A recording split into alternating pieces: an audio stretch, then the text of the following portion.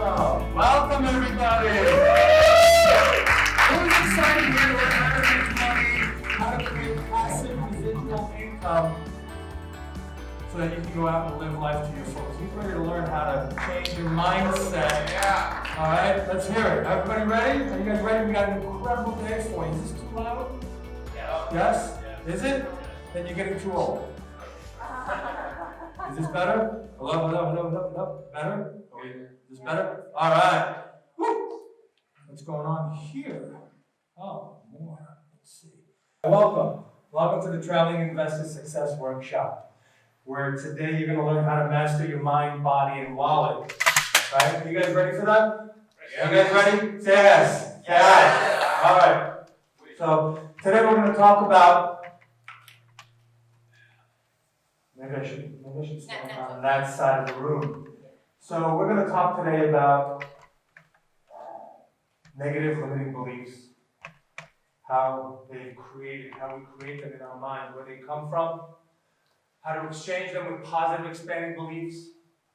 We're going to talk about how to stay healthy and how to maintain health. Right? How many of you guys know out there there's always these new fads, these new trends coming out every other day, how to eat right, how to stay healthy, how to do all these things. But we've got a gentleman here today, his name is Azadi. He's known as the health detective. He's going to come out later on, he's going to show us how we can maintain health and how we can live to be 120 years old while making passive residual income so we can do whatever we want. How's that sound? Everybody excited for that? Yeah. Awesome, man. Great. And then I've got another lady. She's a serial entrepreneur. She came to this country not knowing the language. She's a single mom. She went out, she busted it, she's crushing it. She's an entrepreneur. She's created different lines of fashion. She's out there doing social media. She's got a social media company helping people expand their businesses. And she's also out there teaching people how to change your mindset so that you can go out and accomplish anything you want. So we've got a full day ahead of us. And I want to thank everybody for being here on a Saturday when we could all be at the beach and we could all be doing something else, but you guys decided to come here and to move yourselves forward in every aspect of life. So let's get to it, all right? We've got a short day. It's long, but it's short. So who's a traveling investor? So that's me. My name is Nitzan Mosery. I want to share with you a little bit about my history. I grew up in New York City with to immigrant family. Right? My family came over from Israel. My father never graduated the 6th grade. My mother almost graduated high school. So their big thing was always go to school, get an education, go get a job, get security, and then you can have that job for the next 30, 40, 50 years, and then you can retire, get that gold watch, and then probably die 2 years after you retire. That was the program that was built into my head for many, many years when I was growing up in New York. For me, it was always about going out and finding the money. It was finding the money, where can I get the money, and it was all about the money. I was raised believing that money is everything. Money leads to happiness. Money leads to a fulfilled lifestyle. Money leads to great relationships. And when I was 25 years old, my father passed away. My father passed away because he did not know how to maintain his health. He did not listen to the people that knew better than him when it came to nutrition. My father had diabetes, and he never really took care of himself. He would eat whatever he wanted. He was smoking cigarettes. He didn't care about what was going on inside of him as long as he was able to eat the food that he wanted. And at the age of 65, he passed away. I was 25 years old. When he passed away, before he passed away, while he was sick, the doctors told us, let him eat whatever he wants. It's not going to make any difference anymore. And so when he passed away, it kind of really shook me to the core because I didn't really understand. Here's a man that went out and built his life, did everything that he was supposed to, took care of his family, created an empire, but yet he didn't take care of himself. When we go on an airplane, right, what do they tell you when they're doing that whole little presentation? If the airbag falls down, what do you do first? Take care of yourself first. Because if you pass out, you can't help anybody else. So take care of yourself first so that you can go out and help other people. So when he passed away, that kind of, my world shook. And I didn't understand what life was all about. I thought everything was all about money. And then here he is, the big man in my life, this role model passing away. I didn't know where to go from there. I didn't know what to do. So I kind of just romped around New York City for that 1 year after he passed away, trying to fill the void inside of me with alcohol, with women, with partying, going out every single night. And after a while, I kind of asked myself, I said, what else is there? I've been to all the bars, I've been to all the museums, I've been to all the hot spots, everybody in Manhattan knew me. What else was there? So at the age of 27, I was working on Wall Street for a big company that doesn't exist anymore. I had clothing stores in Manhattan, very high-end fashion clothing stores. We sold clothing to Michael Jackson, Prince, Madonna, all these big names, right? I mean, if you looked at it from the outside looking in, you're like, wow, this guy's got a name, this is a great lifestyle. But the purpose, the meaning behind everything was missing. So at the age of 27, I decided to pack everything up, move back to Israel where my family's from. A year sitting on the beach in Tel Aviv, just watching the sun go up and down, up and down, up and down, not knowing what I wanted to do. And then at one point, a friend of mine came over and he says, you know what, I'm going to India for 2 months. I said, you know what, sounds like a good idea. India, Tel Aviv, made no difference for me because I had no responsibilities. I had no responsibilities to anyone but to myself. I had a big falling out with my brothers and my family, so that kind of we had a big rift between us, so that kind of separated me. So I found myself alone. No family. My friends were doing what they were doing, but I was by myself, not knowing what to do, where to go, what was happening with my life. And when I went to India, it was an incredible eye-opener. First of all, because when you go to a place like India, you've never seen poverty before like you see in India. I always say we need to take all the homeless people in the United States and send them to India for a week. And when they come back, they think they'll all be Rockefellers, all be these big rich people. Because in India, poverty is completely different than what it is here. And it kind of opened my eyes. It opened my eyes because when I was talking to the people that lived on the streets, that lived in dumpsters, that were deformed, right? Because a lot of times in India, the poor people, when they have children, they'll put them in vases. They'll strap their bones together so that when they grow up, they'll grow up deformed, so that they can go out and beg for money. Think about that. Think about doing that to your child. Deforming your child at birth so that they can go out and beg for money. It's a whole different mind shift. It's a whole different mentality. It's a whole different reality.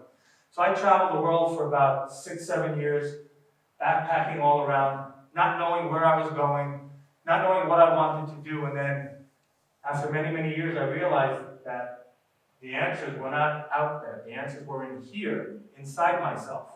And it was all about a little mind shift, a little change in the mind that took me from where I was to where I am. And I want to share that with you a little bit today on a mindset. So, as you can see here, that's me. Let me see which one works. Where's the pointer? There we go. So that was me at the age of 18. That was me right there, that guy right there. I was involved in a youth organization. I was part of the leadership there. And then I was in the military when I was 18. And jumping many, many years ahead, this is my family right here. It's my wife. So I met my wife while traveling. We met in Portugal, and it's a funny story. We were at a campsite independently of each other. She was with her friends, I was with mine, and my friends and I, we were driving to the beach one day, and we were entering the village, and to the right of the road, behind this big boulder, I saw this beautiful woman with these big blue eyes popping a squat. And I'm like, that's the woman, I gotta meet her. That's the kind of girl with the head that I want. And we talked, and she had a boyfriend for 8 years that was back home. And the one thing that turned me on to her more than anything else was her loyalty to her boyfriend. I said, wow, if she can resist this and go back home to her boyfriend, this is the girl that I want to meet. And, there's a saying, persistence beats resistance. Well, I was very persistent. I kept hearing no.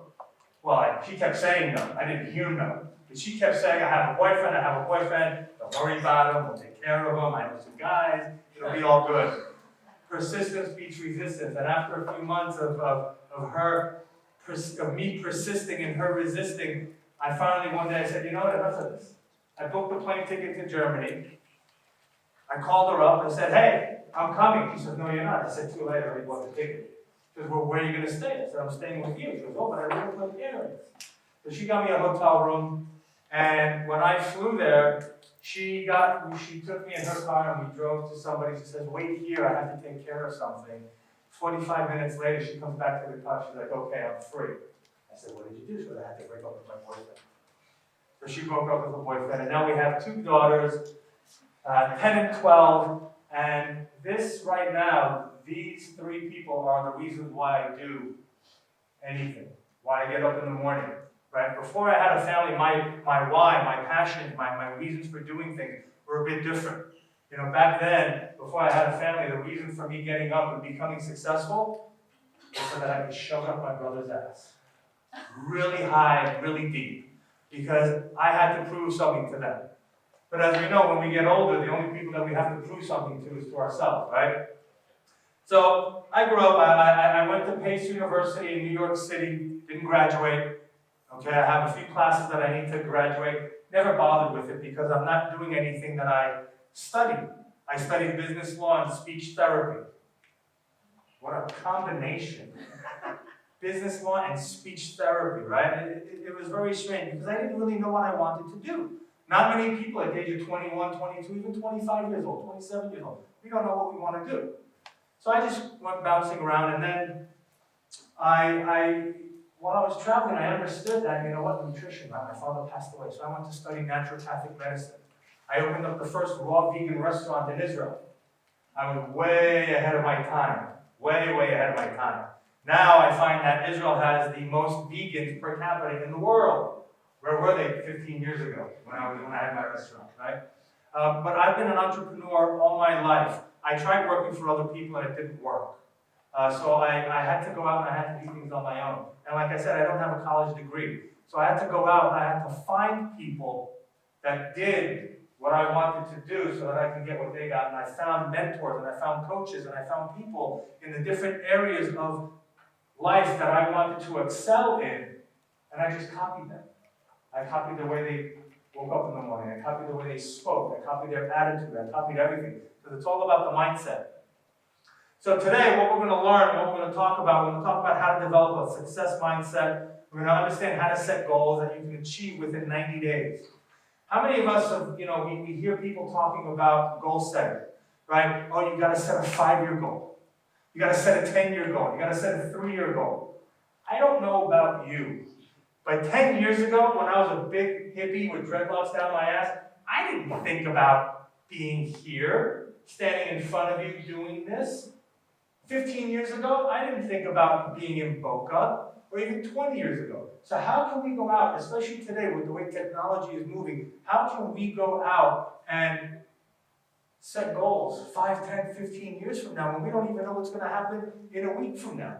So what I want to show you today is how you can take those year-end goals and break them down to 90 days, 120 days, so that you can go out and achieve multiple goals, huge goals within 1 year. How many of you would think that this would change your life? Is instead of taking 2 years to hit one goal, you could hit 2, 3, 4 yearly goals in 1 year? How many of you would think that would change your life drastically? Say aye.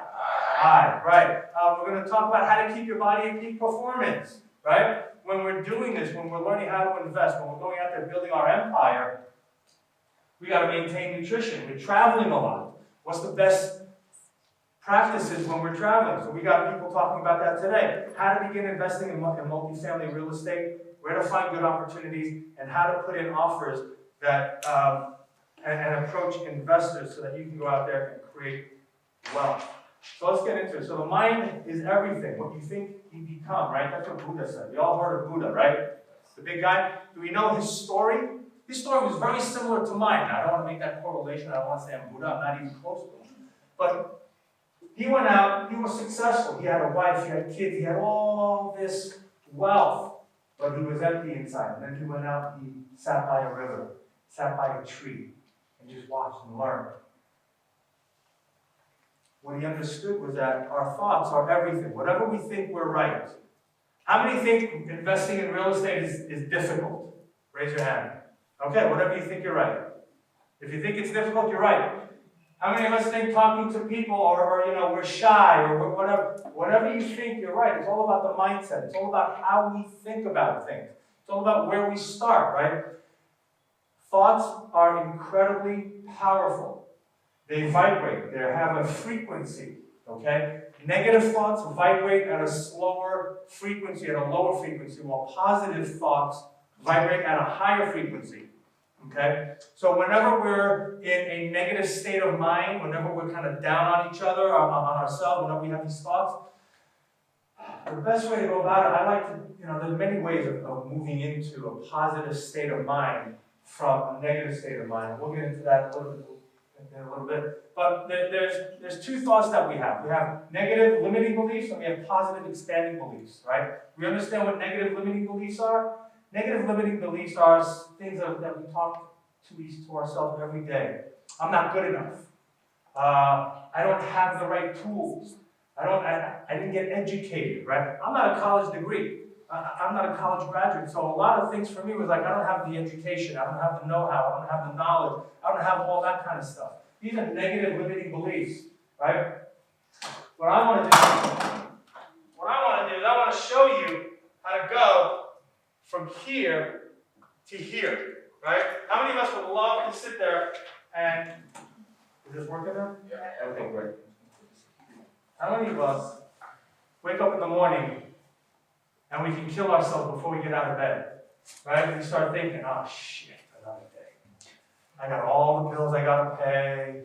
I got 3 kids, 2 kids, I got 1 kid, I got a spouse, I gotta drive now, I'm working at a job that I hate. All these things start off in the morning, right? I want to show you how you can take those negative limiting beliefs and very easily transform them into positive expanding beliefs, right? So, for example, like my thoughts, right? A lot of my negative thoughts were, I'm not smart enough. I don't have what it takes to do this business. When I first started getting involved in multifamily investing, you have to put together a spreadsheet and you have to learn how to analyze numbers. I'm not that smart. I don't know how to do that. So instead of falling prey to that negative limiting thought that I had, I changed it. I said, all right, you know what? I may not have all of the tools. So how do I change that negative limiting belief into a positive expanding belief? I said, well, you know what? I may not have all the tools, but I'm smart enough to understand that there are people out there that have the tools, that have the knowledge, that have the expertise, that have the brains, and all I have to do is connect with them and bring them in and make them part of my team. So you see how going from, oh, woe is me, I don't have anything, to, wait a minute, I do have something. I have the opportunity to build a team, to create, to help me do what I want by bringing them on. Does that make sense? Yes. Right? All right. So, where do these negative limiting beliefs come from? Right? Negative limiting beliefs come from experiences that we had when we were younger. Right? For example, I'll give you an example. See, I have 3 older brothers. My older brothers are anywhere between 12 to 15 years older than I am. So when I was a little kid, they used to take care of me. They were my babysitters. And imagine a 22-year-old, right, babysitting his little brother. Who in their right mind would want to babysit their little brother? So what did they do? They would call their friends. They would leave me at home by myself, and they would go out and party while my parents were out, and they would come home before my parents got home, and everything was great.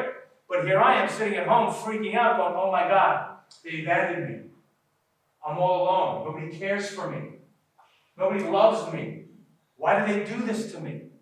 So all these different things. So then I brought on from that experience a thought. Like I said, they abandoned me. I'm not loved. I'm not worthy. Why do they do this? Nobody loves me, so I'm here all by myself.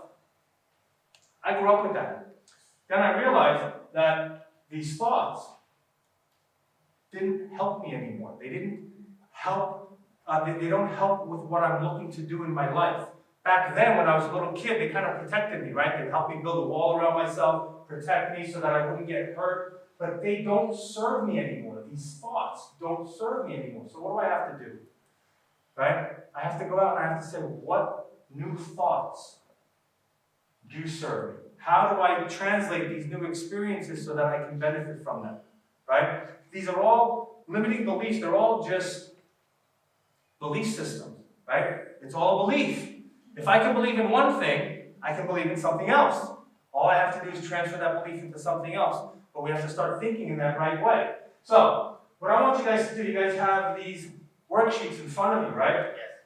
So one of the best ways of transferring negative limiting beliefs into positive expanding beliefs is first we've got to become aware that we have these thoughts. Okay? We have to understand. We have to understand that these thoughts have come from experiences in our lives that may not serve us anymore. Okay? So in the first sheet you have in our mindset, it says, write 3 of your negative limiting beliefs. Write them down. Take a pen, write them down now. Okay? And it could be, I'm not worthy, I'm not smart enough, I don't, whatever it is. Okay? Write down 3 of your negative limiting beliefs on the left. And then on the right, I want you to transfer and I want you to write the positive version of that negative thought. Right? Multifamily investing is difficult. Okay, that's a negative limiting belief. But how do we translate that into a positive expanding belief? Multifamily is difficult. However, I have the tools. I am in the right place to get educated. I am open to receiving help. You guys get the point, right? Another way of getting through negative limiting beliefs, right? The mind. The mind is a goal-achieving machine. It needs to have goals and it needs to have something to achieve to so that it can be happy, so that it can maintain a level of happiness. One of the better ways of changing your mindset is by creating a picture, by creating a story, an image that hasn't happened yet in your mind. Now, knowing that our minds are goal-achieving machines, once we put a picture in our minds, for example, if we want to achieve $10,000 a month in passive residual income, how will that affect our life? What will my life look like once I achieve that? Okay? How will I talk? If I'm making my money in real estate, how will I speak to brokers? How will I speak to investors? Will I be more confident? Will I look the part? Will I walk the part? When I'm speaking to brokers, how will I interact with them? Will I have more confidence? This entire mind, this entire picture, you want to have it embedded in your mind. You want to feel it. You want to smell it. You want to touch it. You want to own this picture in your mind, because once you put that in your mind, and once your mind sees that as true, because you know what's awesome about our minds? Our mind doesn't know between imagination and reality. Materialize. So then the universe starts picking up on this picture and it starts sending you all these different clues, these different cues. And the RAS that's in our mind starts picking up on them. I'll give you a perfect example. You've heard this before. How many of us have gone out and bought a brand new car, right? Or leased a car that we didn't have before, a new version of a car. And we're driving. We just pulled out of the lot and we're driving. And what happens? Look at this. Everybody now is driving the Toyota Prius or whatever car. Look, there's one right there. Holy shit. And there's another one right there. And there's another one right there. What, everybody bought the same car today? Right? But your mind suddenly is picking up on it. It's making it a point. It's making all these cars that you have stand out so that you can see it. And this is how the mind works when you want to start embedding new thoughts into it, right? So we're going to write down a limiting belief. We're going to acknowledge that belief, okay? And then we're going to write the positive expanding belief, which is what you've done. Now, when you go home, continue writing all the limiting beliefs that you have. Now, there's limiting beliefs in our finances. There's limiting beliefs in our relationships. is limiting beliefs in our health, in our mental and spiritual aspect. So for every aspect of your life, figure out what your negative limiting belief is. Relationships. Why am I always in this relationship? Why do I always fall into the same type of relationship? Why do I do this? Why do I do that? Oh my God, you know what? When my spouse says this, I feel this way, but does that serve me for any reason or any good? Can I change that? Right? Once we understand where these things are coming from, we can change them. All right. So create a memory of something that has yet to happen. Write it down. Own it. Feel it. Make it what you want. All right. If you could create the best year ever, what would it look like? Okay? Once we figured out the way the mind works and how we can attach, how we can transfer from negative limiting beliefs to positive expanding beliefs, right? Now we're going to take all that and we're going to figure out how to move forward in life, right? And create the best year ever. So what would it look like? What would the best year ever look like? Okay? Think about it. Manifest it. Create it. Visualize it. All right?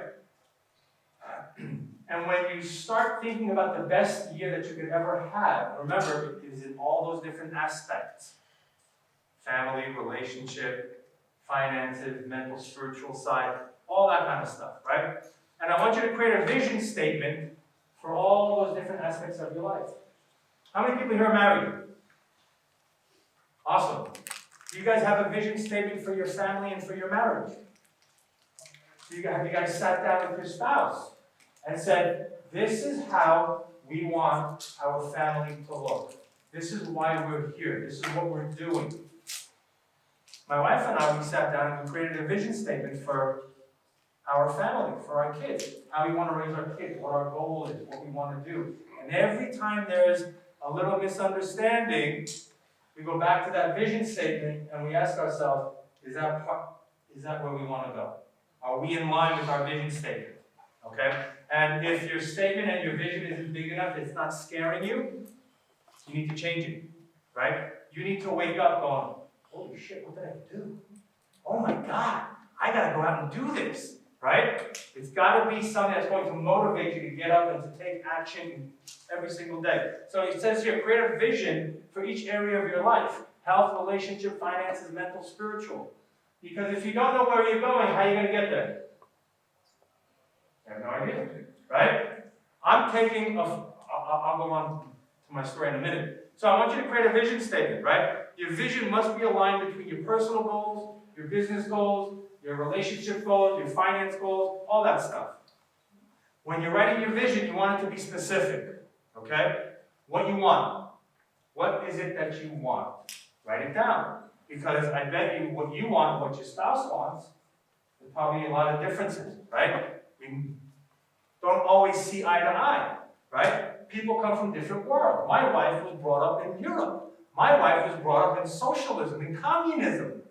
When I first met my wife, she refused to make more than 4,000 euros a year because then she wouldn't have to pay taxes. I came and I met her, Mr. Entrepreneur Capitalist over here, and I said, what are you, crazy? I said, let's think about it the other way. If you're paying $1 million a year in taxes, how much money are you making?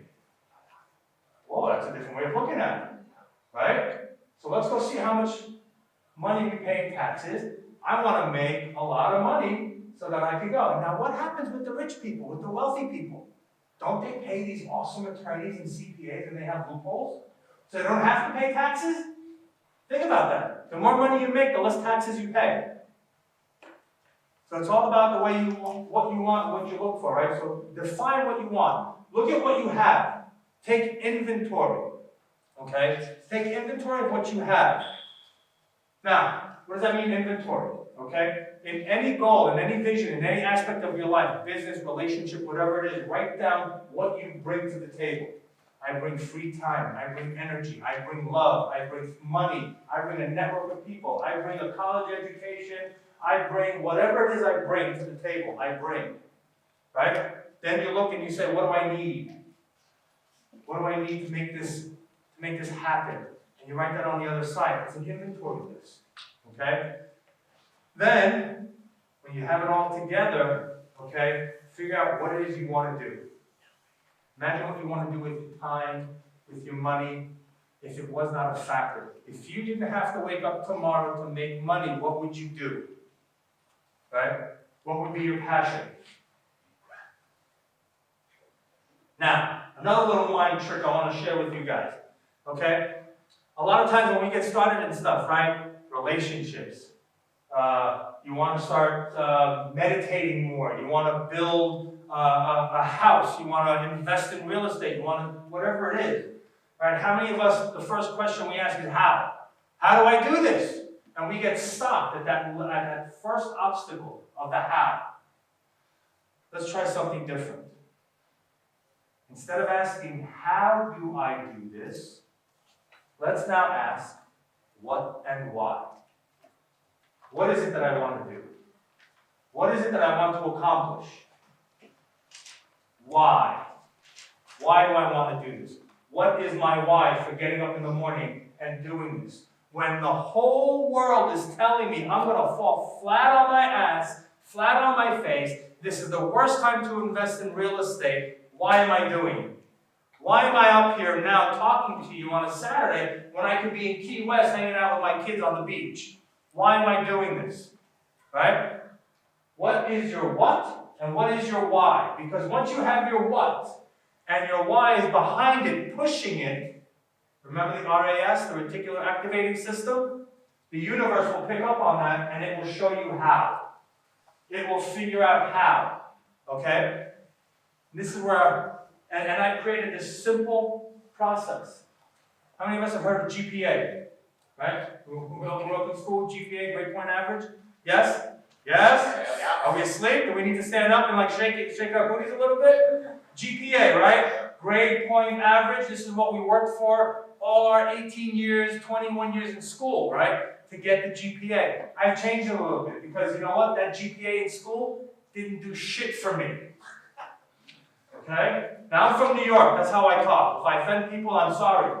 GPA didn't do shit for me. You know why? Because I went to college, I partied all my years in college. My accounting teacher used to have to come down to the cafeteria and pull me out of the cafeteria to come to class because I was not a student. But I created this process right here so that you can go out and achieve whatever it is you want as long as you do this. So the GPA, so G stands for goals. You gotta know what you want. You gotta know where you're going. Okay? If you don't know where you're going, you're just gonna go around in circles. Yes? Sorry to interrupt you. No, go right ahead.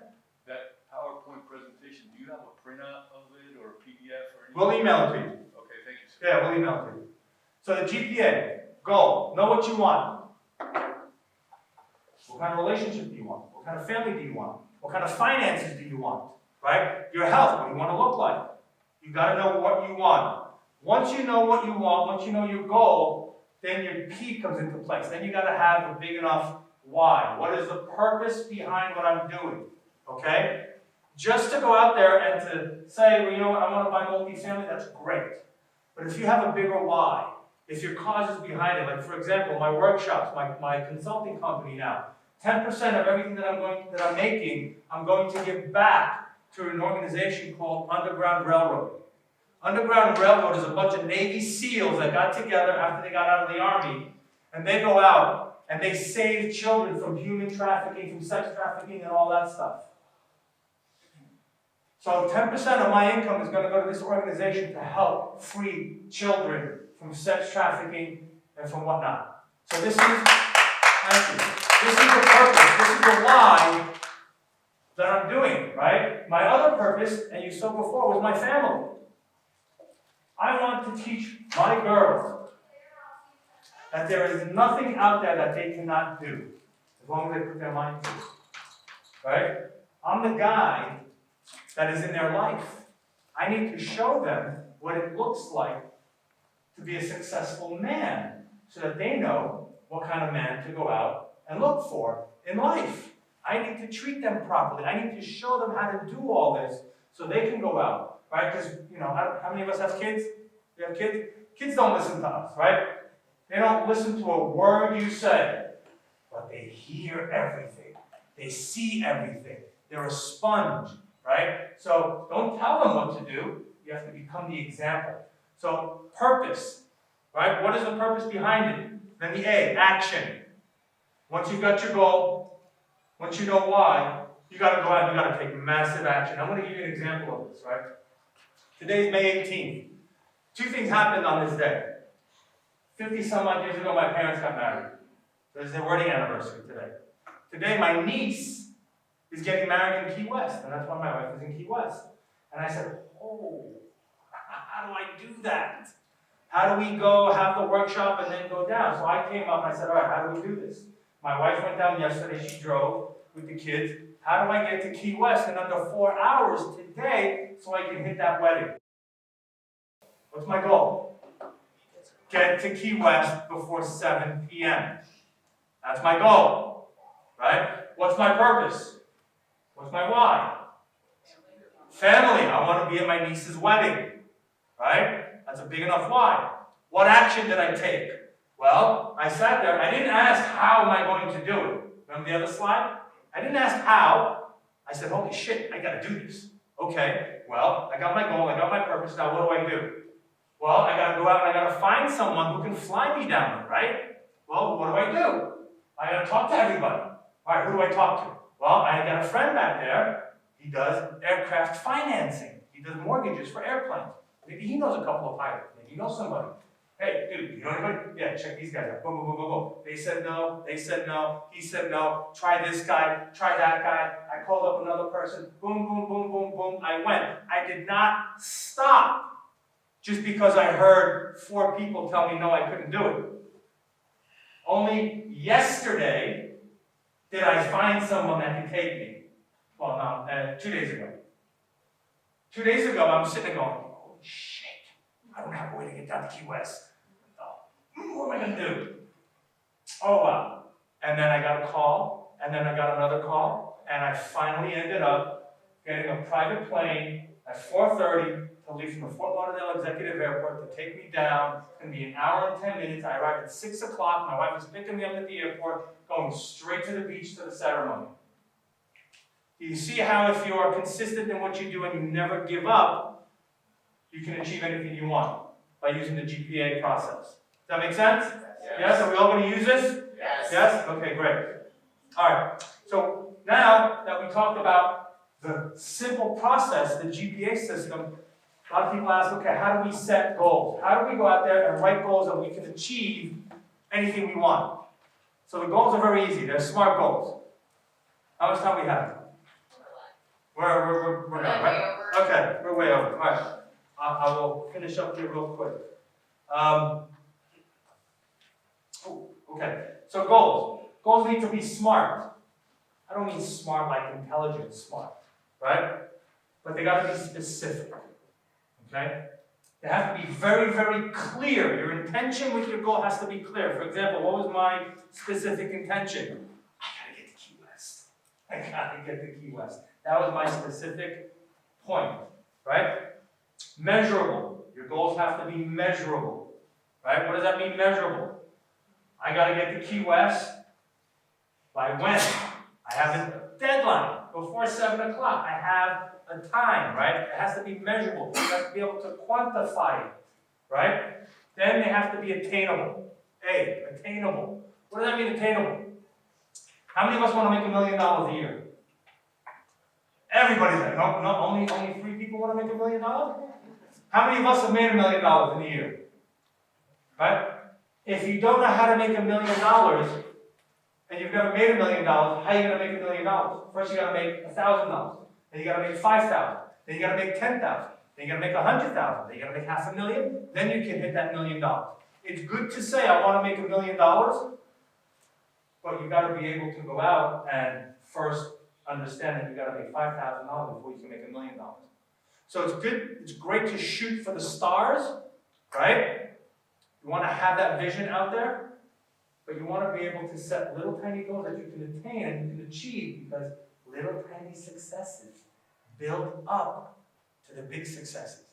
Right? Does that make sense? Yes? Great. And relevant.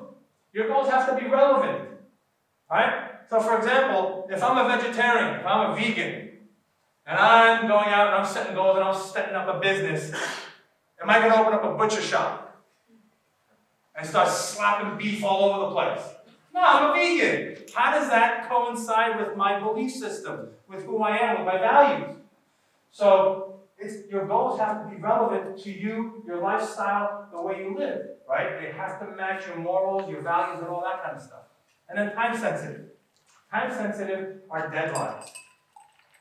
How many people have ever gone on vacation? Right? We don't go on vacation, right? How many of us, a week to 2 weeks before vacation, before we leave, we're like, holy shit, I gotta get all this shit done before I leave, or I can't go on vacation. I gotta get the work done, I gotta get the kids, I gotta buy the clothes, I gotta do this, blah, blah, blah, blah. And you've got, not only do you have to get what you're working on and work done, but you gotta get the week that you're not there, and probably the week after, all done, so you're not backed up. And how many of us get it done in that short time span? You ever think, why? Why do we get it done? Because you have a goal, you have a timeline, you have a deadline. And what happens? Our energy gets jacked, we're motivated, we're excited, we do things. We wake up early, we go to bed late, we don't let anything stand in our way from achieving our goal because you know what? I gotta get my ass on that plane in 2 weeks to go to my vacation, right?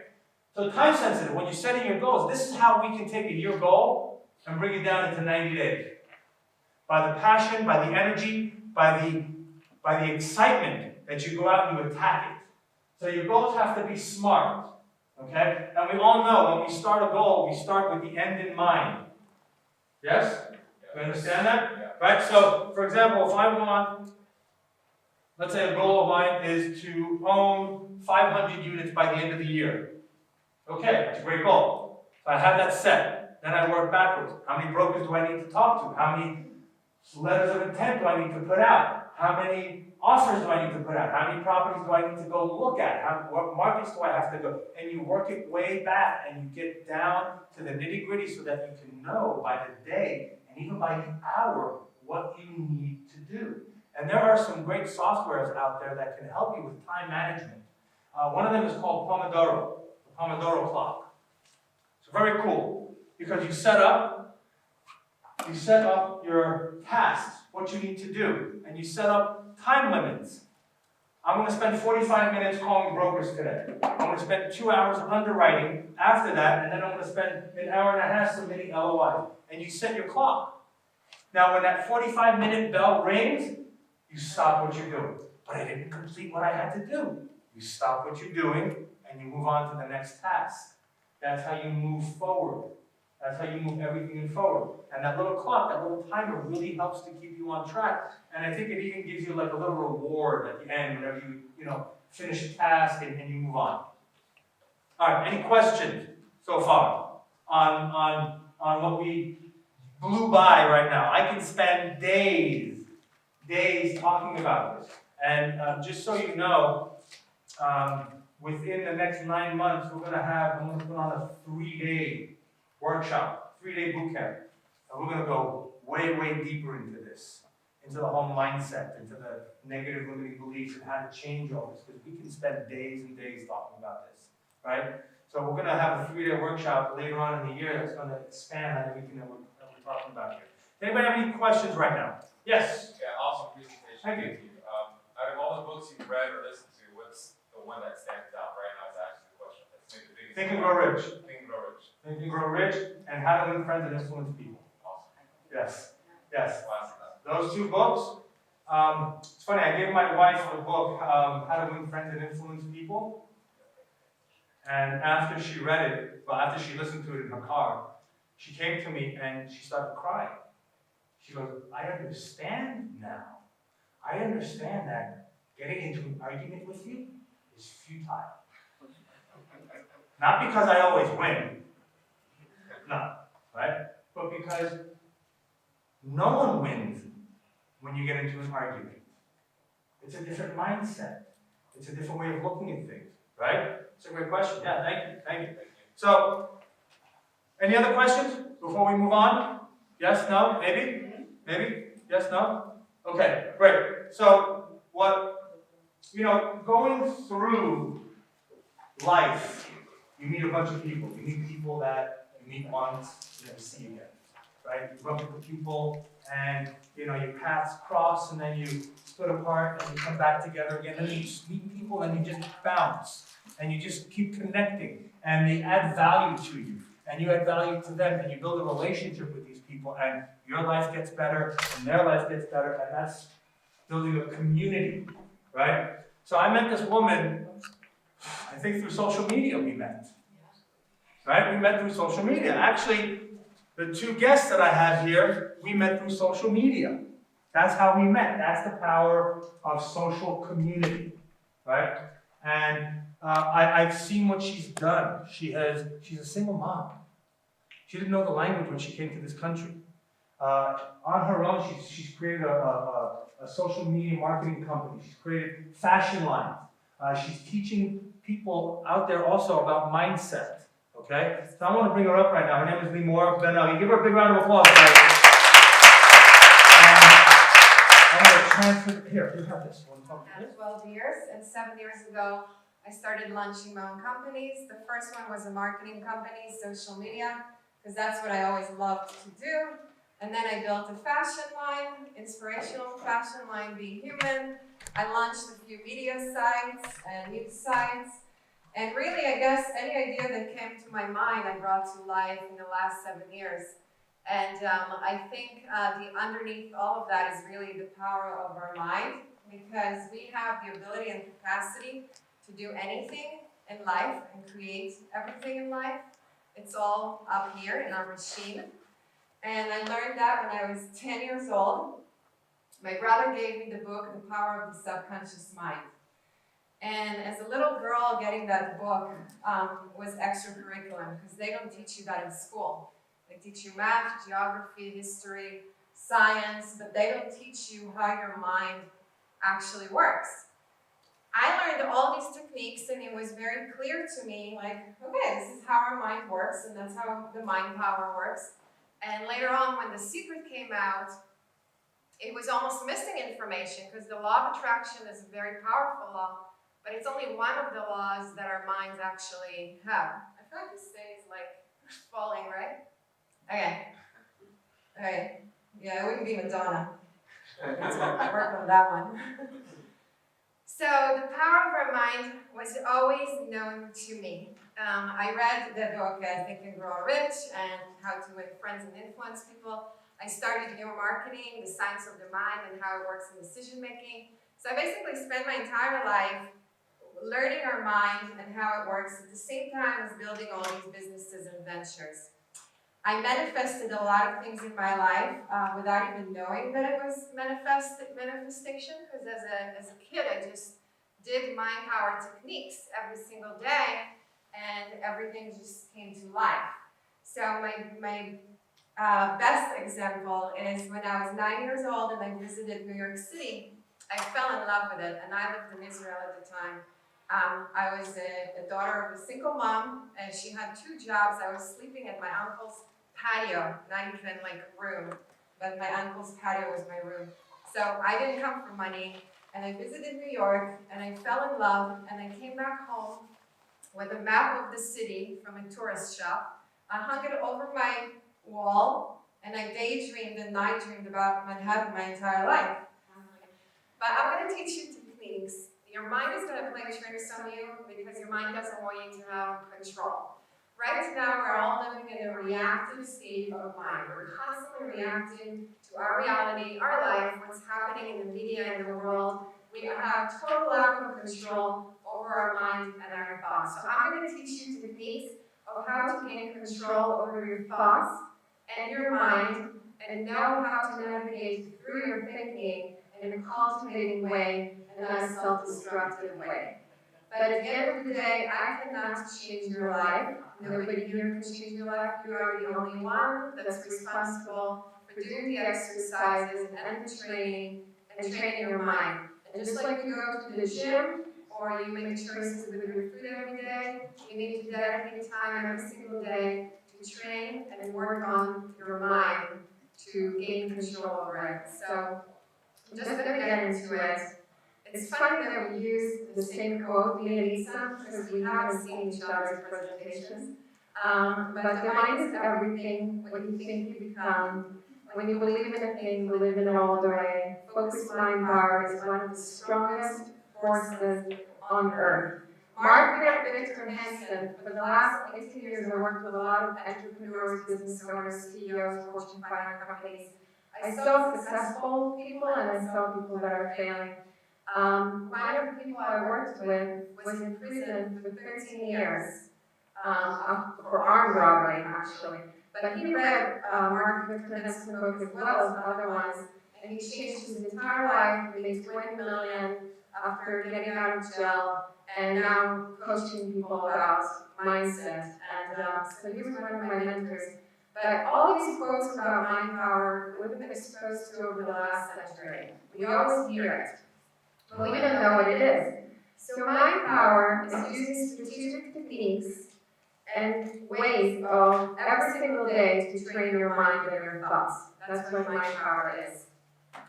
The mind thinks between 60,000 to 80,000 thoughts a day. So 2,500 to 3,300, 60 thoughts per minute. So every single second you have a thought. So in reality, there's no such thing as clearing your mind. You can do meditation, you can do positive thinking, you can look at inspirational quotes all day. It's great. But if you have no control over your thoughts, you don't have mind power. And mind power is different than positive inspiration. Mind power is the true ability to control your thoughts and weed out negatives and see positives. So I'm going to show you how. But you need to realize that every single second you have a thought, and your mind is a trickster. It's going to try to distract you, take you away, bring out your fears. But this is what we're dealing with. This is our brain. Scientifically proven, 80% of our thoughts are negative. 95% are repetitive thoughts. And they are all made up in our mind. We are making up our thoughts. And it's all based on the subconscious, the childhood experiences, events we've been through. But this is the animal we're dealing with. And there's ways to shift that. But right now, society is in a constant reactive state. Our mind owns us, our thoughts own us, unless we learn how to do it differently. So mind power is understanding our mind and the way it works, gaining control over our mind and thoughts, knowing how to navigate through the thousands of thoughts that come through us every day, knowing how to cultivate constructive thoughts, and how to eliminate destructive thoughts. And the end of it is manifesting real-life events and circumstances using the power of your mind, which is what The Secret and other ones have talked about. But before we get to a level of manifesting our future, we need to get a hold of what is going on inside our mind right now. So the first thing to recognize is there is an inner and outer world that we live in at the same time. And they are both totally separate, independent worlds, but they are connected through our thoughts. So the inner world is everything that's happening in our minds, our thoughts, our feelings, the way we process things. And every single one of you processes it differently. There's not one person in the world that processes things and thoughts and feelings the way you do. This is all our machine. The outer world is what we call reality. It's life. It's what happens to events, situations. Like right now, we're all physically sitting here in this room, listening, watching. This is the outer world. The inner world is what every single one of you is thinking. That is your inner world. And every single one of you have your own thoughts, every second a new one. So, inner and outer world. Here's a list of my inner and outer world. And I'm openly sharing it so you can later on do the exercise for yourself. That was the real life-changing exercise for me. But it's basically, I was listing all the outer world events that happened in my life since I was a kid. And outer world are factual information, basically. So where were you born? Your parents get divorced or together, how old were you, different events that happen to you in your life. The inner world is what you thought and felt at every single time of that. So I took, for example, the age, 10, 15, 20, 30, 35, and I kind of listed everything that happened to me in my life on the left side. And then how did I process it internally? And then the magical thing happened. I started drawing lines between my thoughts and feelings and the events that happened to me in real life. Our mind is in play. So when you keep attracting the wrong people into your life, when you keep failing in business, when you get blocked financially, it's all about your beliefs and thoughts that were triggered by events in your life. An example for me was that my father was an entrepreneur as well, built businesses, but he kept failing and falling. And that mindset, I adopted it, and I used to get blocked. And one of my affirmations, which we're going to talk about, was money comes and goes, money comes and goes. I kept telling myself, money comes and goes, money comes and goes. And that was a huge negative limiting belief. So I changed that to money comes and grows, money comes and grows. And I'll teach you how to change some of your affirmations and things you tell yourself. But whenever you look at your life, you'll see a pattern. You'll match the lines, and that would reveal a lot of the things that were holding you back. You'll see how you manifested. So I had very positive manifestation in my life. I used to write poetry, I used to design my Barbie clothes, now I have a fashion line. So a lot of positive manifestation, but also negative one. My parents got divorced, I got divorced. Lack of believing in relationship, a lot of things that just came through, your thoughts. So understanding you are responsible for your life, and that's a really big statement and a painful one for a lot of us to acknowledge, that we are responsible for our life, nobody else is responsible for our life.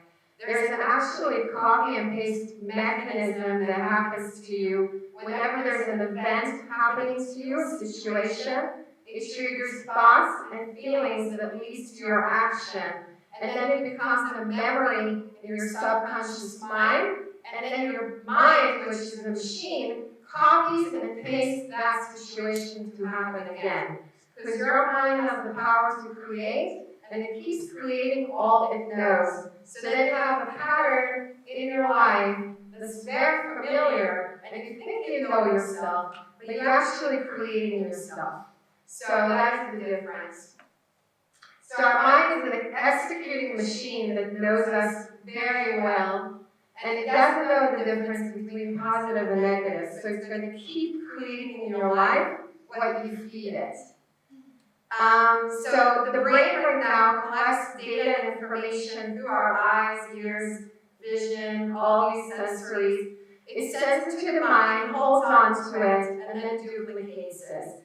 And then we come up with the statements, this always happens to me, I'm the type of person that, or this will never happen. So we are continuously feeding the machine with all we know and remember and gather and accumulate. But the reality is that every day we are born a different person with a new opportunity to create, change our thoughts, change our mind, and release all of that.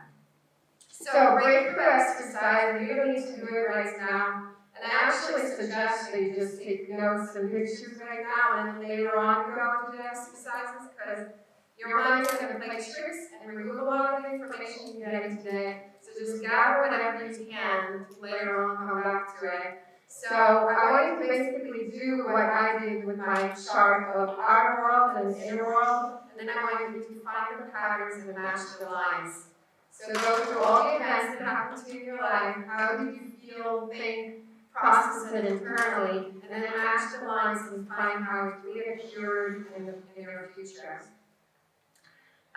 So then the questions are, when it comes to you being responsible for everything, What about things that are outside your control? Somebody's sick and dying, or an accident happens, there's events that are beyond our responsibility of control. So what we are responsible to, in this case, is how do we respond to it? So when somebody dies, like for example, my mom passed away from brain cancer when I was 24. So I decided to work with the brain cancer organization and help other people, so to see how we can prevent it and educate people about it.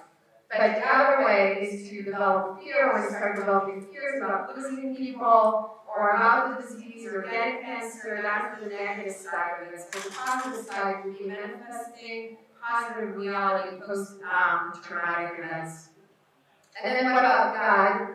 For the people that believe in God, which I would have a problem with mind power and God, how do they work together? So I actually found a lot of biblical references that specifically mention our mind power, and it's basically a godly given power. It's the power of will. And it appears multiple times in the Bible where they're talking about our superpower.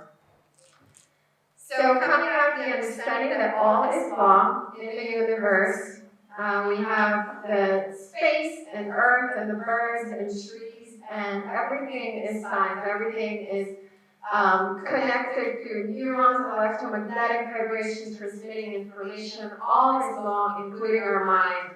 That is the first thing you need to know. Our mind is an executing machine. It's processing thousands of thoughts every day. It consumes us, but it's actually there for us. It's our biggest, greatest superpower. And it constantly transcends information into the world, into the consciousness.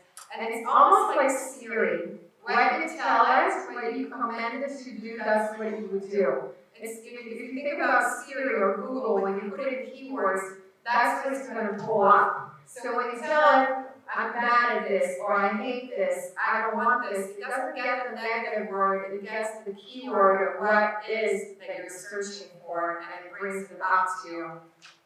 So commanding your mind in a positive way, claiming what you want, not what you don't want, and programming it, understanding that it is electromagnetic vibrations that are sending information to each other inside your mind and to the world. And it's basically here to execute whatever you command it. So if you command it with negative commands, it's going to keep executing negativity.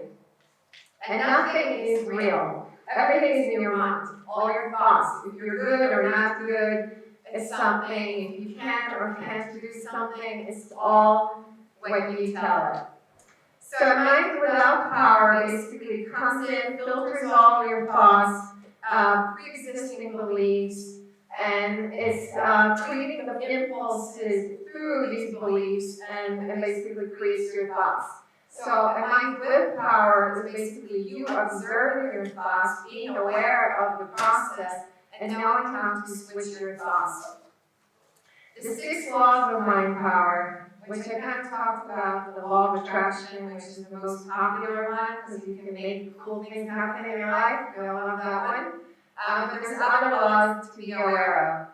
So the 6 laws are, number 1, thoughts are a powerful force. So recognizing the thoughts are a vibration that feeds your life and creates. The second one is our mind is a sending and receiving station for thoughts. So thoughts all day come in and go out. The law of attraction, the third one, it's been a little bit over commercialized, but basically what it means is that emotionalized thoughts magnetize. So whenever you feel a thought, it makes you feel, the vibration of it is so strong that it becomes a magnet and attracts more of the same. And that's basically what the law of attraction is. Because it creates so much impulses in your brain when you feel that thought, when you internalize it, that the brain wants more of that electricity. It's like power. It's like, oh, you're excited, you want more of it, and it creates more. So whether it's sadness, anger, negativity, fear, or love, excitement, passion, desire, that's what creates emotionalized thoughts. And that's a stronger vibration than a typical thought. and that's the law of attraction. Law of control means that we can accept and reject any thought that comes into our mind at any time. So if we do experience negative thoughts, I'll teach you how to weed them out. But just recognizing that you do have the power to say, no, I don't want this thought, or yes, I love this thought. So I keep assuming that power. The law of insertion is that we have the ability to insert new thoughts into our mind. So that's through imaginations, affirmations, and manifestation techniques that we can insert new thoughts and ideas into our mind. And that's important because if all we know is what exists in our memory, the only way to insert new thoughts is to imagine a future memory, and which to the brain they don't know the difference between past, present, and future, but creating an imagination that's strong enough that it would live in your mind like a memory would. And lastly, is the outer and inner world are connected, so understanding that whatever happens to you in your life is your responsibility. It happens because of you and your thought patterns. So just going over the laws, thoughts are powerful force. They have a mass, they have electrochemical reactions inside your brain. Every cell knows and talks to the other cells. They all communicate. Just understanding that thoughts are a powerful force of creation, manifestation, and that leads every decision in your life. The second one, that your mind sends and receives messages all day. It's almost like a radio station, and it depends what frequency you're on. So Nitzan was mentioning high and low frequency thoughts, and that's basically what station are you on? Are you programmed on the right station? And if you're not, how do you program it to be on the right station? We have actually access to everything we want right now. When you look at the greatest innovators, Apple, Facebook, all these innovations existed here before. They were just found with our minds. So everything, the technology, innovation, everything that they found even in medicine already existed here. It was just someone's mind that was vibrating on a different vibration that found it, discovered it. So every innovation is actually a discovery of something that's already here, and understanding that there's unlimited information and access to all these superpower machines, the consciousness. Everything is already here, even the money you want is already here. It's just a matter of the frequency and channel you're on to find it.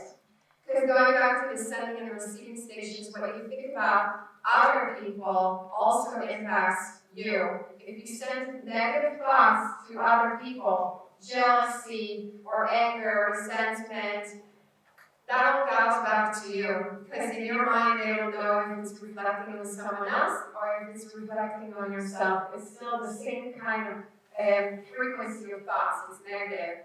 So jealousy, all that stuff, remove out of your life. Always wish well to other people. Want to see them successful, and that will attract success to you as well. The law of control, accepting and rejecting your thoughts. I'm actually going to teach you a few techniques to do that. And the law of insertion. You can insert new thoughts into your brain at all times. So that means if you're sick, you can heal your body with wellness thoughts. If you're poor, you can create wealth and get money through positive thoughts and inspiration guidance. Success while you're failing, abundance while you can't pay rent. All of this is possible. And the one thing I'll say, keeping in mind 80% of our thoughts are negative, 95% are repetitive. If you have the option to imagine a fantasy of the future and how it could be, why isn't that better than fearing what your current position is or what happened to you in the past? So think about every minute, every second you have a thought. Why spend it on negative dwelling, remembering, attaching to the lower frequency when you can spend it on imagining? So what you want doesn't matter as much as what you imagine. So using your imagination as much as you can. And also put it into your mind, and I'll teach you how long a day you can do that technique. But put it into your mind and then let it go. Don't sit and wait on it. And that's the trick. For like 20 to 30 minutes a day, do different exercises that I'll give you, 5 minutes each exercise. And just do it and let it go. Because when you sit down and wait for it to happen, it's not going to happen. You have to like plant it in your head and then let it go. And it's going to happen. It's kind of like gardening and planting seeds in your garden. You don't sit and wait for the plants to come up. You water it every day, you give it sun, you know it's there, you know it's going to happen, and you let it go, and it's going to happen. And this is what we're already talking about, the inner and outer world. So my workout, I want you to contemplate on the 6 laws and become personally familiar with them and identify how they appear in your life. So these 6 laws, just go home and think about it and process it in your mind, which your mind is going to reject and try to distract you with like 1,000 million different things you need to do to not think about it. But don't listen to your mind, gain control over it. So contemplate and. So let's start with a few techniques you can do. So reading is actually an ongoing thing you have to do every single day. So that's basically observing your thoughts. And whenever a negative thought comes up, you need to read it out, pull it out of your garden. So I'll tell you what, you'll feel so empowered just watching your thoughts. Because that already puts you in a powerful position. When you see your thoughts and something crappy comes up, you're like, okay, this is just a negative thought, it's a bad thought, I want to just get rid of it. And there's 4 techniques of doing that. The first one is just cut it off. When it comes up, just stop. The second one is labeling it, saying, okay, this is a negative thought, I understand this is a negative thought. The third one is exaggeration, make it ridiculous sounding, that it doesn't make sense anymore. So if you say, oh, I don't have money to pay rent and go to party, that means I'm going to be homeless, and then somebody's going to come and end up like it's ridiculous sounding, then it's like becomes stupid. And the fourth one is counteracted with a positive thought. So you have a negative thought, just write down the opposite, and that is what you do every single time a bad thought comes out. And that's called weeding. So the negatives only have power if you react to them emotionally. So remember, if a bad thought comes in, pull it out right away. Don't let it vibrate. Don't feel it. Don't let it get emotional.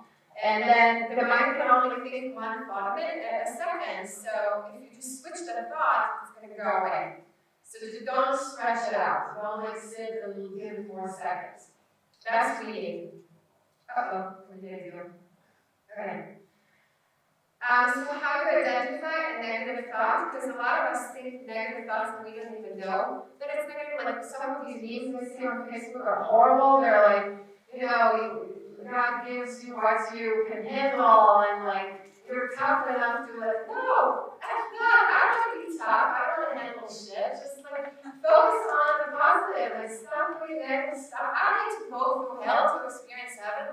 I experience heaven right now. So even something that sounds inspirational and positive is not always positive. So watch out for that. So when it's not constructive, or when it's a bad memory, when it doesn't feel good, when it's heavy, when you feel incapable, and it makes you feel fearful or stressed, or it makes you doubt yourself, those are all negative thoughts. There's a difference between negative thoughts and limiting beliefs. Negative thoughts just come and go. Limiting beliefs are things that are imprinted in your mind that you truly believe about yourself and define you. So whenever you start with a statement, I'm the type of person of this, or this never happens to me, or this always happens to me, or I would never do this, or I'm like this and like that, that's you defining yourself with limiting beliefs. And that's imprinted, and there's actually no way to remove limiting beliefs, but there's a way to create new beliefs that will surpass those.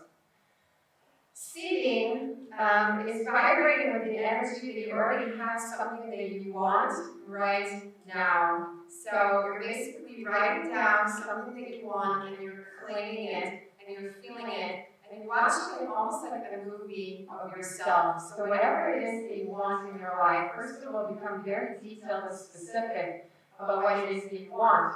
How do you act when you have it? How do you feel when you have it? What do you wear? What do you talk like when you have it? and you vibrate on it, and you feel it, and you experience it as it is happening to you right now, not in the future, but right now. And this is actually not about daydreaming, because it has to be a very determined thought where you claim it. So it's not like I want it, it's more like I have it right now and it's happening to me right now. And it's also not hopeful or positive, it's a determined statement of who you are, but in your head, in your mind.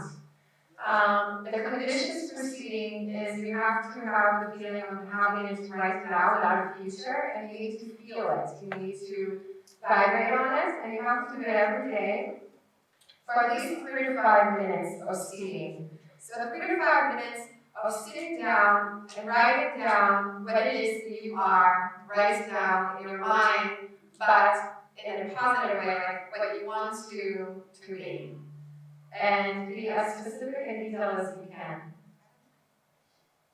Concentration and contemplation is the hardest thing ever, because you need to, for 3 minutes, to think about one thought. So vibrate and think about one thought that you want or wish for, and focus on it. Your mind is going to go crazy, because it's going to want to distract you in a million directions. But the power of thinking and contemplation is basically creating more energy in that thought. So understand that every time you plant a thought, it becomes more powerful the more focused you are on it, and when you feel it, and that's also an exercise for 3 minutes a day. When you mix and match a few of these exercises and do each one for 3 to 5 minutes, it's going to come out to 20 to 30 minutes a day of mind power training. And then it's going to become automatic for you. Transformation happens within 60 to 90 days. You can see total transformation in your life. Visualization is basically using your imagination to create something in your mind. So something that didn't happen yet, and creating it. So you can use Instagram for that one. I actually wake up every morning. I follow travel sites. I follow interior design sites. I follow places in the world I want to go, cars I want to have. I visualize, I feed my brain with visualization. I imagine I'm there. So using Instagram as a visual tool is actually very powerful. Another way is using your own imagination, collecting clips from magazines, doing a visual board, creating images in your brain of what you want and seeing it clearly and then printing it in your mind. Because again, your mind doesn't know the difference between future, past, and present. So when you feed it that, also 3 to 5 minutes per day of visualization. And you need to watch out for what you watch for, because right now 90% of the media is negative. So when you look at Facebook and they talk about the murder, rape, news, they just want your eyeballs and your ratings, and they come from that world, so I know what they're looking for and what they're doing it. But it's destroying your brain. It's destroying your mind. So snoozing media news sites for 30 days. Keep doing that, because you just don't want to see that. You vibrate so low, such low frequency on all these news. If you want to read the news, go do it another time. Don't do it first thing in the morning, and don't have it be on your feed all day long.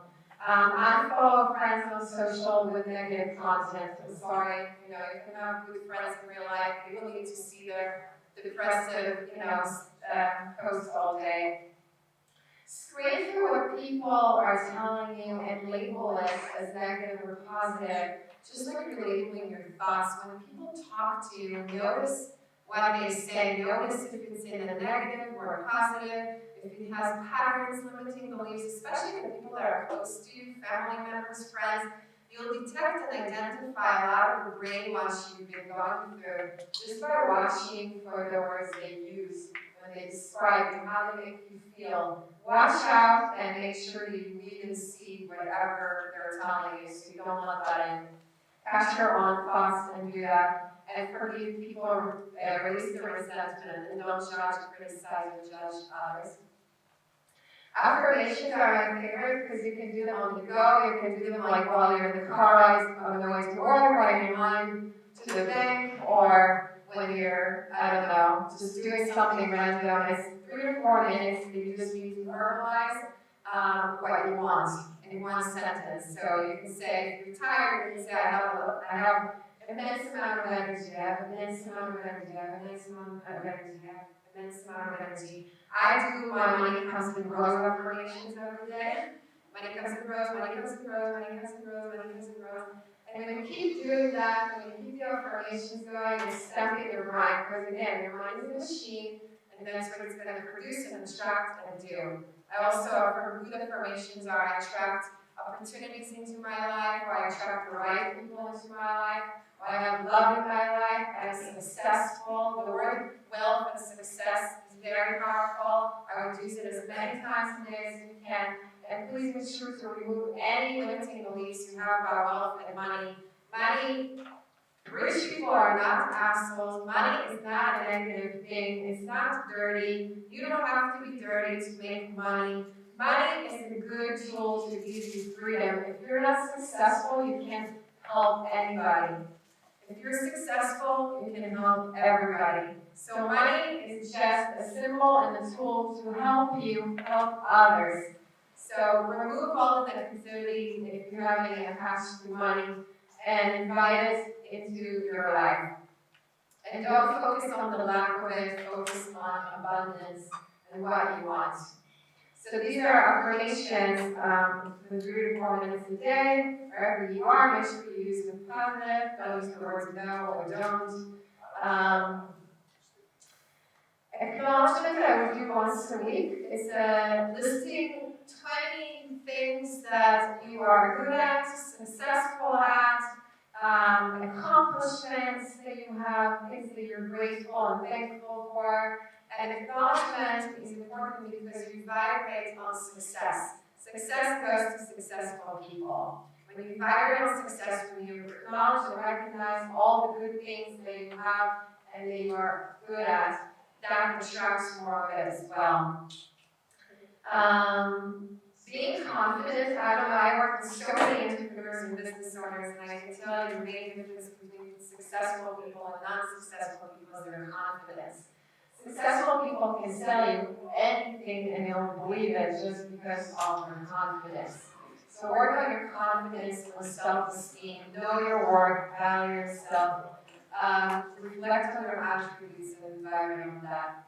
Self-observation is asking yourself, how am I feeling, what am I thinking? You can do that throughout the day, just to check on yourself and make sure that you're on track. So keep doing that periodically. Become an observer of your thoughts, assume power over your thoughts. Think about what you're thinking. When a bad thought comes up, recognize it. Be aware of the cause of your negative thoughts and replace with constructive thoughts. Self-image is different than self-reflection. Self-reflection means you're observing your thoughts and you're recognizing what your current thoughts are. Self-image is what you think about yourself. So it's how you see yourself. You need to recognize what image you have of yourself, and it's all made up in your mind. 90% of what you think of yourself is not even real. It's all made up in your mind. So make a list of how you see yourself, what you think of yourself, and what needs to be changed. Just like a computer program. I want you to do that daily, 3 to 5 minutes every single day. And that is important. And you need to visualize and see yourself beyond your imagination, beyond your reality, be unlimited with that. Beliefs we talked about. So if thoughts are real forces, beliefs are fixed thoughts. Beliefs are very complicated because they have been imprinted in your mind for decades. It's impossible to remove them, but you can add new beliefs. So you imagine who you are, what you're doing, what you have, and you imprint these new beliefs in your brain more often than you imprint your bad memories. So define your life, and it's affecting your earning capacity, love, relationship, everything that's screwed up in your life is driven from your beliefs, basically. So creating new beliefs, that's what you need to do. So beliefs, examples, this always happens to me, I don't have that luck, money comes and goes, rich people are assholes, I'm bad at sales, people use me, people are assholes, left brain or right brain is also a limiting belief, like we both have the same brain, none of us is different. So, I love being single, I'm not built for a relationship, I'm happy alone, I just love food, I hate working out. I'd rather die happy than skinny, I'm not a healthy fit type. Or women are users or men are users. These are all limiting beliefs that we say every single day, and we don't even know. We don't even detect that it's negative limiting beliefs. So what you keep saying about yourself, I'm the type of person that this always happens to me. I will never be, do, get, money always, love is, relationships are, people are, rich people are, women, men are, money is. So you need to fill out the blank, because each one of your blank is going to be different, even though we all live in the same life and have the same opportunities and the same brain. We all would fill those lines differently. And that's our limiting beliefs, that's our perception, and it's all made up. So that's where the reprogramming of beliefs happens. So do that little checking. Imprinting new beliefs in your mind is basically combining affirmation and contemplation. So you check new statements you want to say about yourself, and then you imprint them through vibrating on it, which means that you feel it at a high frequency. You imagine it, you feel it. Like if you want $1 million, imagine how it feels to have $1 million, and imagine in details what would you do with the money, what would you wear, where would you live, what would you drive, like vibrate and feel it, create it. And that's replay, so that's imprinting. I told you one of mine was money comes and goes, I changed that one to money comes and grows. Another one was people are users. You can change that one to I give and receive in harmony. Another one of mine was I'm not a salesperson, so I changed it to I connect with people and attract money. And I'm not a worker kind of guy. My body's a well-built machine. So you change your affirmations, you change your beliefs. The subconscious mind is actually your partner in creation, so it's not here against you. The reason why it pulls out your fears and all the negative is just to protect you, but it's really unnecessary, because you don't need that protection. You don't need to think about your fears and anxiety all day. It's better to imagine what you want to create than focus on fears. So it is your partner. It's here for you to help you. It's just scared. So you need to nurture it. You need to talk to yourself and to your mind and recognize your thoughts. And also you can actually ask it whatever you want before you go to sleep. If you have any open issues or situations, things you want to ask, just ask the subconscious mind before you fall asleep. When you wake up in the morning, you'll have the answer. There's ways to connecting it. The subconscious mind is actually connected to the web of consciousness. So it has information beyond you. So it has answers from the world and from life and from other people. That's where innovation comes from, new discoveries. That's the subconscious mind. And you can connect to it and tap into it at any time. Which we talked about, all that. It stores your memories, it's on autopilot, it's reactive. It knows no difference between good and bad. Setting goals, I'm kind of contradicting, I guess, Nitzan with this one. But the goals, I guess, the ones I'm talking about here, could be just lofty, big goals, things you can't even imagine that you would ever get or achieve in your life. And that is just because when you aim for the stars, for the moon, the worst you're going to have is land amongst the stars. So aim high, go as far as you can, it's unlimited, be very clear and specific, create a movie in your mind of how it is, how it feels, how it looks like, and make it very detailed. So the key ingredients for manifestations is daily works, 20 to 30 minutes every day. Use a mix of all these techniques that I showed you. Reading, visualization, seating, contemplation, affirmations. Be persistent and consistent, don't give up. Feel it and vibrate it when you do that. Use present tense like you have it right now. Relaxing faith, which means that don't wait on it to happen, just know that it will. And then take action. Make the goals and the things that you do in your everyday life is supplemented. And know exactly what you want. The 4 stages of manifestation, it takes 60 to 90 days of daily 20 to 30 minutes work every single day. There's no way around it. If you don't do the work, you're not going to see results. But if you do this for 60 to 90 days, your entire life, and I'm telling you, your entire life is going to change. The money, the people, the opportunities, the situations, everything. I'll even give you an example. I wanted to manifest $10,000, like just for this, thing. Just to kind of like make it up, like, okay, let's see if I can do it. And within this last 60 to 90 days, I submitted a competition entrance that the prize is $10,000, and they called me last week and they said that I'm in the top 8. So I don't know if I got that. But I mean, that's the craziness of life. When you start doing this stuff, you will be shocked at what is happening to you. Because this is how it works. And if you go to YouTube and you look like for manifestation videos, there's a lot of people that did that. They won the lottery, they got a check for 50 grand. Like, it's happening to people. So it's working. It's just, if you do the exercise, you do the work. So the 4 stages are that you're person X, you want to become person Y, so you start doing all the exercises, and then you see that nothing happens, you give up, you stop, and that was pretty much your thing. The next phase is that you keep going, even when it's not happening yet, and nothing's moving in your life, you keep going, and then you start seeing things shifting a little bit. And the 4th stage is that you finally become the person you want to be, and everything happens automatically and manifests in your life. And then you stop doing it because you think it's working, but the key is that you have to keep doing it. My power is a daily exercise for the rest of your life. Even if you've been doing it for 20 years, you need to keep doing it every single day. So manifesting, creating, vibrating, feeling, weaving, seeding, all that stuff needs to become part of your programming. And 60 to 90 days of daily, you'll see results. Create your own program of how you want to use the exercises, what attracts you. And then remember all the stages of manifestation, which means that even if things don't happen to you, don't give up on it yet. Just keep doing it until you see things happening to you. And I want you to actually send me an email 60 to 90 days from now and tell me what kind of stuff happening in your life.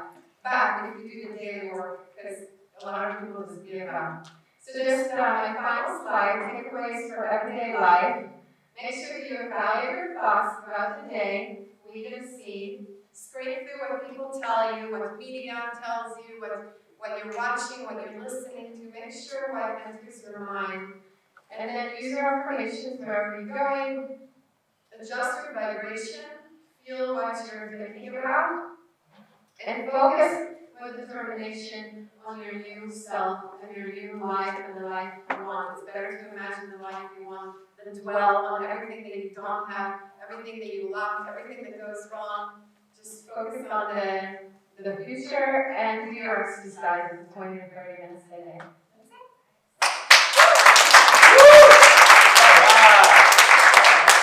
In the morning, and to smile and to have that perfect mindset, because during the day, people are just going to shoot their arrows at you. People are going to tell you how awesome, how awful you are, how crazy you are, all that kind of stuff. So we have to be focused so that we can continue and maintain our high level of energy, right? A lot of time, what I like to say is, what I used to do is I call it rhino skin. You guys ever see a rhinoceros? Right? They're big. They're big. They got that horn, right? And all they do all day is they just graze and eat and graze. They don't bother anybody, right? They got birds sitting on their backs. They got, animals walking in and out. They're cool. But if you put a wall around them, if you start sticking it to them, they get pissed off and they charge, right? So you gotta have what I call rhino skin, that thick skin, so that when people start shooting their arrows at you, when the world starts shitting on you, you can wake up and just say, you know what? I'm good with it. I know who I am. My mind is set correctly. We can move forward. Now, on top of that, it's great to feed our bodies and our minds with the right thoughts. But if we don't feed our bodies with the proper nutrition, with the way to keep it moving forward, imagine if you take a Ferrari and you put in diesel fuel in a Ferrari. What's going to happen? It's not going anywhere. It's going to putt, it's going to stutter, it's going to break down. Same thing with us. But we don't know how to feed feed our mind and our bodies, we're not going to be able to think straight. We're not going to be able to function.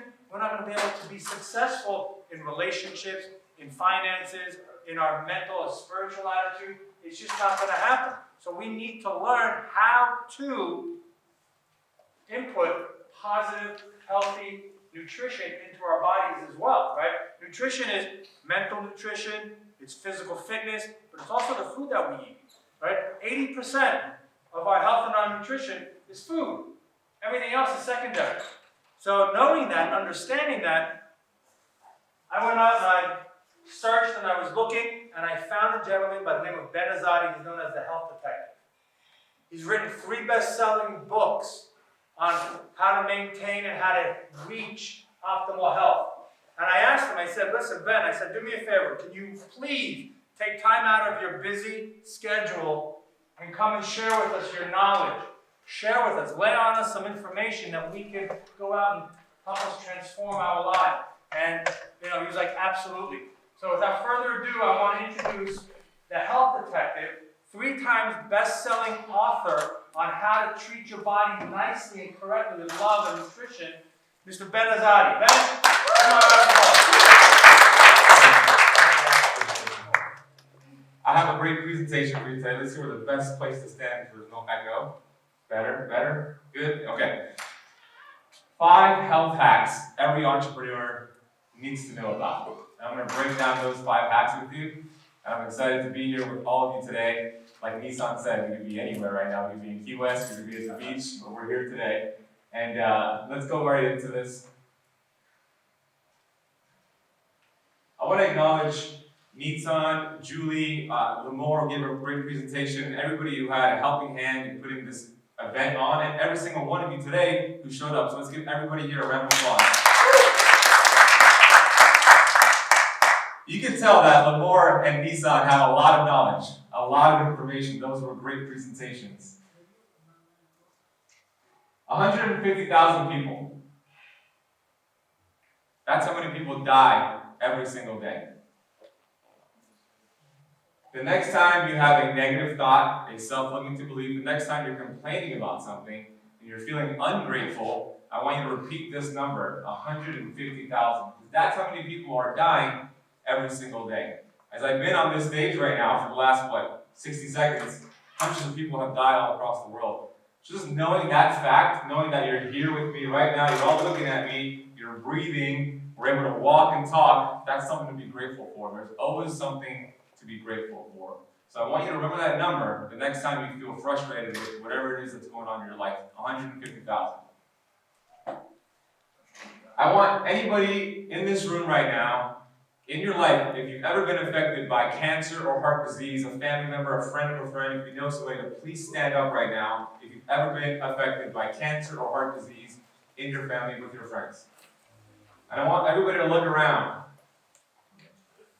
95% of the room is standing up right now. When is enough enough? Thank you for standing up. We have a problem, not just in America, we have a problem in the world. People are getting sick. 1 out of 3 people, this is the stats, 1 out of 3 people will get cancer in their life. And it's predicted in 10 years it's going to be 1 out of 2 people. Everybody stood up here because you had a friend, you had a family member, you had somebody in your life who was affected by this. It could have been you. It's everywhere. So my job is to cut through all that noise on Dr. Google and give you some information that's very practical in this presentation that you could take and you could scale your life, not just your business, your family, relationships, anything else you want to expand. This is going to be information to do it. I want to share a story about this gentleman right there. His name is Timothy. Timothy's married, he's got 2 kids, and it's been a tradition for Timothy since the age of 25 on his birthday to have 25 pieces of paper with a wish on it. So he was turning 25, you have 25 pieces of paper with a different wish on each piece of paper. So he said on one of the sheets of paper, I want to have a new lawnmower, I want to have a new car, I want to have a new whatever it is. So he had 25 wishes, and it was tradition to go over all those wishes with his family.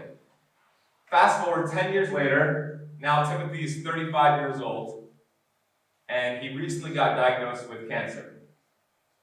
And he has, instead of 35 pieces of paper, one. And that one piece of paper said he just wants his health back. Because the person who's healthy has many wishes.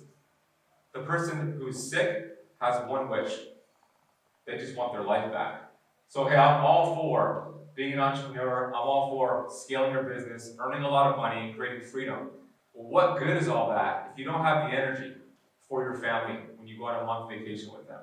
What good is that if your relationship is suffering because you're hurting all the time and you don't want to go shopping with your wife, you don't want to go shopping with your partner because you're tired, you just want to go home and lay down?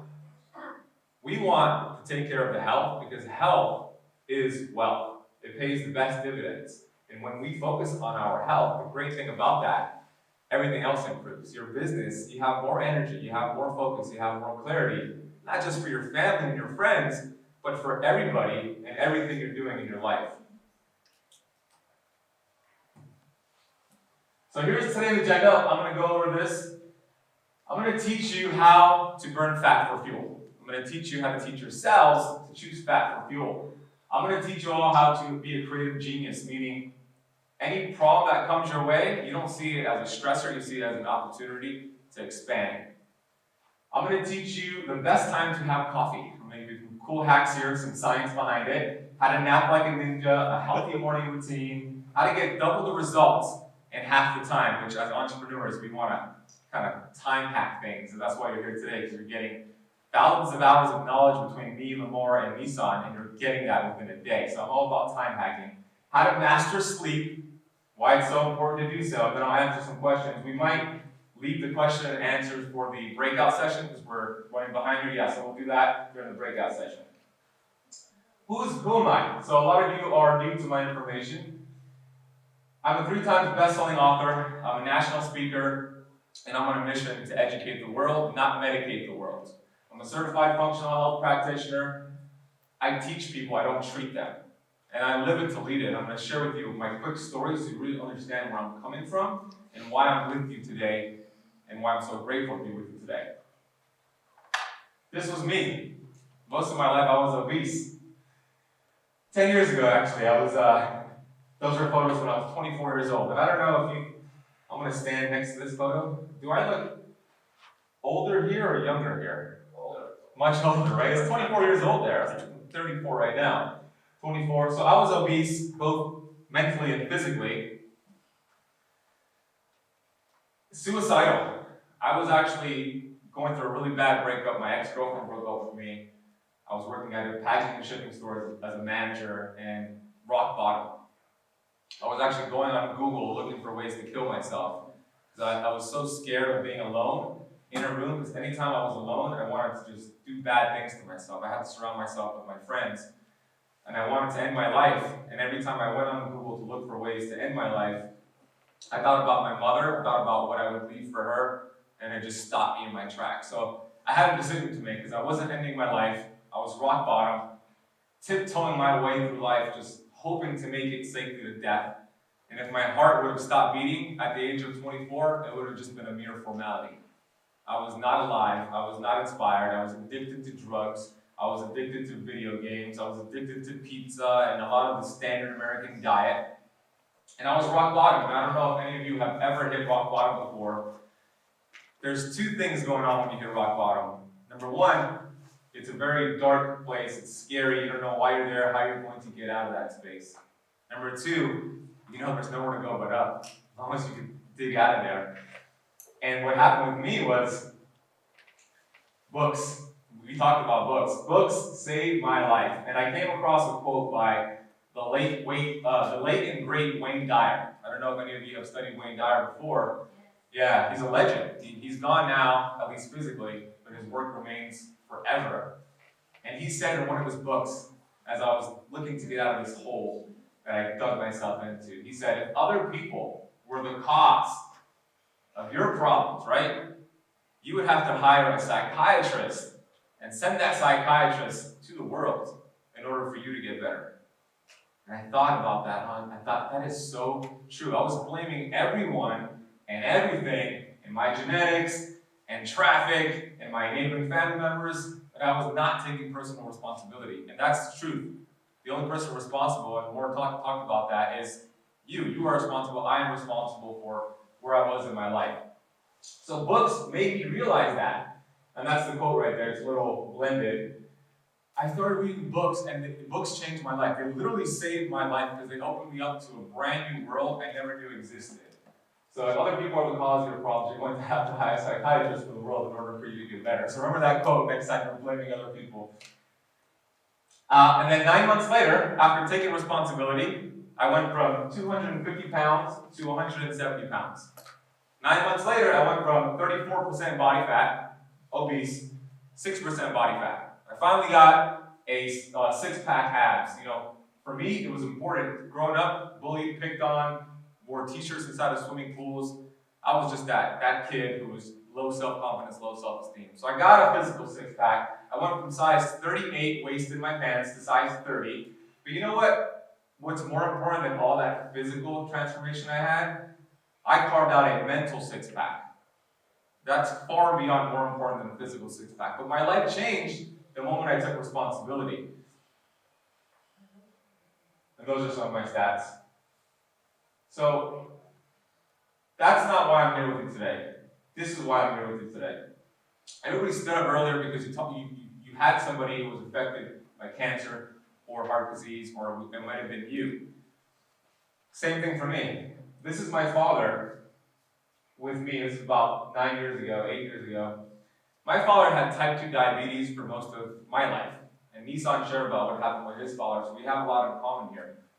My father had type 2 diabetes, and I remember taking my dad to his doctor's appointments, getting his medications filled up, and listening to what they were telling me to give to him in terms of diet, and taking him to the grocery store, taking him to Publix every week, refilling his groceries, refilling his medication. And week after week, month after month, year after year, he got worse. He gained more weight. They put him on insulin. Insulin is to help control his blood sugar, but also insulin makes you gain weight. So they're telling me, your dad needs to lose weight in order for the insulin to work better. And then I realized insulin makes him gain weight. So I asked the doctor, doesn't insulin make him gain weight? And he needs to lose weight to get healthier. And they told me, yeah, that's just the way it is. So my dad ended up getting diabetic neuropathy. If anybody has somebody in their life with this, it's when your nerves are just degenerating on your feet, and he had trouble walking. I remember him just having trouble having to hold on to things. And it got so bad that he called me, and me and my mother had to take him to the ER. He was so worried about getting his feet amputated, because that's the next step. If you don't get better, you have to chop off your legs and your feet, because they're going to go gangrene. So he was so worried about that when we took him to the hospital, he suffered a massive stroke. At the hospital, he lost the ability to speak, and he lost the entire right side function of his body. This was 6 years ago now. And I saw him in his hospital bed. They put him into a hospice nurse, and for 9 months I visited my dad, and every single week his body was deteriorating before my eyes. You can still kind of see it. So it was a Monday night, August 12, 2014, when I went to go visit my dad, like I did every single week, and he was in the worst shape that I had ever seen him in. Worse than the week he had a stroke, just the worst I had ever seen him in. He was convulsing, he was throwing up on himself, he was just in really bad shape. And the nurses ended up cleaning up my father. He looked a lot better. I walked up to my father's bed and I told him that I loved him. I told him that I would always be his son. And I kissed him on the forehead and I said, "Hasta la vista, baby," which were the same words he used to always say to me when I was a kid from the Terminator movies. I said, "Hasta la vista, baby. I love you." And I went home that night and I prayed that night like I did every single night. And there was something different about this prayer. There was something, there was a power. Listening to the words that I said every single night for months, I was saying the same words. Please end my father's suffering. He's suffered enough. Over and over and over. So the same night that I saw my father in that condition, saying the same prayer, felt differently. The next day, I got a call. Literally, the next day at noon, I got a call from the hospital. I look at my phone, I see it's the hospital, and my heart just sunk because I knew something was up. And I pick up the phone, and it's my father's nurse letting me know that my father stopped breathing that morning, and they attempted to bring him back, and they couldn't do so, and he ended up passing away. And with that, I sat down on my couch, and a wave of emotions came because I was really happy and relieved that my father is no longer suffering, and I was also so sad and devastated that my one and only father is no longer with me. And ever since that happened, this was 6 years ago, I wanted to know why that happened to my dad. I wanted to know what's happening in America. 60% of Americans are diabetic or type 2 diabetic. 60. My dad had a lifestyle disease that was treated with medication. I want everybody to get that. Huge mismatch right there. He had a lifestyle disease, a disease that was brought on by his lifestyle that was treated with medication. So I wanted to know why that happened to him. I wanted to know why it's happening to America, why it's happening to the world. So I set out to study extensively. I set out with this burning desire to know what's going on so I can help people, so I can help somebody who is potentially in this situation or could be in this situation not have to go through what I went through. And I have come to the conclusion that the same information I'm about to share with you today, the same information that I share in all my books, on my YouTube channel, on other stages, it's the same information that would have saved my father's life. I also know and I understand that I was given that mountain so I could show you guys and the world that this mountain can be moved. That is my pain to purpose, and that's why I'm here with you. That's why I am inspired and lit up every single day to help 1 billion people on planet Earth. And if by the end of this day I have helped you with some of this information, I would love for you to please let me know that you're on that list of 1 billion people. Here's the truth. Einstein said it best. Intellectuals solve problems, geniuses prevent them. Doctors, for the most part, conventional doctors, they are intellectuals. They're brilliantly trained in how to diagnose disease, match it to a medication. What if we could be a genius and prevent that from ever happening? My job and my goal with you today is for every single one of you to walk out of here empowered as a genius with your health. Anybody know this guy? George Costanza from Seinfeld? Any Seinfeld fans back in the day? Yeah. So George Costanza was a very popular character on Seinfeld. There was an episode where he was getting terrible results in his life. Relationships were crap. Money was non-existent. Unhappy, just a miserable human being. And he had the idea in this episode to do everything opposite of what he had been doing up until that point. And guess what happened? More money, better relationships. He was so happy. He just did everything opposite.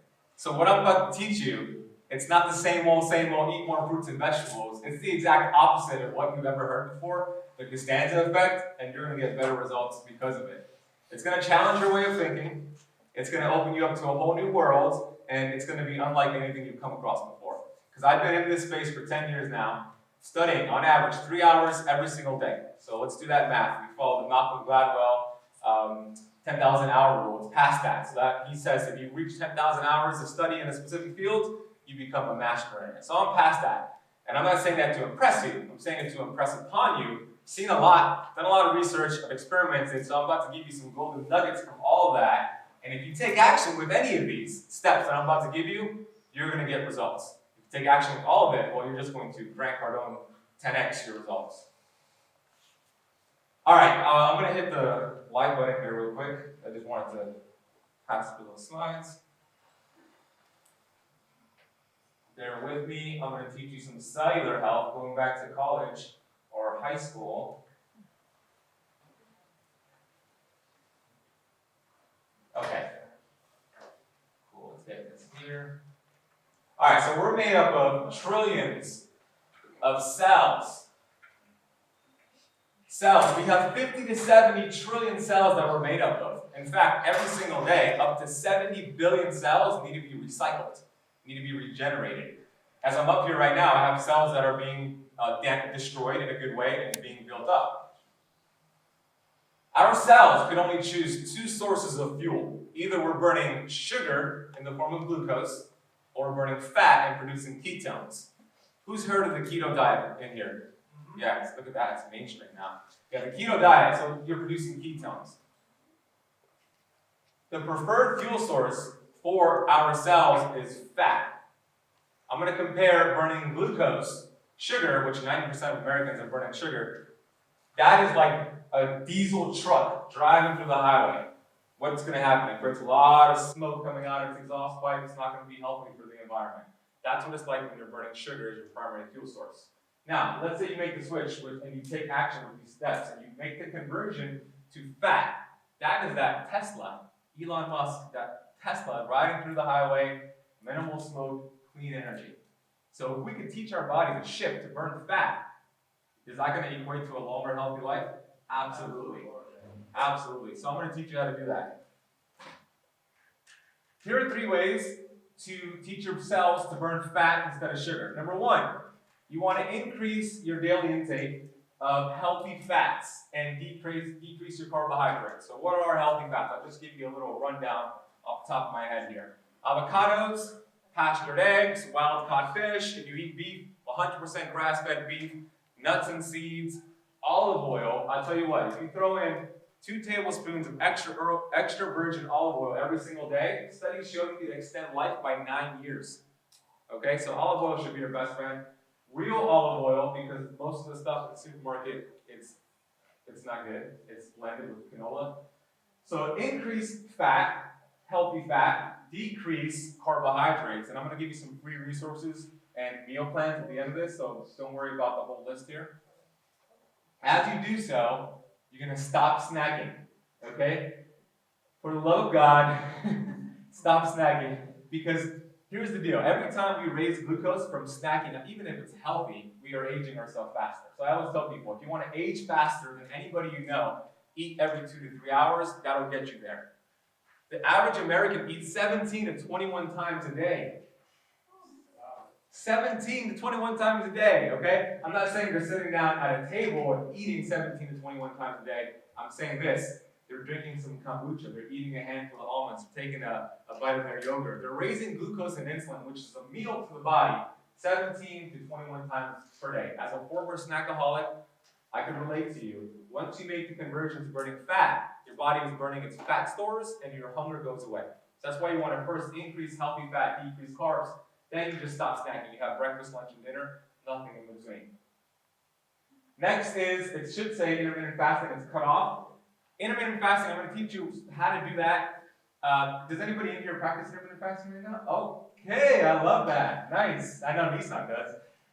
Awesome. I'm going to teach you a little bit about that, and don't be afraid of the word fasting. It's the way I teach it. It's not about eating less. It's about eating less often. Okay, so I'm going to teach you how to do that. Fat is the preferred fuel source. We know that because it's not just the analogy that I gave you. If you want more science-based, like what do you mean? How do you know fat's the preferred fuel source? Well, if you look at physiology and you look at the body, when it's producing glucose, the byproducts that are created is a long list of byproducts after burning sugar. Then you compare that to burning ketones, it's a short list. So it's less that your body needs to work, more time for the body to repair itself.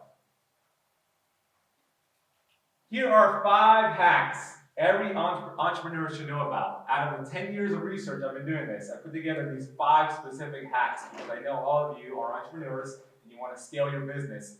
Would you like to know these 5 hacks? Yes.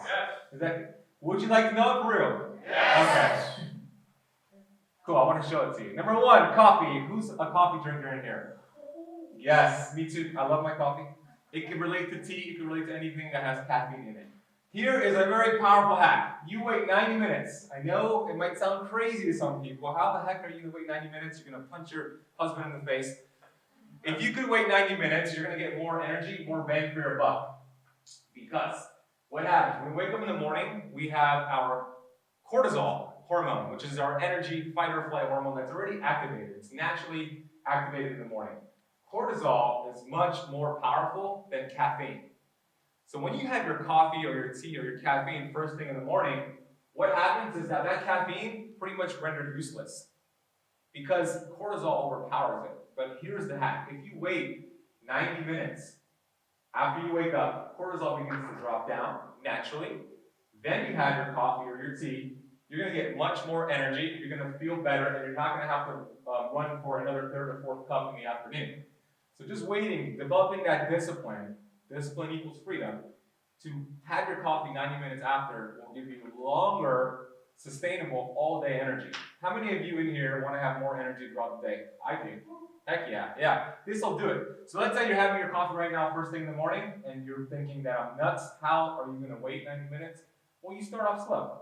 You push it back 15 minutes, 30 minutes, and then eventually work up to 90 minutes. But if you do that, your body, your future self, the rest of the day will thank you for it.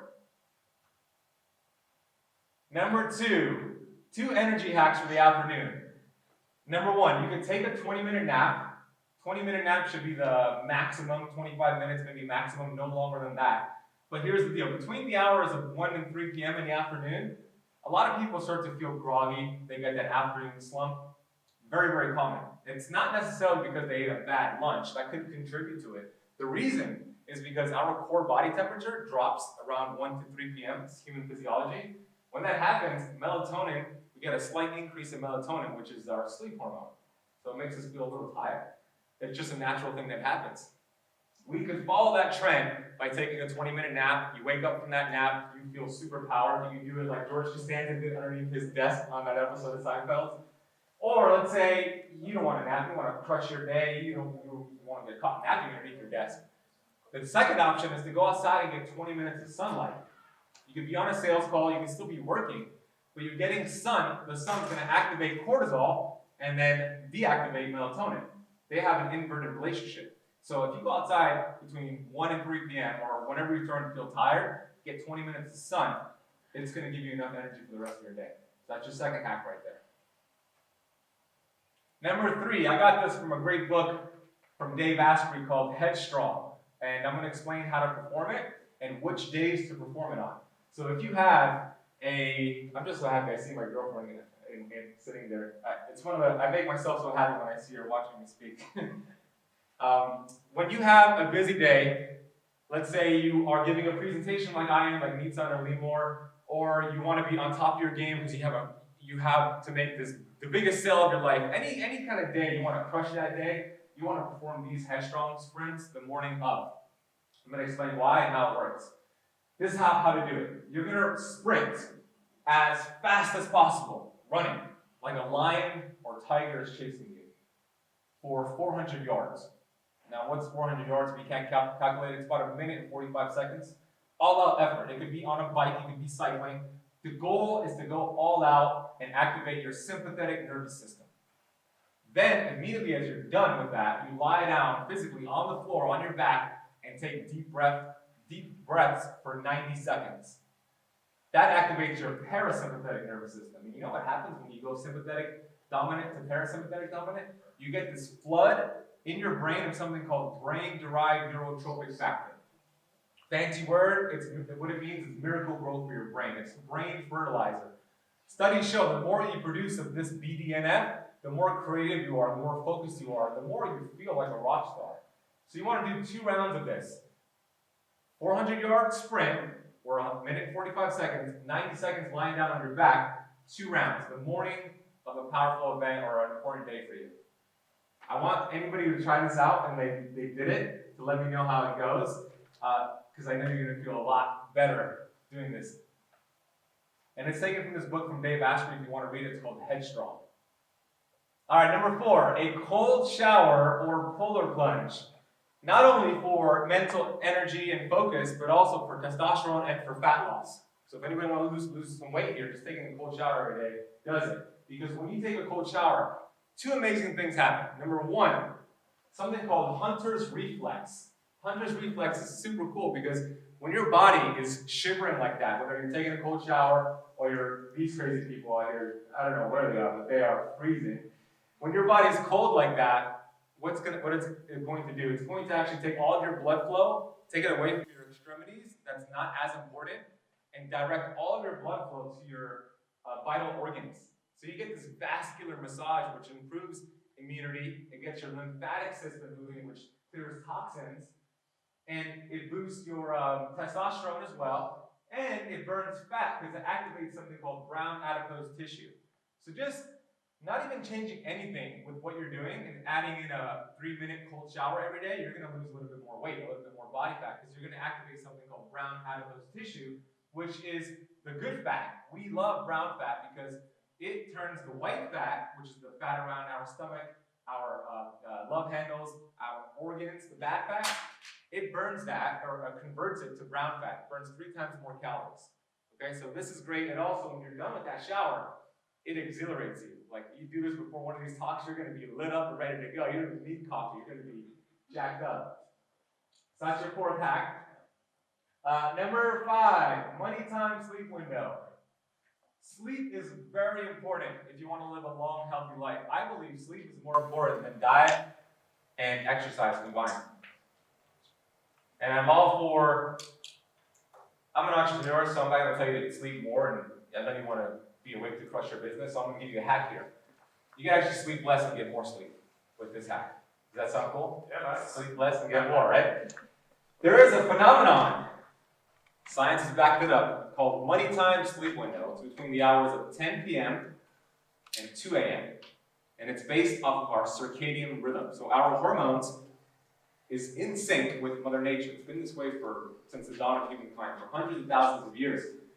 So between 10 p.m. and 2 a.m., every hour of sleep within this window is equal to 2 hours of sleep outside of this window.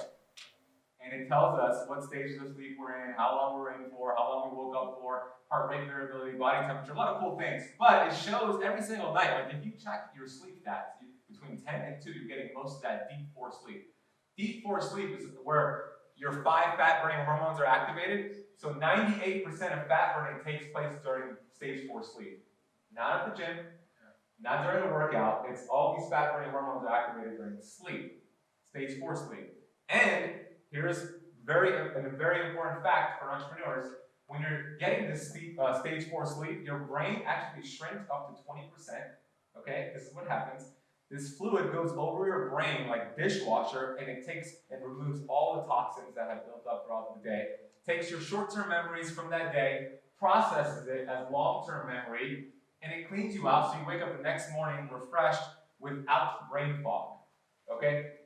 So if you have the habit, and I used to be a night owl, going to sleep late and waking up later, still sleep the same number of hours you're sleeping, but go to bed earlier and wake up earlier, if that makes sense. So I highly recommend prioritizing 10 p.m. to 2 a.m. And on the topic of sleep, it's not on this slide, and I just thought about it, and I put number 6 here. No food at least 3 hours before bed. One of the worst things you can do for your health is eating right before bed. It creates high amounts of something called reactive oxygen species, ROS. All you gotta know is that creates inflammation and oxidation, and it ages you faster, because you never want to give your body food energy and not use it. So if you struggle with brain fog and you're eating right before bed, that's a direct correlation. You remove that food, give yourself at least 3 hours of digestion before sleep, your brain fog will go away. You'll have more mental clarity, you'll start your day off much faster.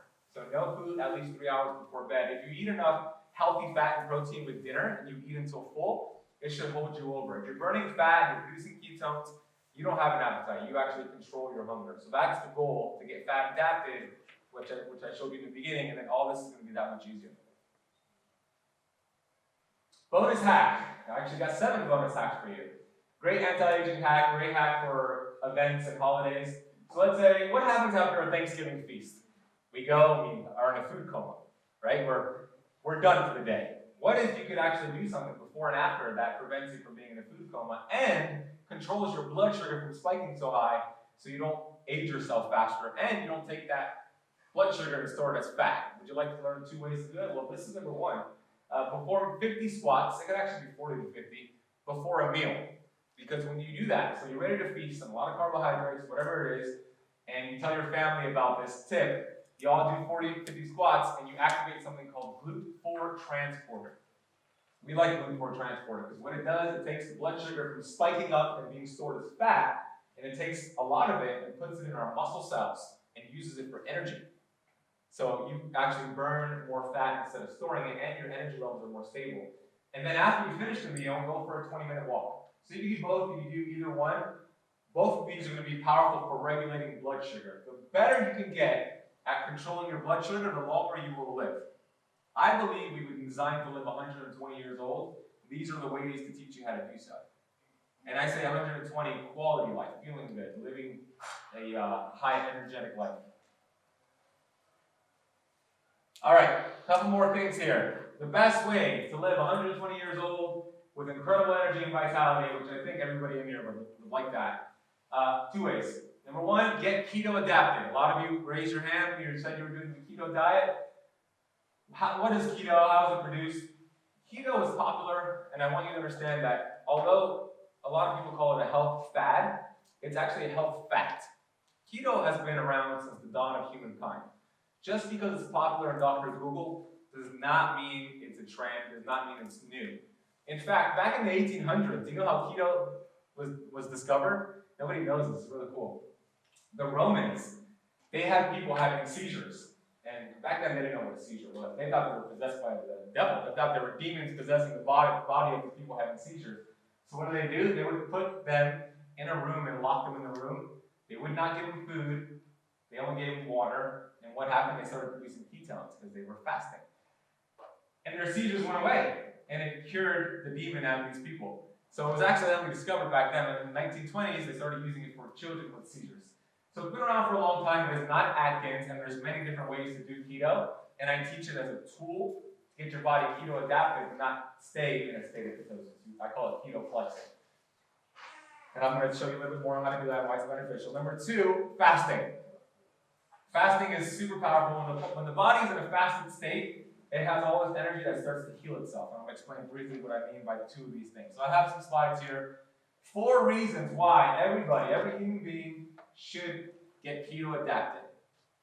Number 1, and it's cut off, but I know what it says. Number 1, it raises growth hormone. Growth hormone is the ultimate fat-burning hormone, anti-aging hormone. Celebrities pay thousands of dollars every single month to their doctor to get this injected in them. Okay, you get it naturally with keto. And you don't get any of the side effects, and you don't have to spend that much money. You just buy some avocados and you're good. So yeah, it helps your telomeres. Your telomeres are, this is an interesting topic because telomeres are kind of like at the end of your DNA. They protect your DNA. The faster they shorten, the more susceptible somebody to get disease. So that's the most accurate way to determine how long someone will live. You look at their telomeres. The shorter they are, the higher risk they are for disease. This protects your telomeres. Sleep as well does as well. So you're anti-aging, you're protecting your genes. Keep in mind that just because my father had diabetes doesn't mean I'm ever going to get diabetes. Almost every single person I meet thinks they're doomed, their destiny is doomed because there's disease that runs in their family. I'm here to let you know that that is not true. Our genes load the gun. So we're born with that. We can't change our genes, but we determine whether or not we pull the trigger on that. So doing these tips I'm giving you right here, you are reversing your destiny here. Okay? I'm never going to get diabetes. I'm going to live to at least 120 because I'm implementing these tools. So I want to let you know and empower you that you have much more power than you may have been led to believe. Number 2, it reduces inflammation. Inflammation is linked to every single disease. When we have cellular inflammation, our hormones cannot get into the cell. Disease occurs. So this reduces inflammation, which is a huge impact for being disease-free. Number 3, it increases cellular energy. So more ATP, you feel good. Number 4, it turns on something called the SIRT1 gene, which is a longevity gene. So this is what keto does. Ketones done the right way. Keto done the right way helps all this and so much more. Also, the brain prefers ketones as its fuel source. It actually fuels the brain 3 times more than glucose. So if you want to feel good, and all of you doing keto, when you're in ketosis, there is this feeling, it's like I call it the great land of ketosis, where you just feel good. It's hard to explain, but being in keto during an important day, you're going to crush that day, no doubt. All right, next is, I want to ask you a question here. What did the Prophet Muhammad, Jesus, and Buddha, I spoke common wrong, all have in common? They didn't agree on a lot of things. they actually disagreed on many things, but they agreed on one thing. What was it? What? The power of fasting. Yes, good job. I heard two people say it here, and somebody over here. The power of fasting. Fasting has been around since the dawn of humankind. Every religious group practiced some form of fasting. I want to give you an example of why fasting is so powerful. This is a refrigerator. It has a bunch of groceries in it, right? You go to your kitchen at home, you have a bunch of groceries in it. Every grocery has an expiration date, right? Best used by a certain date. What will happen if we let all the groceries inside our refrigerator expire? It's going to look like that, right? Disgusting. Disease, bacteria, mold. I'm here to tell you that your body is like this refrigerator. You have cells, you have proteins in your body that need to be thrown out. They need to be recycled. I said at the beginning, up to 70 billion cells every day need to be recycled. 70 billion groceries. And if you're not taking the time by practicing fasting, this happens in the body. So there's a process called autophagy. Autophagy stands for self-eating. The body is so freaking smart. Our Creator, when we believe in God, Mother Nature, love the universe, our Creator designed us so amazingly that there's this switch turned on called autophagy. Think of Pac-Man going through your body, eating these expired groceries. In fact, there is a doctor, Dr. Thomas Seyfried from Boston College, one of the world-renowned oncologists, cancer doctors. He has a book called Cancer as a Metabolic Disease. He says that if you were to complete a 7-day water-only fast once per year, you would reduce your chances of any cancer by 95%. That's a powerful quote from a world-renowned cancer doctor, right? Because of autophagy, your body is going to eat the bad cells. It's going to activate Pac-Man. It's kind of like this ship going through the Atlantic Ocean. There's 100 passengers, including the crew members and the captain, and they're going through this storm. They're taking on all this water, and they're sinking. That's what's happening when you're fasting. The body thinks it's dying, so it's going to start doing things to survive. It's like this ship. So what are they going to do? The captain's going to order the crew members, I need you guys to find the cargo on this ship that is the least important, throw it overboard so we can get through the storm. Your body does the same thing. It looks for cargo, these damaged cells that are least important, and it throws it off the ship. If we don't do it, these damaged cells, you know what ends up happening? They duplicate, and it creates cancer, it creates Alzheimer's, it creates all these nasty diseases. Fasting is a powerful way. It's one of the most powerful ancient healing strategies I've ever come across in my life. Fasting is. That's what autophagy is, the process of tearing down damaged cells. That's how you spell it. Rebuilding new, healthier cells. 7 amazing benefits for ketones, and I think this is my last slide before I hop off of here. Autophagy, I talked about what that is. You get also a rise in stem cells. So stem cells are, let's say you have an old injury, you have a history of back pain. When you fast, your body starts healing these areas. It raises stem cells. You get a rise in ketones. I already explained why ketones are so important. They teach your body to burn fat instead of sugar. Energy diversion. This is huge for everybody in this room because when we're not eating food, we have all this energy, all this resources, all this blood flow, and it's being used for the task at hand. Because think about it, when we eat food, it takes massive amounts of energy and resources and blood flow to process that food. From chewing it, from taking it from macronutrients to micronutrients, it takes a lot of effort for the body to do that. So when you're fasting, you still have all that energy, you still have all that blood flow, but you're using it for the task at hand, whether it's a Facebook Live or giving a presentation, whatever it is, your body's going to give you energy and raise these counter-regulatory hormones, so you can crush a workout. Whatever it is you want to use it for, it's yours. Food takes that away from you. Fasting gives it to you back. And then we have hormone optimization.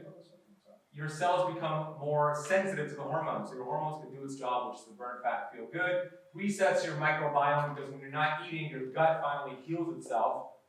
What time is it, Nitzan? Okay, good. Because I want to give a quick analogy about the digestion part. Most people are experiencing indigestion, heartburn. They have some gut distress. Most people, they're popping tongues, they're taking antacids. That's not the solution. That is like, anytime you try to treat a symptom, which is what intellectuals do, it's like playing that whack-a-mole game. If you have kids, you go to the arcade and you hit, a mole pops up, which is a symptom, so you whack it down, and you feel good. I did the job, and what happens? Another one pops up, and it's just this never-ending game. So when you have a wrecked gut, the answer is not taking antacids and Tums. The answer is fasting. Because most people, they've been overworking their digestive system. It's like this corporate worker named Jerry. Jerry goes to his corporate job. This is the analogy I'm giving you. And he works 9 to 5. Long day of work, put in a lot of effort, this guy Jerry. At 5 p.m., he's done. He's walking to his car, thinking about the Netflix episode he's going to watch when he goes home, ready to relax. He gets a call from his boss saying, Jerry, we need you to come back in. We have a project. Please come back in and work 5 more hours. So Jerry walks back into the office. It's now 10 p.m. He's exhausted. He's walking back to his car. Gets the same phone call from his boss. We need you to come back in for 5 more hours. Imagine this happening to Jerry for weeks and months. That's happening to our digestive system. We are not giving it a break, a period of rest, so it can repair itself. Fasting gives you that back. Fasting is one of the most powerful ways to heal your gut and heal your body. And the last one here is that it resets your DNA. So it turns off bad genes, and you trigger the good genes, the healthier genes. I believe we have 98% control over the expression of our genes. What does that mean? That means disease, all disease is only 2% genetic. 98% is under our control. And you can study the work of Dr. Bruce Lipton, The Biology of Belief, amazing work, and he goes deep into this. So Bruce Lipton, The Biology of Belief. This is a great slide, so if you haven't taken a photo of this, I recommend it. Yep. So how do you suggest fasting? Like how many hours and what's the schedule? I would get fat adapted first. So first go into the keto diet the right way. And then how you start it would be, first you get rid of the snacks. So you just do breakfast, lunch, and dinner. And then you do a 12-hour fast. So what that would look like would, you're finished eating by 8 p.m., you go to sleep, you're using sleep as your fasting window, and you don't eat anything until 8 a.m. Very easy, very doable. The goal would be to push that and maybe skip breakfast and go until lunch. So you're doing a 16-hour fast, 8-hour eating window. So you're eating between 12 p.m. and 8 p.m. And you can skip dinner and reverse it and have breakfast, whatever is better for your schedule. But I think it's a 16-8 formula. So just have an 8-hour eating window and a 16-hour fasting window is a good long-term approach. And remember, it's not about eating less or cutting calories. The body doesn't care about calories. If anytime somebody focuses on calories, they're going to fail 99.9% of the time. The body is not a calculator. It is not a bank account. It's not a math equation. Calories are important, but they're not the most important thing. Hormones are what's important. Cell metabolism is important. Calories is a distraction to what really matters. And I learned that the hard way because I used to do the whole exercise more, eat less thing when it doesn't work long term at all. I mean, you've seen The Biggest Loser TV show, right? The contestants all gained the weight back. In fact, The Biggest Loser, they had this amazing transformation on that show. They lost, these morbidly obese people lost all this weight, and they had this amazing transformation. Show ended, everybody gained the weight back, and they signed clauses saying they can't talk about it in public. That's why there's never a Biggest Loser reunion show, because it doesn't work long term. Fasting, the last thing I want to share here is, does anybody know, and my girlfriend can't answer because she knows the answer here, does anybody know the Guinness World Record for the longest recorded water fast? 40 days. 40 days, what else? Come on, shout it out. 40 days. 90. Who said 90?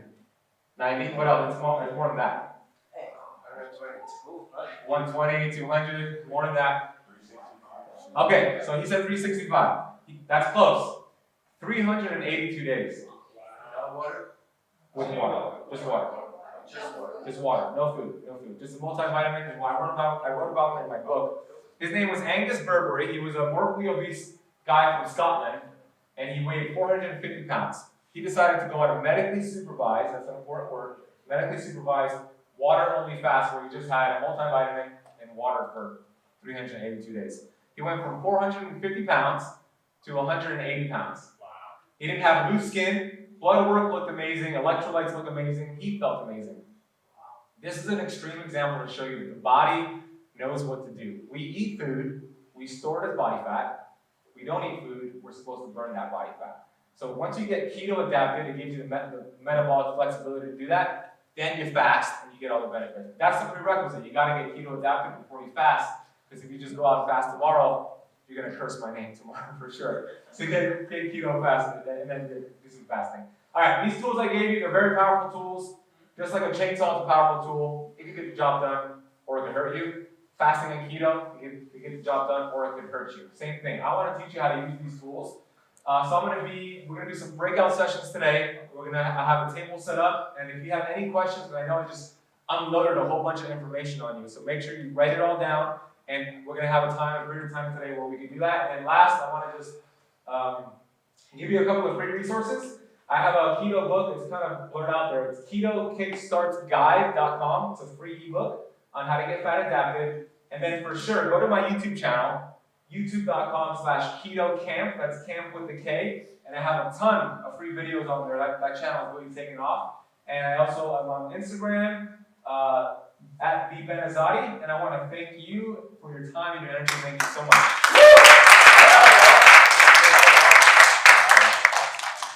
Thank you. Wow. So, wasn't that awesome? Give her a round of applause. Thank you. Oh, I need my wallet. I'll take that. You see, people just throwing money at you. That's how you manifest. Right? That's how you do it. Right? Awesome job. Thank you so much, Ben. All right, guys. Was that awesome or was that awesome? Huh? That was fantastic, right? Thank you so much. So far this morning, we've learned how to master your mind. And we've learned how to master your body, right? Now, guess what we're going to do? We're going to go to lunch. Speaking of fast, we're going to go to lunch, right? Go master your body. I will say this, though. Do not mix carbs and proteins right now because you're going to come back here and you're going to fall asleep, okay? Have a light lunch, right? Fill it with some live food, get that energy going, okay? There is a restaurant here in the hotel. If you go out of the hotel, and make a quick left on that main road, there's a shopping center right across the way. There's a couple of restaurants, Hooters, and a couple of other places that you want to go. But there's a restaurant here. You can order food from out here. And then when we come back, we're going to get into some numbers. We're going to get into how to talk to brokers. We're going to get into how to find the deals, and we're going to learn how to analyze them. Okay, we're going to do some numbers, some homework, right? We're going to learn how to look at numbers. I've got a case study here of a little property that we can go over. We'll work on the numbers and we'll do all that. So come back, make sure your phones are charged so you can use your calculators if you don't have a calculator. Okay? And we are going to start on time because we need to finish on time. Why? I got a plane to catch. So we're going to start on time. And I also want to give you guys, we're going to do a breakout session. So if you look at your name tags, you've got a number on it.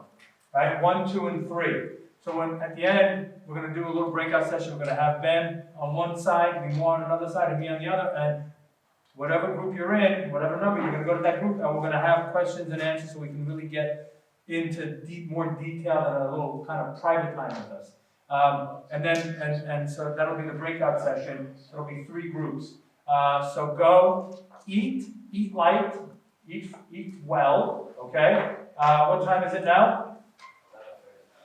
It's 11:37. We're going to start at 12:37. 12:40. I'll give you an hour and 3 minutes. Okay? So in an hour and 3 minutes, be here. And again, thank you, Limor. Thank you, Ben. You guys are all back. Give yourself a round of applause.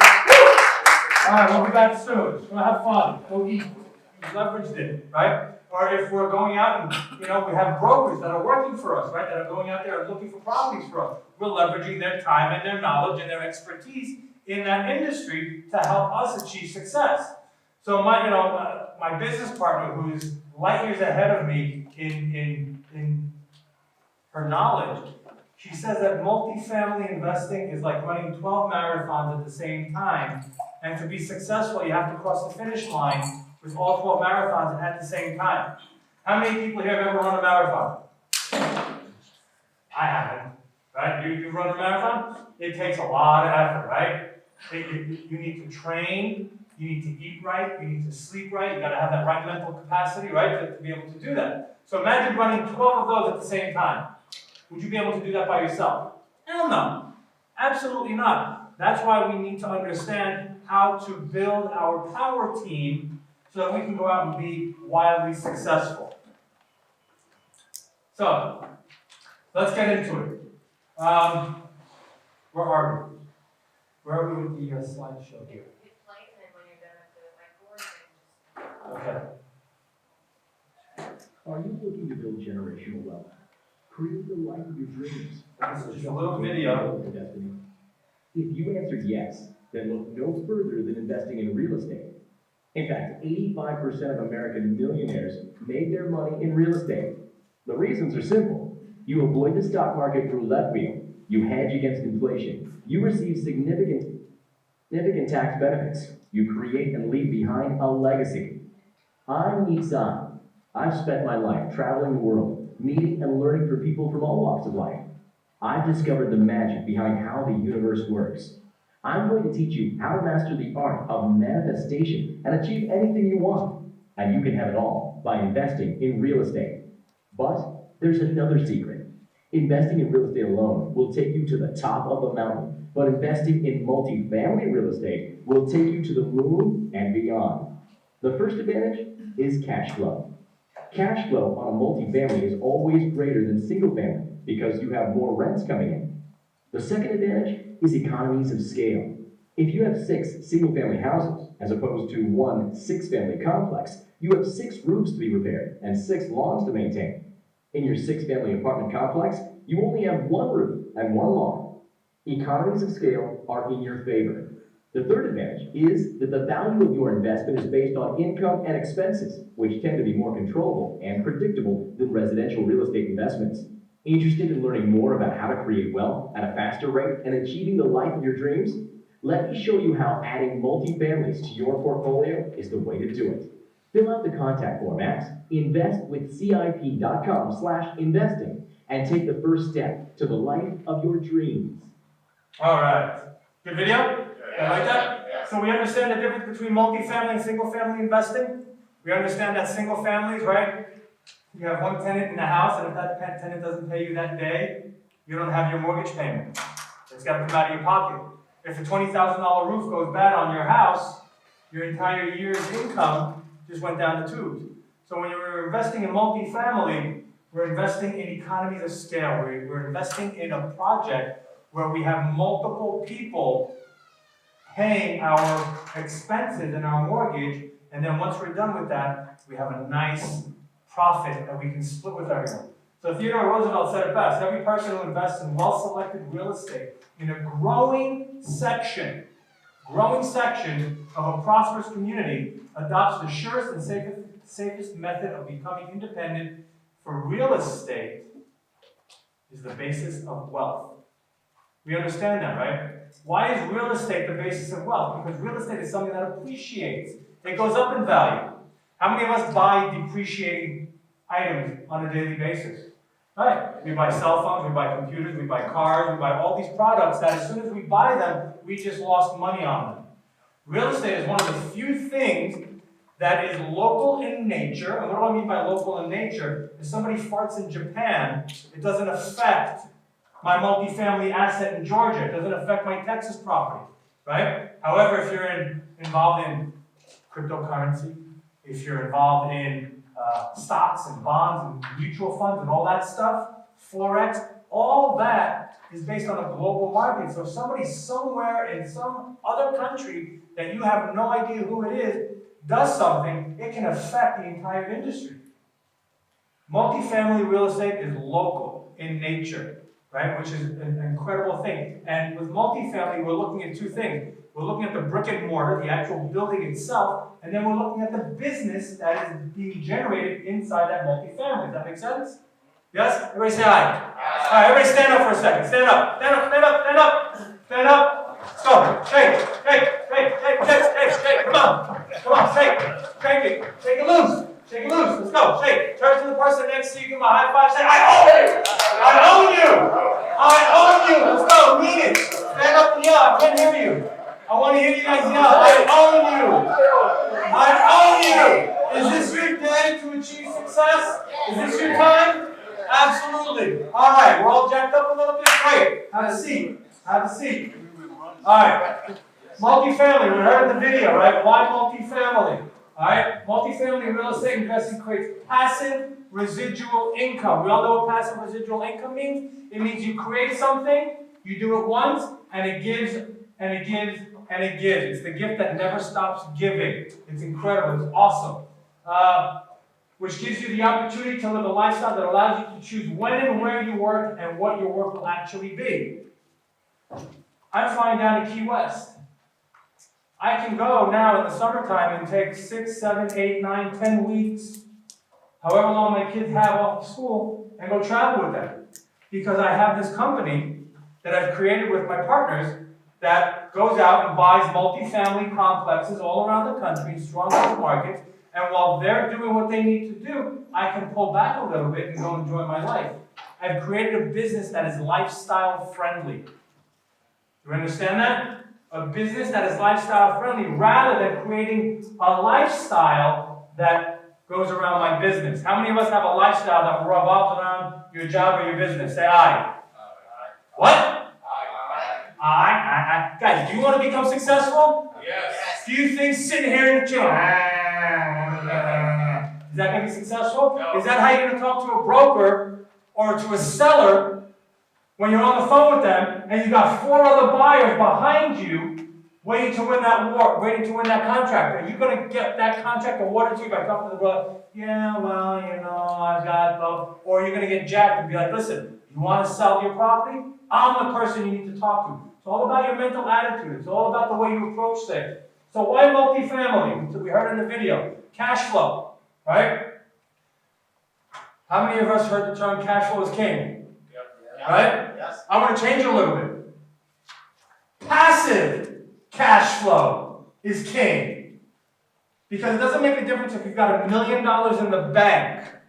If you stop working today, you're 90 days away from going broke. I don't care if you got $1 million in the bank or whatever, because if you have $1 million in the bank, what are your monthly expenses? They're going to equate whatever you make, right? Probably got some cars, some boats, houses, jewelry, whatever. You got all the stuff that you need to pay for. If you stop working, you're 90 days away from going broke. Let that sink in. 90 days. Okay? I didn't make that up. That's the way it is. Right? So passive residual income is the key to wealth. That is the definition of wealth. It's being able to do what you want when you want it with your time. I'm going to say that again. Wealth is being able to do what you want when you want with your time. Right? How many of us can now go out and quit our jobs and not go to work on Monday and hopefully still have a job when we come back next week, right? No, it's not going to happen because someone else is telling us how much we're worth. That's why I was never able to sustain a job long enough. Because I always felt that I was worth more than my boss. And I kept telling them, and they didn't like that. So, and then I realized that I didn't need to tell someone, I didn't need for someone else to tell me how much I was worth. I was telling myself how much I was worth, and then I had to go prove it to myself and bring that income in. So cash flow from rents collected. You have a 100-unit apartment complex, you've got 100 people paying your mortgage. If 10% of those people don't pay, can you still pay your mortgage? Absolutely. Absolutely. So this is why multifamily, because we collect rents, cash flow. Economies of scale. You understand what economies of scale is? Do we understand that term? Yes? No? Maybe? No. Economies of scale. Let me put it this way really quickly. If you got a 100-unit property here, and you've got another 50-unit property over there, and another 75-unit property over here, you can have one property management company running your entire portfolio. You can have one maintenance guy or woman running throughout those properties rather than paying 3 different people. Economies of scale. Value of investment is based on income. How many of us here own single-family residences that are rentals that are, right? When we buy a home, how do we value that home? By the sale of the other homes around it. Now, if we're lucky is a key word. If we're lucky, we live in a community where the houses around us are going up, right? So that means that our house value goes up. But we have to cross our fingers and go, I hope the guy selling the house across the street is getting good money for it. I'll give you an example. A friend of mine bought a house across the street from me, 6,000 square foot house, paid almost $2 million for it. It's on the water, on the canal, beautiful view, 6,000 square feet, it's a bunker. The house across the street from me, he lives Catacomb, the house across the street from me is 2,000 square feet. They want to sell that for $2 million. They have a price tag of $2 million. That house will never sell. Why? Because there are no comparables. There's nothing to compare it to. It's too expensive, right? Multifamily is based on the income. Property makes $100,000, you multiply that by 10, that's the value of the property. I don't care what the other property sold, we do, but we'll go into that later. But the value of that property is based on the income that it generates. So this is why we buy multifamily. We buy multifamily because in a good market and in a bad market, guess what? People need a place to live. And multifamily, if I dare say it, is a recession-proof vehicle to keep your money safe. Because in good times, people need a place to live, and in bad times, people need a place to live. It all depends on how you go out and buy, right? We make money when we buy an asset. We realize the profits when we sell it. Does that make sense? Right? I'll say it again. We make money when we buy property. We realize the profits when we sell it. So we have to understand how to buy multifamily in a conservative way so that if there's ever a hiccup in the market, if things ever go sideways, we're okay because we've analyzed the numbers and we bought it in a conservative way so that we're not too aggressive. All right. So, when we're going out there, my goal is not to teach you how to become a real estate investor. How many real estate investors are in the room right now? Raise your hand. How many? Everybody, right? We're all real estate investors, right? My goal is to teach you how to create a company that goes out and invests in real estate. Right? It's a little, again, we're talking about mind shift, we're talking about perspective, we're talking about the way we look at things. If I can show you how to build a company that goes out and invests in real estate, in commercial real estate, you are now sitting on top of your company and you can create a team that you can delegate responsibilities to so that when you're traveling, your company is still out there researching markets, speaking to investors, analyzing properties, building relationships with brokers, all these things while you're out there living your life. Does that make sense? Yes. Are we all ready? Yes. Yes? Say aye. Aye. Awesome. So, success blueprint. How do we do it? First, we got to create the company, right? How do we create the company? Now, there are many ways of doing this. Can we just check something? Yes. Okay. So, creating your company. Let's go back. So, first we create the company, then we build the team. Then we got to know our market. Where are we going to buy? We got to analyze for profits, and then we're going to submit offers, and then raise money. That's basically it. That's basically what we do. It's a simple process, but it's not easy, right? If it was easy, everybody'd be doing it, right? We'd have the entire country filled with millionaires, and then we'd be like, Cesar, I'll give you $20,000, go get me a glass of water, right? Because everybody'd be rich, so we'd have to do that, right? But not everybody's going to take action and do it. Not everybody in this room is going to take action. I'll tell you right now. Most people will go home, come Monday, get back into the same rut and routine, and just be like, yeah, you know what, that didn't work. It works. You have to work it. Okay? So, create the company. Disclosure. I am not an attorney. I play one on television, but I'm not a real life attorney. Okay? I'm not even a CPA. However, I've learned a couple of things. My disclaimer to you is before you go out, you create whatever corporations, companies, whatever you want, speak to your CPA, speak to your attorney so you can create the correct structure. The way we do it is we create LLCs, limited liability companies. We've all heard of limited liability companies. We know what they are. These are companies that we create that shield us. It's a protection, okay, from people out there that want to do harm. Okay, and there are many people out there that look for successful people so that they can go and slip and trip and fall on your property so that you can pay them a lot of money. So we want to protect ourselves from that. We want to protect our investors from that. So we create a limited liability company. Again, look at what your tax structure is, talk to a CPA. But when we go out, we create LLCs. When we're buying a property, the lender will dictate to you how many LLCs to open, where they want you to open, in what states, and what these LLCs will do. They're called SPEs, single purpose entities. Write that down. Okay? This is language that you're going to need when you're talking to your investors, when you're talking to lenders, when you're talking to your CPA and to your attorneys, right? SPE is a single purpose entity. You're creating this entity for one purpose only, and that is to invest or acquire this specific property. Okay? Now, what was the other? Build your team. Building a team is so important. Okay? It's about, you know, when I MC this 3-day weekend, we talk about sponsorships, right? We talk about meeting sponsors and building teams and building relationships with people. And I like to start off with a joke. A man walks into a bookstore and he walks up to the front desk and he asks her, "Where can I find the book, Man, the Superior Sex?" And she was in the science fiction section upstairs, right?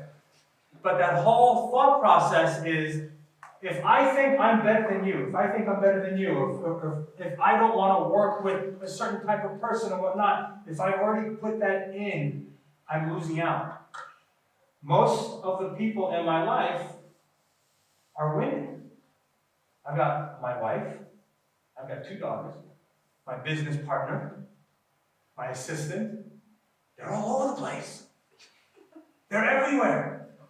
But it's awesome because I don't care where you come from. I don't care what you look like. I don't care what language you speak, what accent you have. If you have something that I need, and if I have something that you need, let's build a team together. Let's complement each other's skill set. So when we're going out there and we're building a team, and even when we're talking to investors, okay? You want to go out and you want to build that relationship. You want to have that personal touch. And I have this short clip here. How many of us have ever seen the video or the TV show The Office? Yeah. Right? The Office is great. Right? It's this guy who was a great salesperson in the paper factory, and then they moved him up to become an office manager. And he has no idea about how to be an office manager, but he has great sales skills. And this video is, she's the executive, and he's behind her, right? So they're going to meet a client to talk about writing an order, getting an investment, getting an investor to come on board with you, right? So let's see how they do it, okay? How he goes about building this relationship. Now, I want you to look at the timeline as well. We have... Hello? Christian? Why? Now they're walking in, it's daytime. Scott, this is Jam on some gold. Suits. Jam on the No gold? No. Thank you very much Suit, for meeting. ties, right? No. Watch, can you hear? It's cool. What Michael, we got divorced, okay? I'm so sorry, excuse me. Do you want to talk? Michael, could we have a table for 3, please? When did this happen? We're in a meeting. Okay. Wait, please? Christian. All right. Thank you. So you see how formal they start, right? The suit, the tie, hi, how are you? And he's already talking about something else. By going over the needs of the county. Right. Well, Lackawanna County has not been immune to the slow economic growth over the past 5 years. So for us, the name of the game is budget reduction. Awesome blossom. Ooh, what did you do? Hello? Christian? Yes. It's Jen Levinson. Thank you for meeting with us. Have you been on? Michael, okay? Do you want to talk? Michael, please. When did this happen? All right. Thank you. So now what does she do? She doesn't even say hi, and she just goes right into the kill, Start right? by going over the needs of the county. She's Right. no Well, personal Lackawanna touch, County nothing. has not been immune to the slow economic growth over the past 5 years. So for us, the name of the game is budget reduction. Awesome blossom. What? I think we should share an awesome blossom. What do you think? They are awesome. Want to, Christian? Awesome. Sure. Okay, it's done. Actually, Megan, may we have an awesome blossom, please? Extra awesome. Now it's done. So, I heard if you a very, very funny joke the other day. Want to hear it? Christian, you don't have to listen to this. It's okay. I like jokes. Okay. I like jokes. Just one joke? Okay. Well, it's just going to be one. I'll think of a different joke.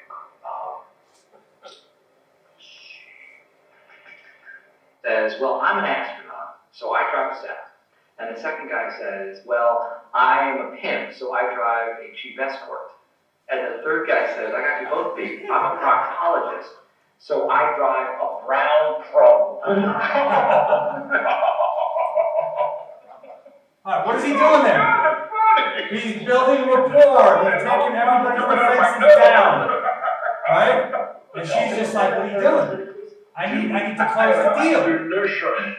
I know it. We would probably be upset with ourselves if we went this whole night without talking business. So Dunder Mifflin can provide a level of personal service to the county that the warehouse chains just can't match. Well, we are out to save money. What's the bottom line? That's why I wanted a signal between us, so I wouldn't have to just shout nonsense words. That's her fault. Did somebody say baby back ribs? I don't think Christian has time for that. I have time. I want my baby back. I want my baby back, baby back, baby back. I want my baby back, baby back, baby back. I watched my mom go through so much. Jackets are off. I decided to keep that. Notice, promise. jackets now come off. What does that mean? More relaxed. What's the matter? Well, this brings us to A Jan. couple of drinks never hurt. Tell us about your divorce. Oh, no, Michael, You, right? please. No. No, Oh, really. hey, so you're not gonna play? She's not playing. She's not playing the game. We just played it for a while, he didn't want kids, I knew that going into it, but he also knew that I did, so I guess I thought that he would change his mind, he thought that I would change. Are they talking anything about paper, about business, about orders, anything? No. Farthest from their mind right now. Cool. Stupid. Right? That's right. Talking Yeah, personal. Really brave. I mean, Make it personal. put your arms out there, you slit your wrist. You said, world, this is my blood. It's red, just like yours. So love me. Kenneth Road, Florida Ranger. Where are they now? Spent my whole They're life standing, right here in Los sleeves are Angeles. rolled up, jackets are off. It's I nighttime. know this place. I know how many hospitals we have, how many schools we have. It's home, you know. I know the challenges county's up against. Here's the thing about those discount suppliers. They don't care. They come in, they undercut everything, and they run us out of business. And then, once we're all gone, check See the her? prices. Starting to perk up. It's sad. It's terrible. You know what? It really is. Oh, I don't know. I guess I could give you guys a business, but you have to meet me halfway, okay? Because they're expecting me to make cuts. well, corporate's gonna go ballistic. But, good, Jan.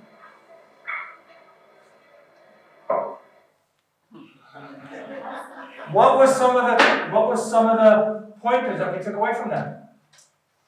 It's never business, it's always personal. Especially in this business. This business is a relationship business. You're gonna get deals brought to you if you have the best relationships with the brokers. You're gonna be able to raise capital from your network of investors, from your network of people, if you have a personal relationship. People will do business with you for 3 reasons. Who knows why? No, like, and trust. Know, like, and trust you. When they walked into there, did he know them? Did she know him? Absolutely not. Did they like each other? Nothing. They broke down the walls. He didn't even talk about business, about order, about anything. He built that relationship. Let's get loose. Let's get personal with this, okay? In this business, it's all about being personal with people. Your investors will invest with you not because you've got the best property under contract, but because they know you, they like you, they trust you, you're transparent, you have a good track record. Now, what happens if you don't have a track record? What happens if you've never done this before? What do you need to do? You need to go out there and find people to build your team that have the track record, that have the know-how, that have the history, okay? So, building relationships, right? Now, when we're networking, okay, you guys should be networking when here as well, okay? When you're networking, you want to talk to people. How do we build relationships? How do we build rapport very quickly, right? We go to these networking events, and you got an hour, 2 hours, and you got to roam around the room to find out who your exact person is. So when I go out to a networking event, what I do is I'll sit and I'll set goals for myself for that networking event. First of all, I need to know who I'm going after. So I'll create a different avatar. Am I looking for a mortgage broker? Am I looking for a sponsor? Am I looking for investors? Am I looking for real estate brokers? Who am I looking for? I go out and I make a list of everybody that I'm looking for, and then I'll go to that networking event with a focused mentality of I'm looking for a certain person. And it's okay when you're at a networking event to talk to someone and say, Cliff, it's great. Right now I'm looking, blah, blah, blah. I'm looking to meet this kind of person. Who do you know here in this group that can satisfy my requirements? Right? And you'll be amazed when you're laser focused and you're at these events and you know what you need to do. People go like, ooh, what's up with that person? Look at they're focused. I was at a networking event yesterday, and these networking events are all the same. Let's get together at a bar, and we'll have happy hour drinks, and we'll all have drinks and free food, and we'll just schmooze for an hour and a half. I'm not here to schmooze. I'm here to find my strategic partners. This is what we're doing. We're looking for strategic partners. Who can help me move forward towards my goal? And how can I help them? Right? So when we're networking, one of the best ways to go out that I found, I created this little thing, it's called home. Right? I know myself. When I go out networking events, I'm very shy. Very, very shy. I don't like to go into a room where there's cliques of people, groups of people, and I'm the one guy by myself. I'm like, oh shit. Who am I going to talk to? Look at them, they all know each other. They're all talking. What are they talking about? I have no idea.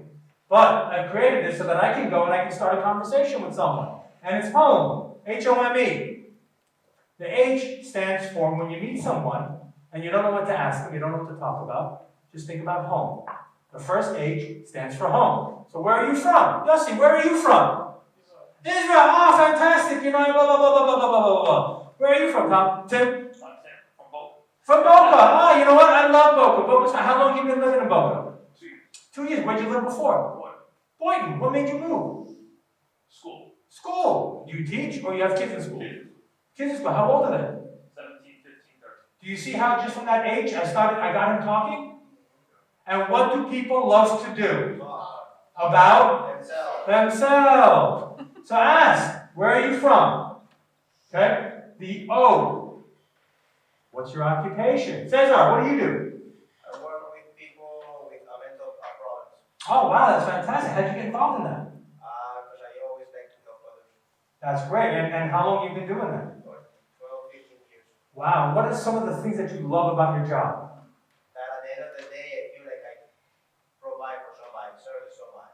Awesome. So did you just hear what did I learn from Cesar about what he does? He loves to give back. He loves to help people. So now, while I'm getting all this information from them, I have his business card. I'm taking notes on his business card.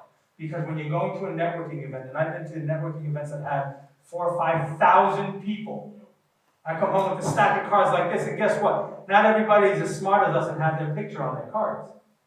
And so you're looking, going, who the hell is John Holmes? Oh my God, I have no idea. Right? Write his name. Write his name down. John Holmes. I don't know why that name popped in my head. Anyway. Occupation. But what did I learn about Cesar? That he likes to give back. That he likes to give back. That he likes to help people. The M. What do you do for money? Right? What do you like to do? And then E. Well, actually the M goes with the O. This should be marriage. Right? Talk about your marriage. Natalie, you married? How long have you been married? 8 years. You still like them? You have any kids? How many kids do you have? 3 little girls. Oh, that's so amazing. How old are they? 5, 3, and 1. Wow, they're a handful, aren't they? Oh, wow. What do you like? What do they like to do? You like to dress them up in like little princess outfits? Some of them do. You see, you get people talking about themselves, about their family. That I actually had a conversation once with someone. It was my daughter a couple of days ago. She's like, Daddy, I need your help. Come here. She's like, listen, I have this math problem. Can you help me? I need blah, blah, blah. And all I did was stand there and listen to her. And she was talking. She got to the answer by herself. She goes, oh, thank you, Daddy. Anytime. Anytime you need me. People people will talk about themselves. You get people talking and they talk about themselves, they will reveal information, and then you can take that home, and when you're calling them to build and to continue that relationship, you have somewhere to build on. You have something to build on. So that's that. You also want to talk to influencers. Today with social media, right? I connected with Ben, connected with Limor, connected with a bunch of other people on social media because I only know so many people, right? But if I connect with someone like Ben or Limor, and that they have a social media presence, and they have thousands of followers that they can reach out to, and I build a relationship with them, now I have their network to use and to work with. You follow me? So connect with influencers, right? Also, you gotta know your audience. Know your audience. Know who you're targeting, okay? What I like to do is I like to go out and I like to create avatars, right? I like to create an avatar of all the different types of investors that I'm going to go after. And who's an investor? Who's an investor? Give me a criteria of an investor. Anybody, shoot it out. Shout Someone out. that's willing to give you their money. Someone who's going to give you their money. Very good, that's right. And who are some people that have money to give? Well, they have to have extra. Doctors, lawyers, Discretionary income. discretionary, right? People have their own companies, right? These people understand business, they understand leverage, they understand how to leverage other people's money. They just don't have time to go out to do the investing themselves. So let me build a relationship with them and show them how they can go out and now use their money to make money. You follow what I'm saying? Does that make sense? Everybody, yes? Say aye. Yeah. Aye, all right, great. So know your audience, know who you're talking to, know what their fears are, know what their desires are and what their needs are. Because a guy or a woman who's single, who's 30 some odd years old, right, not married, has different needs and desires and fears than a guy 48 years old that has 2 kids, a wife, a mortgage, bills, all this kind of stuff. So you got to understand who these people are so that you can target them exactly the way with the language that they speak. Does that make sense? Right? All right. We also, when we're talking to investors, when we're knowing our investors, there are 2 types of people that we're looking for. Accredited versus non-accredited, and conservative versus aggressive, sophisticated. We all know what an accredited investor is.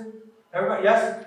Yeah, no? Well, an accredited investor is, the SEC has a regulation. We all know who the SEC is, the Securities and Exchange Commission, right? This is a body, a governmental body that was created to protect people like us from Bernie Madoffs, okay? So we are buying security. We are buying into an LLC that owns the property. We're not really taking ownership of the property. We are investing in an LLC, in a company that owns the property. And again, that gives us another layer of protection, okay? If anybody wants to come at us. So the SEC said that there are a couple of different types of investors. One is an accredited investor. What is an accredited investor? Someone who makes over $200,000 a year independently, or $300,000 combined with their spouse, or has a net worth of over $1 million. So when you're investing and you've got your investors that are accredited, if anything goes wrong, this is an investment, right? If anything goes sideways and you're losing money, and you have accredited investors, they can't really come at you and sue you because the judge will look and say, well, you're an accredited investor. You knew exactly what you were getting involved in, and you have that extra cash lying around, so I don't even want to hear it from you. Then we have what's called a sophisticated investor, someone who does not meet the financial requirements of an accredited investor, but has the knowledge of investing, has invested before in stocks, bonds, maybe owns a couple of single-family homes, a duplex, a quad, whatever. Understands business. Maybe is a business owner. They're sophisticated. Then there's what we call the person on the street. That's the mom and pop. That's who Bernie Madoff took advantage of. Right? The people that had the last $10,000, $15,000 sitting in their bank account and they gave it to him. These people we don't deal with. These people, if they come at you and they want to sue you, the law will be on their side. Okay? So we are looking for accredited and sophisticated investors. And according to the law, you can only have up to 35 sophisticated investors in any one of your projects. You can have an unlimited amount of accredited investors, but only 35 sophisticated investors. Okay, I would behoove you to go on Google, Google accredited, sophisticated, really dial in and understand what these mean, because you want to be able to sleep at night, right? You don't want to worry who's going to do what and when. All right, building your team, right? It's so important to build your team with the right people. In anything in life, it's all about building your team, right? When we are single, we're a one-person team. Then what do? We go out, we find a partner, a spouse, right? We build a team. Then we have kids. Well, we got more people on our team, right? When we're doing, friends, we're building our team of friends around us. When we're, whatever business you're in, you're creating that team, because I don't know about you, but I can't talk to 45 investors every single day. I can't go out and look at the markets. I can't fly out to every market. I can't talk to every broker. I can't analyze every property. I can't put together all the property packages. I can't raise all the money. I just can't do it. Not enough hours in the day. And plus, I don't have the expertise. It would take me about 3 weeks to create an investment summary on a PDF, where it takes my partner an hour and a half. Because she understands how to do that. I have no idea. She knows how to create an Excel spreadsheet that can go out into 12 different tabs. I get scared when I look at an Excel spreadsheet. I really don't know how to use that stuff. So I need to leverage other people, okay? So when we're building a team, remember before the lunch break I was talking about taking inventory, right? This is when you want to really sit down, when you're building your company, take inventory of who you need to have on your team. Who are going to be the team members? Now, when we're talking about commercial real estate, right, there's certain specific people we need to have on our team. So first of all, there's us in the middle, right? Then, when we're talking, what do we need to do? We need to talk to brokers. So we need to go out, we need to find brokers that are willing to help us in our specific market, right? So, one person or one team member would be brokers. One broker on your team is good. Two brokers, one broker will make you money. Two brokers will get you rich. 3, 4, 5 brokers will set your kids and their kids up for life. Because we have a broker working in this market, and I could have another real estate broker working in another market, and I can have another real estate broker working in another market. So I'm leveraging other people's time, knowledge, experience, and location. All while I'm sitting in Boca. Okay, I've got people in Georgia looking for properties for me. I got people in North Carolina looking for properties for me. I got people in Texas looking for properties for me. I got people in Cleveland, in Illinois, in many states that are out there looking for opportunities for me. I got 10 people looking, right? The more people you have looking, the more opportunities come your way. So now, you got your broker. Now the broker's going to start sending you deals, start sending you opportunities, right? Here, take a look at this property, take a look at this property. Oh wow, 150 unit apartment complex. Great, it's $10 million. Okay, I'm going to go to the bank, and the bank's going to give me a loan. What's the first thing a mortgage lender is going to ask you? Do you have experience? What's your experience? What's your track record? What's your net worth? How much money do you have? What experience do you have? Imagine if the U.S. Navy came to you and said, hey, Cesar, I'm going to give you the ship. I want you to sail the ship from here across the ocean. You've never sailed a ship before. What's going to happen? Probably going to sink, right? Because you don't have that experience. Same thing with a lender. A lender's not going to give you $5 million if you've never bought a multifamily complex before. They're not going to give you $5 million to buy a property if you cannot pay the mortgage payments if things go sideways. They're not going to give you a loan on a multifamily if all you have are single families. They're not going to give you that. So who's another team member that you got to have on your team? It's called a sponsor. The sponsor is someone like, for example, like myself, right? I have experience. I bought properties from single family all the way up to 300-400 unit properties. All right? I have the net worth, I have the track record, I have all that. There are people out there that have this track record, that have the network, that have all this, that are called sponsors. They're the guys, the people that are signing on the mortgage. We take the responsibility of the mortgage on our shoulders because we have that experience and that track record. Okay? So if you don't have that, you need to find that 1, 2, or 3 people, because a sponsor can have liquidity. They can have the money, but they don't have the net worth. So then you can find someone else who has the net worth. Right? They may have the net worth, somebody else may have the liquidity, but they don't do multifamily. You can find another sponsor who has a track record of multifamily that's buying the same property that you want to buy. And you pool these people together, right? So when you're writing down the inventory of who you need, you got to ask, what do I bring to the table? Do I bring the net worth? Do I bring investors? Do I bring in broker relationships? Do I know the market? What do I bring? Write that down. And on the other side of that list, you ask, what do I need? And you look, well, I have this, I need this. I have this, but I need that. I have this, but I need that. And now you create your list of all the people you need to bring onto your team. And guess what? Next time you go out to a networking event, you're not just floating around. You're not what Zig Ziglar calls a wandering generality. You're now a meaningful specific. You're going out with intention. You're living and you're going out with intent to do something, to find a specific person, and you'll be amazed when you go out and you start your day with an intention, or you go to an event and you have an intention set, you'll be amazed at what happens. Remember the RAS, the reticular activating system? When you put an intention out, the RAS starts working, starts bringing you people, things, all that you need. All right, so sponsor. Now, you got the sponsor, and what does the sponsor also do? The sponsor also helps you talk to the broker and talk to the seller. Because if you haven't done a deal, and you're talking to the broker, and the broker, what are they going to ask you? The mortgage broker or the real estate broker. What was the last deal you closed on? And if you're getting involved now, and you've never closed on a deal, what's going to be your answer to the broker?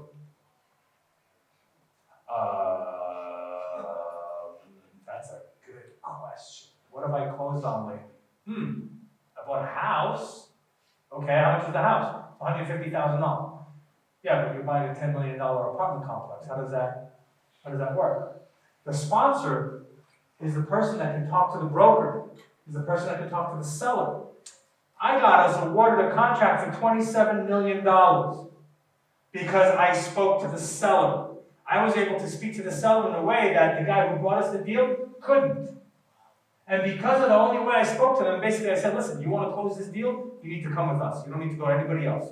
Because we're not going to do this, we're not going to do that, blah, blah, blah, blah, blah. I was able to talk in a certain way to the broker because I had that experience and I had that confidence where these other people couldn't. So this is what a sponsor will do for you as well. They can help you win the contract because they have the track record. You're not one person on your team, right? So now, the broker, you have the sponsor's talking to the broker, you're talking to the broker, you get a property, and you now are looking at the property and go, okay, what do I do? How many of us love numbers? How many of us love running numbers, analyzing? Great. I like numbers. I'm not the analyzing kind of person. Not doing it. So what do? I find somebody on my team. I put somebody who is an underwriter, who loves spreadsheets. My business partner. She's the one that does all that. She puts the numbers together. She takes it from the package, puts it in the spreadsheet. She created the spreadsheet with all the formulas and she made it so simple for me. She is so awesome. She said, all right, whatever's in yellow is what you can change. Whatever's in red, don't touch. Whatever's in green, blah, blah, blah, blah. So she said, she made it very simple. She goes, whatever's in yellow, Nitzan, that's what you can play with. And then when the light flashes green, we got a deal. That's how simple she made it for me. Alright? So I brought someone who's an underwriter. Now, once you've underwritten that, okay, and you've put your letter of intent out, you need to start now marketing the project. You need to speak to a property management company. When you're going into a market, when you're going into any market, the first thing that I do is I start hitting up property management companies, even before I talk to brokers. Because I want to know from the property management companies, what are the best areas? Where can we go? All right, a good property management company that has been in that market for years understands that this side of the street is better than that side of the street. Why? Don't know. That's just the way it's been for the last 45 years. You don't want to buy over there, you want to buy over here. Oh, okay. Can we do this to this property? Yeah, you can, but you can't do it to that property. Why? Well, this is what it is. So the property management company has special localized knowledge of that market that you need to tap into. And then you can compare it to what the broker says. Okay? LTC, loan to cost. You're buying $1 million property, you got $300,000 worth of renovations that you got to put into it, so your total output is $1.3 million. A lender, some lenders will lend you based on LTC, your loan to cost. They'll give you 75% LTC. So they'll give you 75% of $1.3 million. So that's the difference. So you want to know, will Fannie and Freddie, you've heard of those terms, Fannie and Freddie? Will they lend in this market? I've been into some markets where Fannie and Freddie did not want to go in. What do? We have to look at alternatives, right? A CMBS loan. We know what CMBS stands for? CMBS, Commercial Mortgage-Backed Security, right? This is a mortgage that is backed by Wall Street. They have other terms, other requirements. You fill out, documents upon documents upon documents. You have a good lender, they're going to help you. SEC attorney. SEC attorneys are going to help you stay out of jail. Okay? They're going to keep you out of jail. An SEC attorney is going to help you create what's called your PPM. Write that down. PPM. Private Placement Memorandum. This is the document that you send to your investors. And in this document, it basically tells people, you're going to lose your money. This is an investment. It's a high-risk investment. You're going to lose your money. You got to understand that this is an investment. You're going to lose your money. Every page you turn, it's going to tell you that this is a risk and you're going to lose your money. There's a huge possibility that you're going to lose your money. Then there's also this document called the subdoc, your subscription document. This is where you, the investor, fills out their information, who they are, where they're from, how they're investing. Are they investing with a 401, with a self-directed, LLC, their own name? Are they sophisticated, accredited? All that information is in that subdoc. I, as the sponsor, receive that document from the investors once it's filled, and I go over it. And if I have any questions, I call up that investor and I square things away. And then I either accept them into the investment or I reject them. If they're not qualified, I say, I'm sorry, I cannot accept you right now. And we put them on the side. Okay? And then we send out what's called a certificate of ownership once we close. So that's your SEC attorney. Then you got your money raiser. Once you've put the property in the contract, you've done your due diligence, doing all that, now you're going out and you're raising money. A lot of times when we go out, we start off with friends and family, right? Immediate people that we know. However, when we're going out and we're building our business and our company is growing and we're doing bigger deals, now, $27 million project, right? We had a 75% loan to value. Let's round those numbers down. $20 million, let's say they're giving you 70%. So you're getting $14 million from the bank. That means you got to come up with $6 million, plus all the closing costs, plus the renovation costs, plus the acquisition fees, plus all that. Could have come up to $7 million. It's very difficult to go out and raise $7 million, one person at a time, because you got to talk to each individual person. You got to, like we did on the video, you got to spend time with them. You got to build a rapport. You got to talk. You got to schmooze. It takes a long time. While you're doing that, you can go out and you can hire people that are licensed to raise money for you.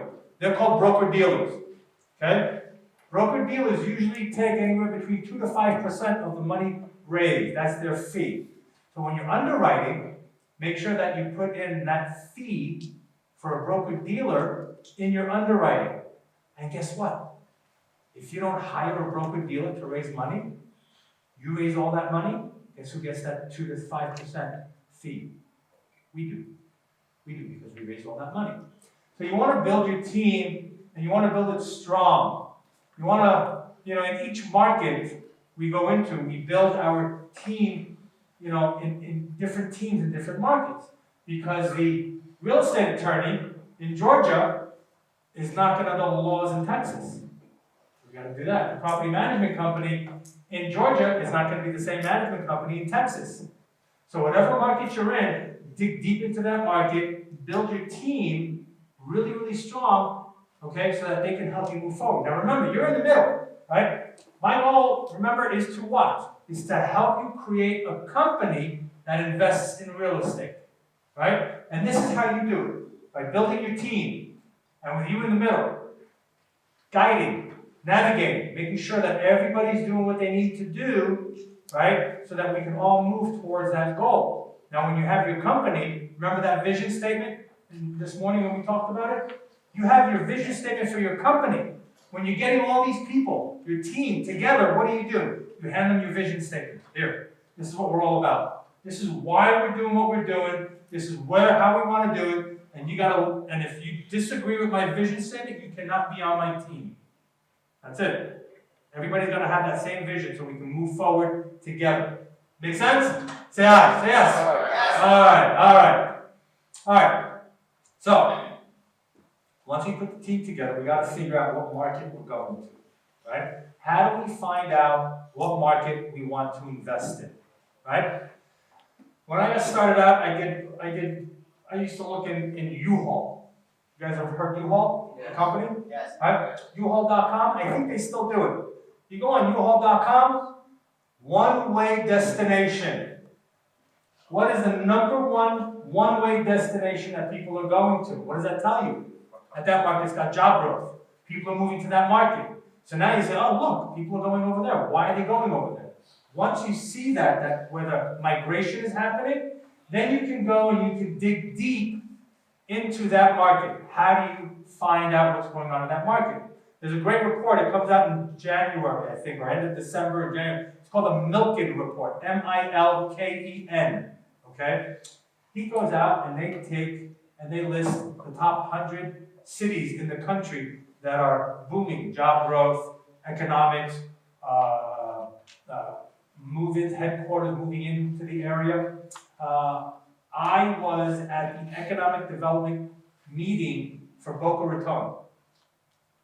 And they were talking, in Palm Beach County, there are 62 headquarters of major companies in Palm Beach County.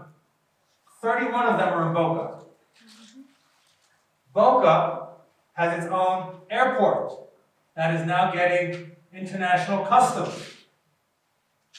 We're on a major road, I-95. We have how many universities in Boca? 2 major universities, FAU and Lynn, right? These are the things that we look for in markets as well. We look for them to be the MSA, the Metropolitan Statistical Area, right? So you have Boca and you have the surrounding areas, right? West Boca, outside city limits. So we want to look for a market that has at least 100,000 people in it, right? Write that down. 100,000 people. Now you ask me why? Why 100,000 people? Because when we're going to sell the property, we want to have a huge buyer's list. Huge buyer's list. If we're going into a market that has 40,000 people in it, our buyer's list just went from here to here. Because we're not going to have the big funds, we're not going to have the REITs, we're not going to have these big players looking at our deals because the market is small. We want markets that have universities in them. We want a market that has at least 2 economic driving factors, right? Who can give me some examples of an economic driving factor? What kind of job? You have health, right? Health. You have oil, for example, like in Texas, right? Houston used to be a huge oil economy. We were lucky. We sold our asset before Houston tanked, okay? Because we saw it coming. We saw the oil prices coming. We said, holy shit, let's sell the property before we have to ride it for a full cycle. So we got rid of it. We dumped it. Right? So you want to make sure that your markets have multiple economic driving factors in it, right? Health industry, you know, geez, I'm drawing a blank, education, government offices, construction, all these different factors that are driving the market. Alright, so we're going to say here, in order to have a successful real estate investment company, you must find properties that have the most potential for profit.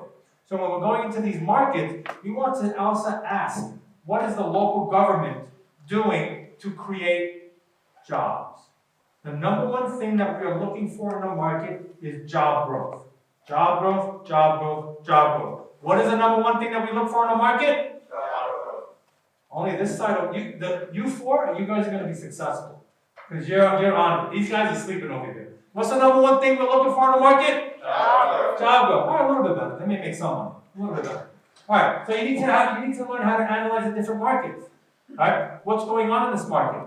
For example, in Georgia is booming now. Why is it booming? What's going on there? Right? Well, we got Hollywood is moving, studios.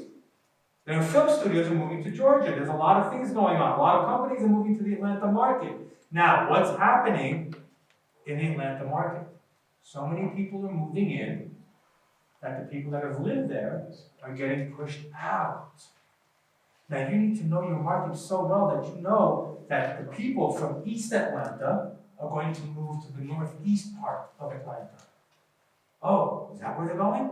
How do we know that? Well, you gotta have boots on the ground, you gotta talk to people, Economic Development Committee, Chamber of Commerce, finding out where the path of progress is, what is the local government doing to create jobs, tax incentives, all this, you gotta dig deep into that market so you understand people are moving out.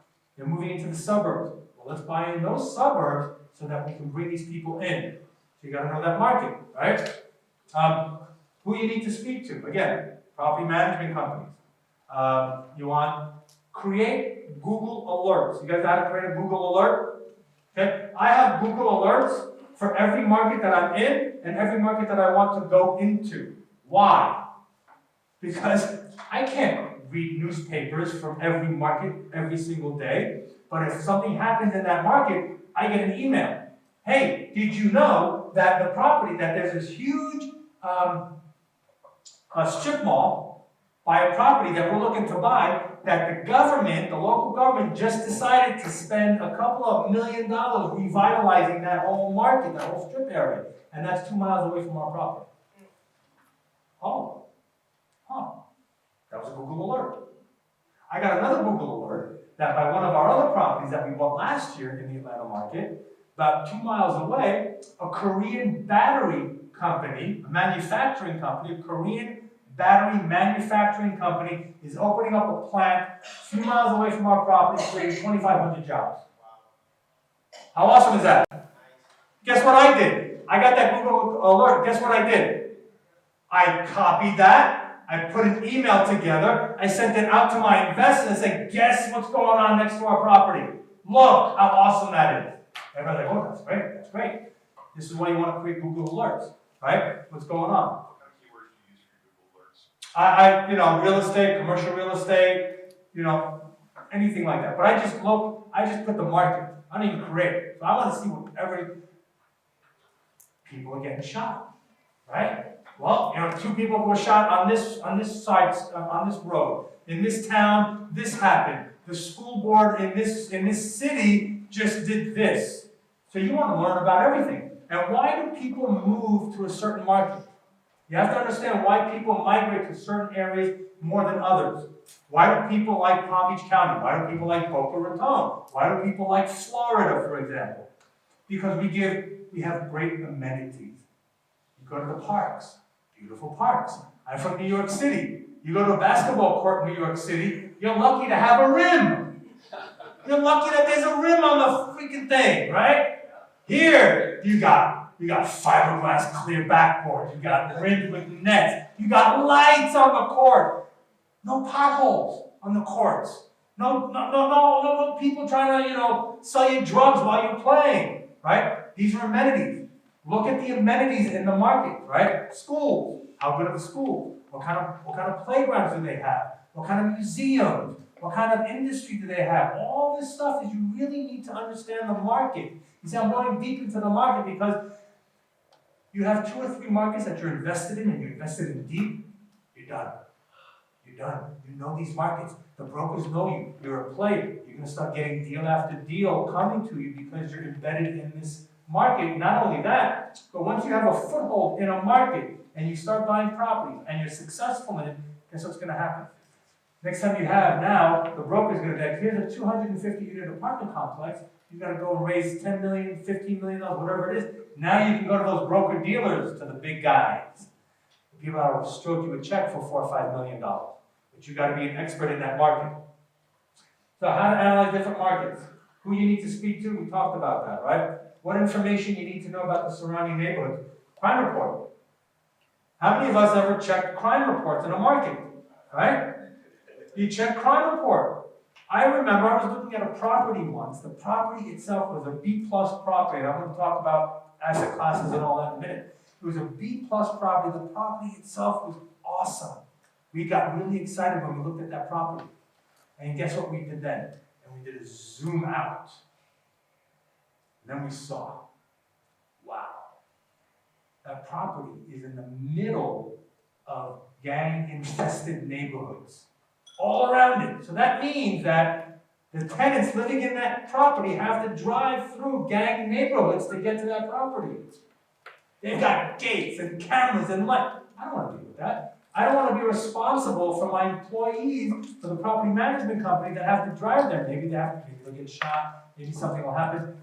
But you really have to know your neighborhood, know what you're looking at, right? Know the surrounding areas. Crime report. Also, you want to know how many families are being created in this market. How many families are being created? Because the more families are being created, what does that generate? Job! Yes, very good job. Great. Good. Yes, the job.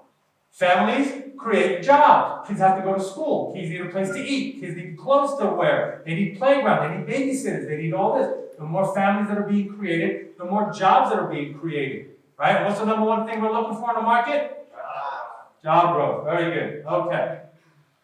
And then, how do we find our markets, right? U-Haul.com is one way. Milken Report is another way. You can Google top 10 best cities to live in. Anybody ever think of that? Top 10 cities to invest in real estate. Top 10 cities where the residential market is still booming. Right? Residences drop, multifamily is behind it. Right? So we want to keep an eye on that as well. Demographics. Right? 1, 3, 4, 5 mile radius of where we're looking to buy. How much income are people making? Right? What kind of jobs are they holding? Right? Are these temporary jobs? Remember when these man camps were being created out in Utah and whatnot, when they were drilling for natural gas and whatnot? It was a big craze several years ago. They went out and they brought these little metal containers, 2 beds, a sink, and thousands of people were living in this one area because they were working drilling for natural gas. And then what happened? That economy, that market tanked. So you need to understand the type of job growth. Is it temporary job growth or is it permanent job growth? Is it white collar job growth or is it blue collar or gray collar job growth? What kind of job growth? What is behind that job growth? Right? So you want to see the demographics. And we talked about the economic driving factors, right? So, for example, Palm Beach County. Did you know that Palm Beach County hired a company to go out and to headhunt corporations to bring them to Palm Beach County? Did you know that? We pay for a company to go out and to look for other companies that aren't in Boca to bring them in Boca. This woman goes out and she looks at all the $1 million homes on the beach. And she looks and she sees, okay, that's a CEO of a company. Okay, his company's in Boca, great. There's another CEO of a company. Their company in Boca? No? Okay, we need to talk to him. Why do they have a house in Boca, but their business is not in Boca? Right? So we have an organization that is building up job growth and job incentives to come into this economy. Not only that, but they are looking to bring in companies that will generate jobs in downtrodden areas like Belgrade.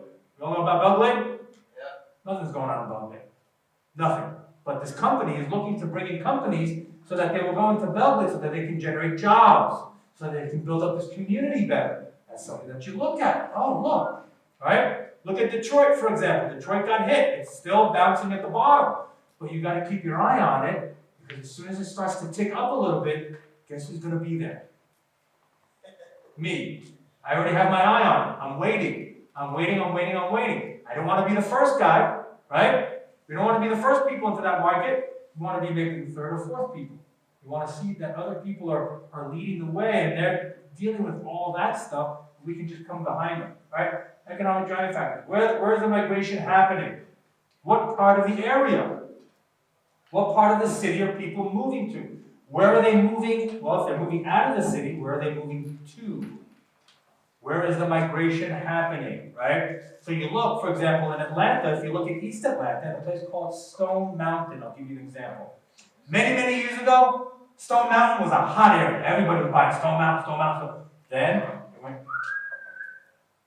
it went flat. But now what are we seeing? We're seeing investors buying properties again in Stone Mountain. So what does that mean?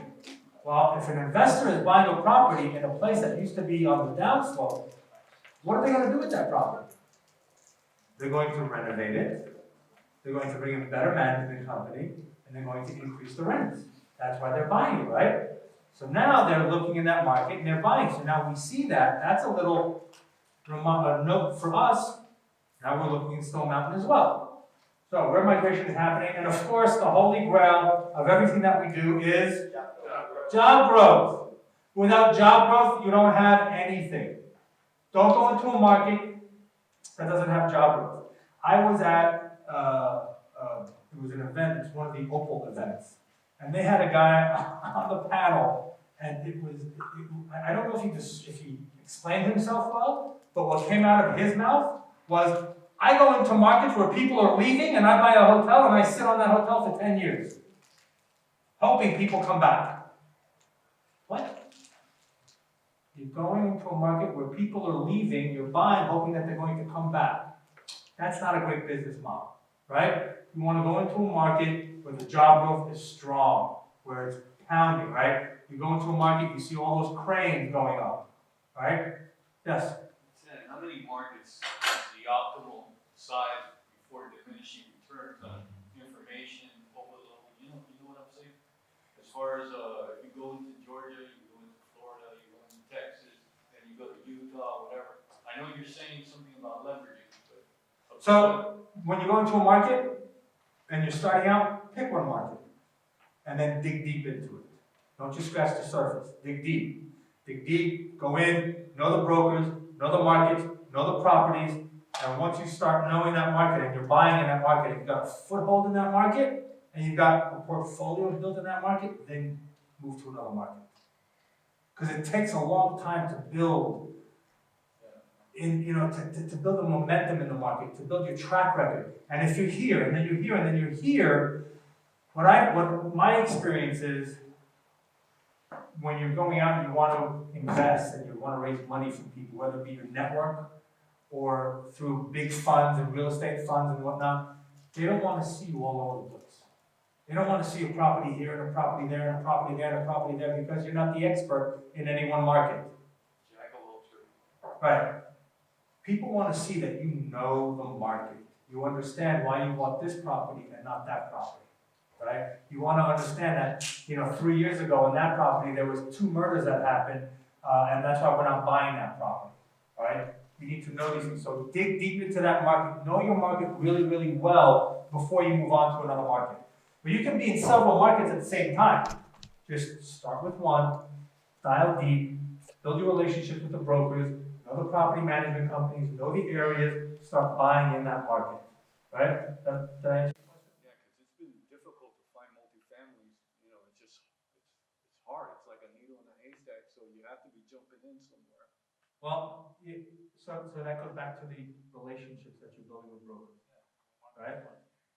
Think about it, right? Let's put on the broker's hat for a second, right? Broker, I'm a broker, I have my real estate license, right? And somebody calls me up, says, hey, Nitzan, I'm looking to come into Boca, I wanna buy a multifamily apartment complex. Great, I have no idea who you are. I have 20 other buyers in my back pocket that have been successful, that have already bought properties from me. Why would I give you my best deal? You haven't proven to me yet that you can close. I don't know if you're a performer or not, right? So our job is to build that relationship with the broker and prove to them and show them, hey, I'm another funnel for you. I'm a buyer. If you send me the right properties, I will execute and I will close on them. So when you build that relationship with the brokers, and that's why having your team in place, having the sponsors.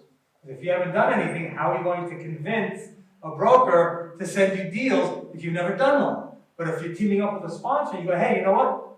I'm partnering up with these people.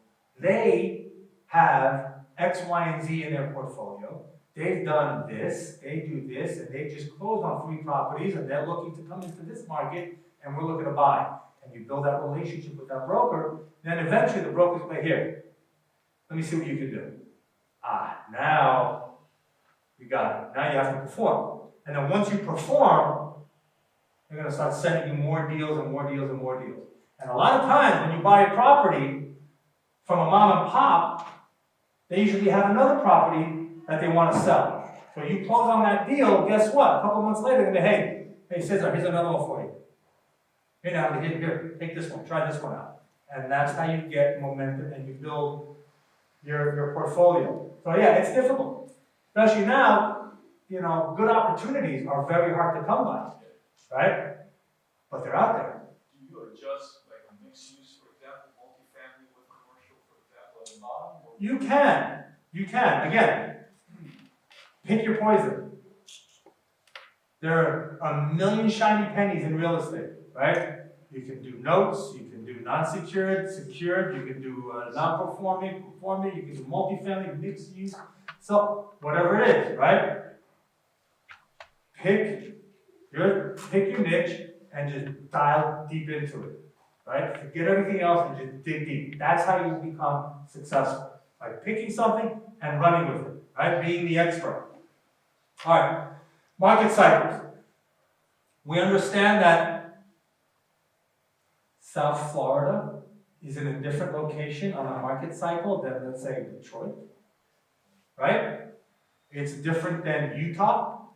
It's different, Cleveland is different than New York. New York is different than LA. Every market is local in its nature.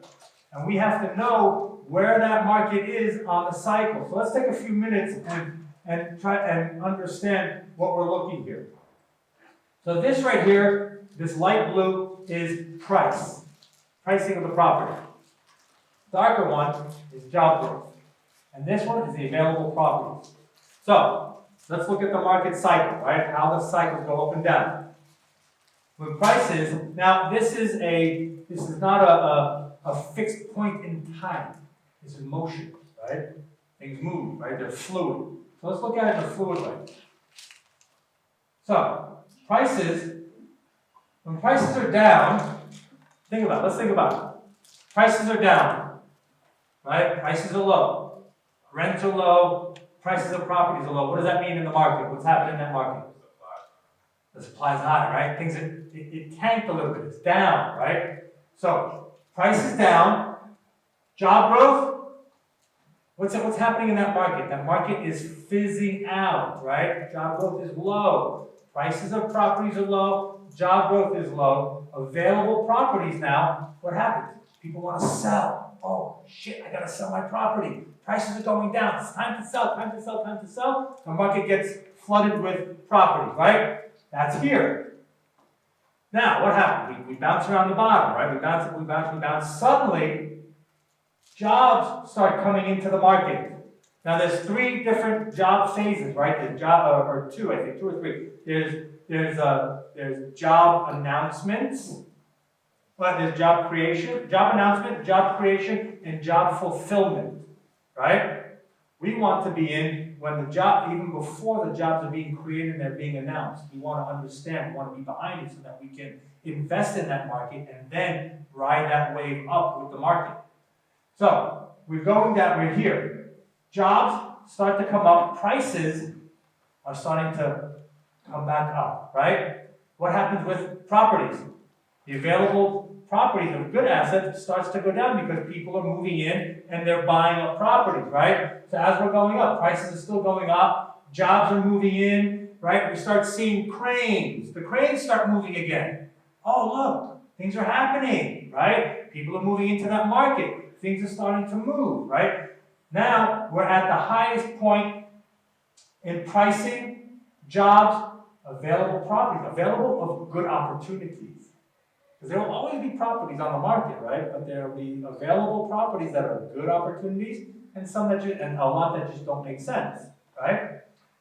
So here is a top where the pricing is high, job growth is at its fullest, right? And the market is cranking.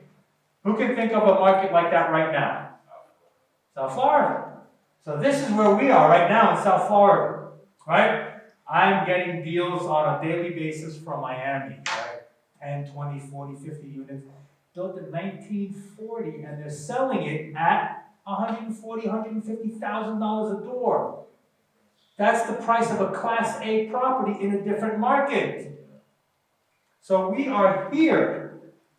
Prices are ridiculously high, which means cap rates are low. Job growth is at its peak. Good opportunities, not that much. Then what happens? Then we see suddenly properties are staying on the market a little bit longer, right? Prices are so high that people are moving out of the market. I can't live here anymore. It's too expensive. We can't buy in this market because it's too expensive. Let's go somewhere else, right? Then we start seeing this happen. People are leaving the market. People are moving. Prices are starting to go down. Guess what happens? People are starting to sell their, boom, more properties come on the market. We got to start selling. Why? People are moving out. People are moving out. Now, in every one of these cycles, in any phase of this cycle, you can buy real estate. Doesn't mean that just because you're in a market like South Florida, you can't find a good deal. You can still make money buying a 4 cap. We understand cap rates?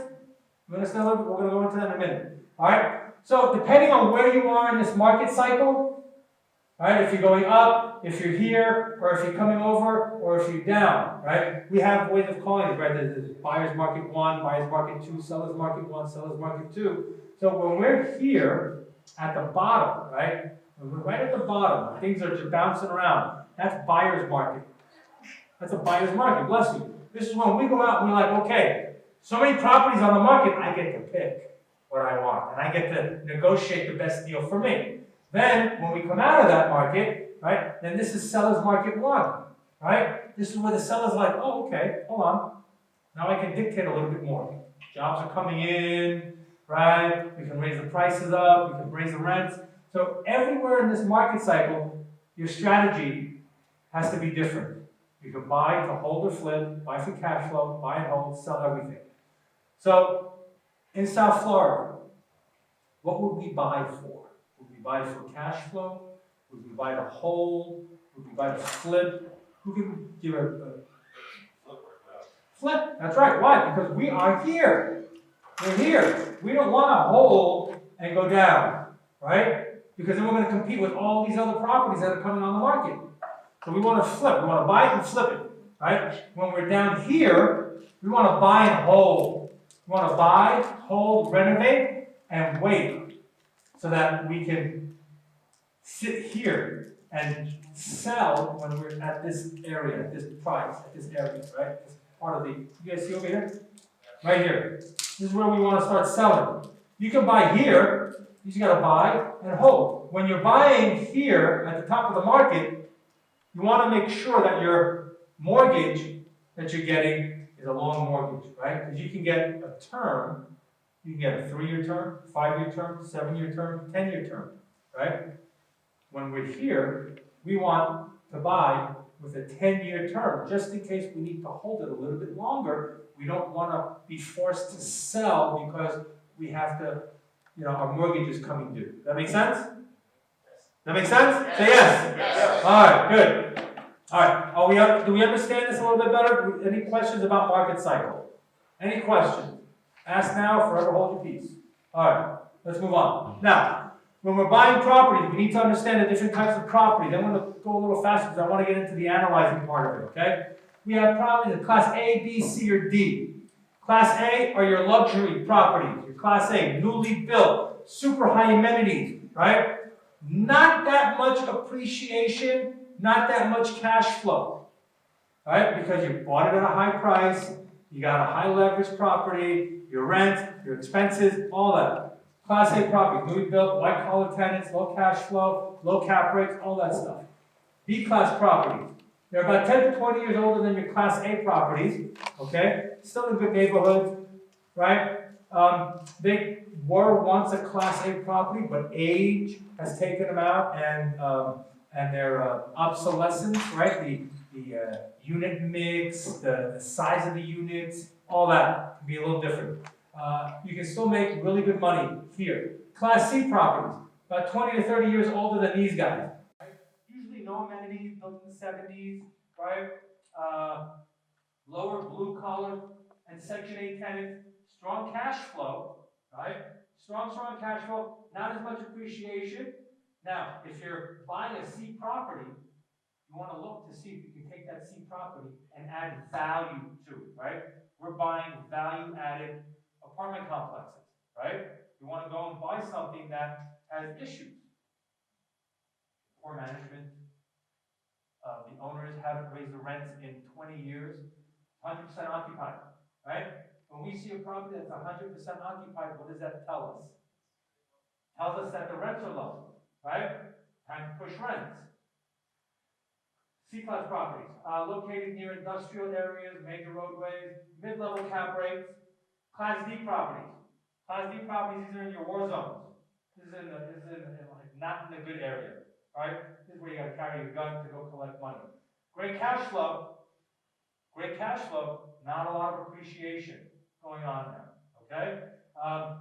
You can make money in any one of these asset classes. It all depends on what you want to buy in. I know a lot of people that buy D-class properties in D neighborhoods. They have the systems in place.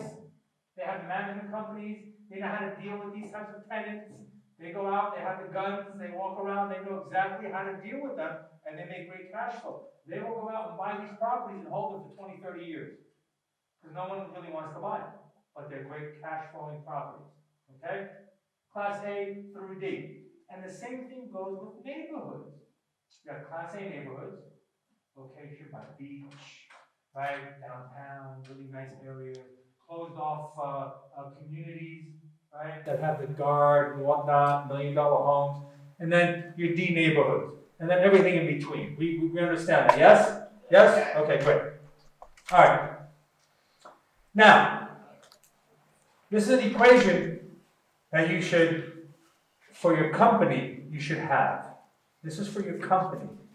This is how you become successful. Okay? D times F equals success. What does D stand for? D stands for deliberate actions.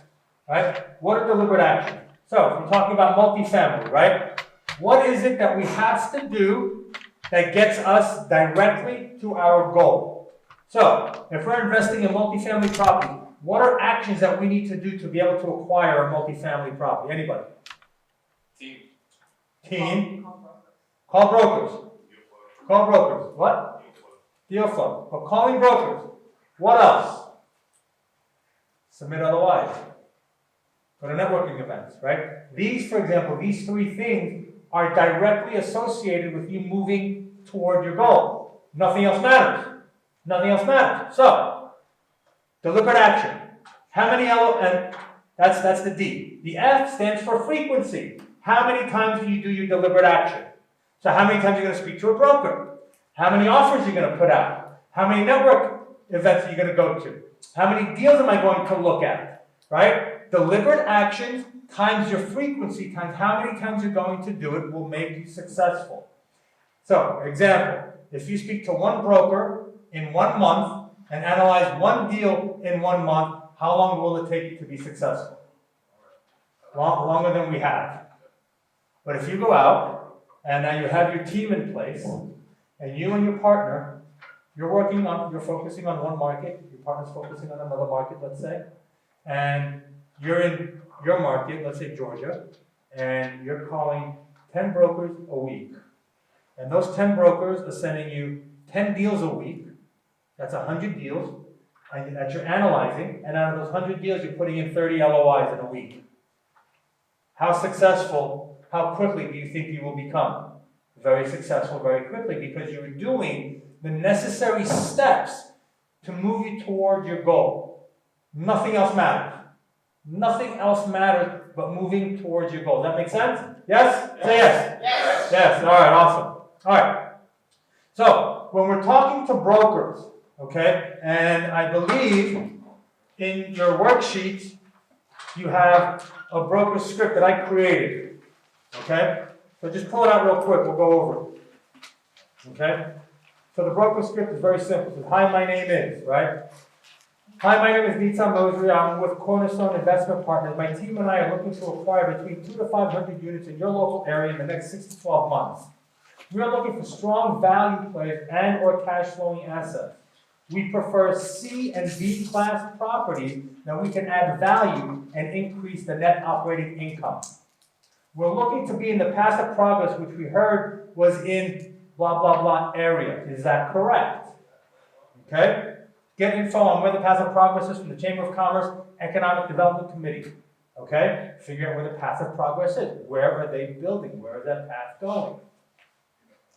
We prefer assets not older than 1980 built. Now this is my requirements, okay? You can change this, tweak it as you will. However, if there is a strong value play, we will consider older properties. What are properties trading at in your market?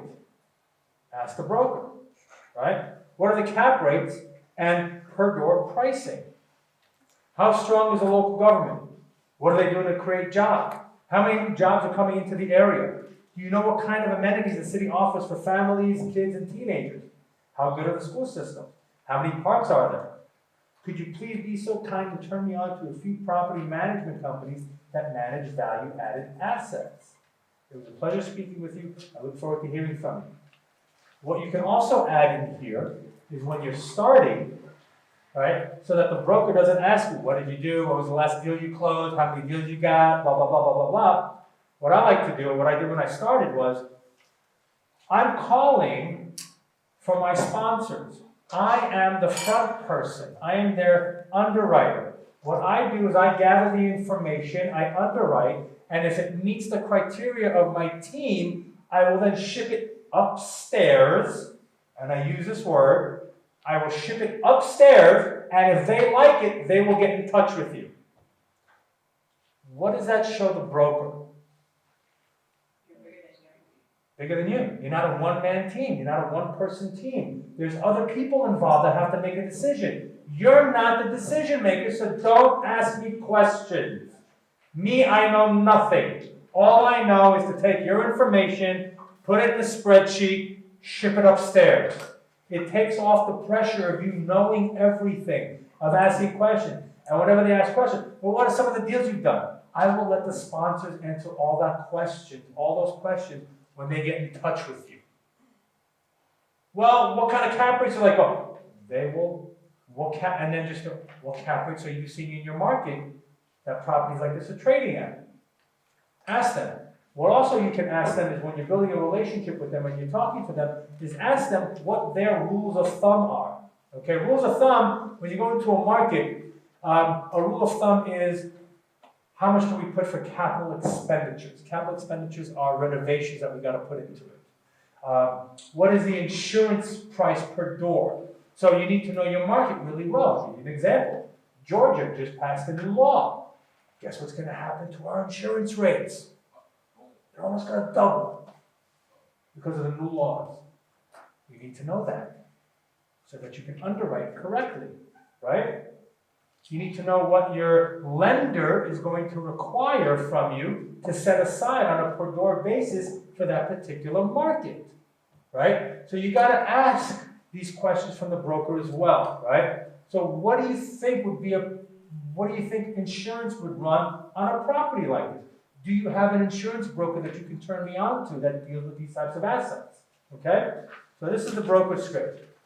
Now, when you're talking to the broker and you're talking about a property after you've built a relationship with them, you want to collect certain information. Okay? First thing I always ask is, what's the, and you should write this down, what's the story behind the property? What's the story?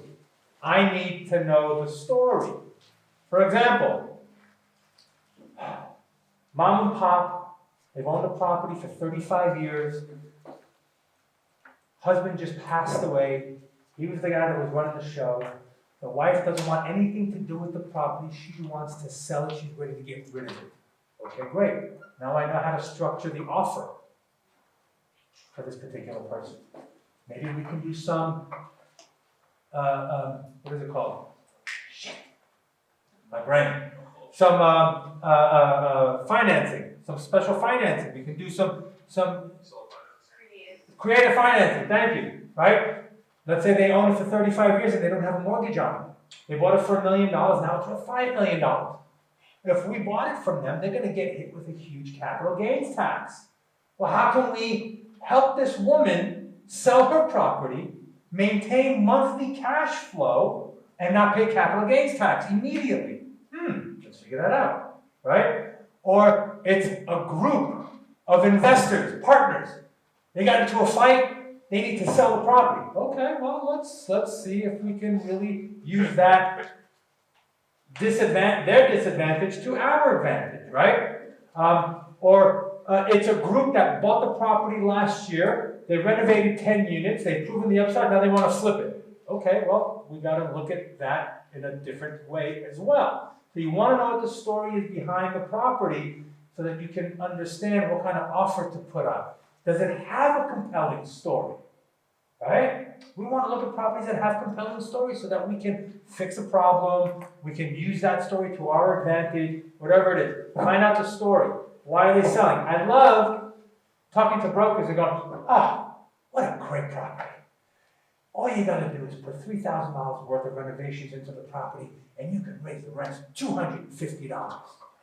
Easy! What's my next question to the broker? What kind of? How come the seller's not doing that? If it's so easy and there's so much upside, why aren't they doing it? Oh, well, and ask the same question 3 times differently. Right? Why are they selling? Well, they're selling because of this. Okay, great. So what are the rents like? Well, we can do that. So what's the issue with the asset and why are they getting rid of it? Oh, they're getting rid of it, and ask 3 different times. And if you get 3 different answers, you know something's fishy. Right? You want to ask for the comps. Now, what do brokers like to do? They like to make everything look glorious and beautiful. Wow, look at these comps. Look at the comps. Look at this. The comp shows that you can raise rents $150. Wonderful. You look at the map, your property here, and that comp is in the next county over. How does that work? All right? How does that work? Ask for comps. Ask to see the best comps and the worst comps. Right? You want to see them. And that's also why having a property management company on your team in that market is so important, because now you can go to that property manager and say, hey, I'm looking to buy Iris Glen in Conyers, Georgia. What do you think of that property? Oh, dude, don't buy that property. Oh, that property has been bought and sold in the last 5 years 32 times. Every owner has lost money on it. Do not go there. And here's another story for you. When we were looking to go into Texas, my partner Laura moved to that market, and she started building a relationship with the second largest property management company in Texas. The guy had been around for 45 years. He built almost all of downtown Dallas. He's managed almost every asset in the area, and he knows everybody. So for 1.5 years, we kept sending him properties. Hey, what do you think of this one? Nope. Not good. What do you think of that one? Nope, don't even look at that one. What do you think of that one? Nope. No. After a while, I'm like, does this guy want to do business with us, or is he just like jerking us around? Everything that he said was no. Until one day, we sent him a property. Can I get some water, please? Sent him a property in Houston, 224 units. He was like, do it. This is the one. It was 6 miles south of the Exxon Mobil campus that they spent $300 million building, and they were transferring 20,000 employees from all over the country to this area. And we were 6 miles south of it on the main roadway. We bought that property for $7.5 million, thank you, for $6.5 million. I believe we put about $500,000 into renovations. We started jacking up the rents. 24 months later, we got an unsolicited offer for $9.5 million. We said no. Why? We don't have to sell. Look, things are going great. Then we started looking at the cycle with the oil. We said, ooh, maybe we should, Oh, hey, we got another offer. 10 million. We said, nah, we're gonna wait. But if you have somebody a little higher, they came back at 10.25. We said, okay. Put the property under contract. They got to put $100,000 non-refundable earnest money deposit day one. Then their due diligence ended. They put another $100,000. The day we went. Now the lenders here can attest to this, and this is a learning curve, and it's a learning experience for everybody. When you're dealing with a lender, okay, the lender at one point will go to the buyer and say, okay, we need to get the buyer, the buyer's attorney, the lender, the lender's attorney, the seller's attorney on a conference call because we need to move forward. That means that the lender is ready to give the loan to the buyer to close. We all got on that conference call. All the attorneys are there. The buyer sent in $25,000 to the lender for the lender fees and all that to move, which is non-refundable, right? At that time, that was non-refundable for them. And then a day after that conference call, our buyer backed out. Buyer backed out. Why did the buyer back out? I have no idea. Anyway, we went into a lawsuit because they wanted their money back. We said, no, you're not going to get your money back, blah, blah, blah, blah, blah. So we got into a lawsuit with that. But what's good about it was we got another buyer 2 weeks later, $10.5 million. We closed on a $10.5 million. We made, $2-something million, even more, $3 million profit in 24 months. Our investors made 47% return per year on their money. Now, where did I start this story from? It was with the property manager. If the property management company, if we didn't have that relationship with the property management company, we would not have been able to close on that property. Because we wouldn't have known. They were the ones that told us yes, yes, no, no, no. So you understand how important a property management company is. They will keep you out of a bad property, but make sure that they'll put you into a good one, right? So you want to ask for comps. You want to make sure you ask for comps. When you're talking to them, you want to get the most updated rent roll, okay? Because what is the rent roll going to show you? What the market rent is, what they're actually getting, if there are any concessions, what their occupancy is. Now we understand that there's 2 types of occupancy, right? There's physical occupancy, and then there's economic occupancy. Physical occupancy is how many people are actually in the apartments. Economic is, out of those that are living there, how many you're paying. So there's 2 types of vacancies you want to understand. The important one is the economic one, right? You want to make sure that everybody's paying and everybody's up to date and so forth and so on. You want to make sure you get the rent roll. Then you want to ask the broker to send us the T12. You know what the T12 is? No. T12 is trailing income and expense report. Why is it trailing? Because it shows the trail for the last 12 months. What the property has been doing. What are the trends?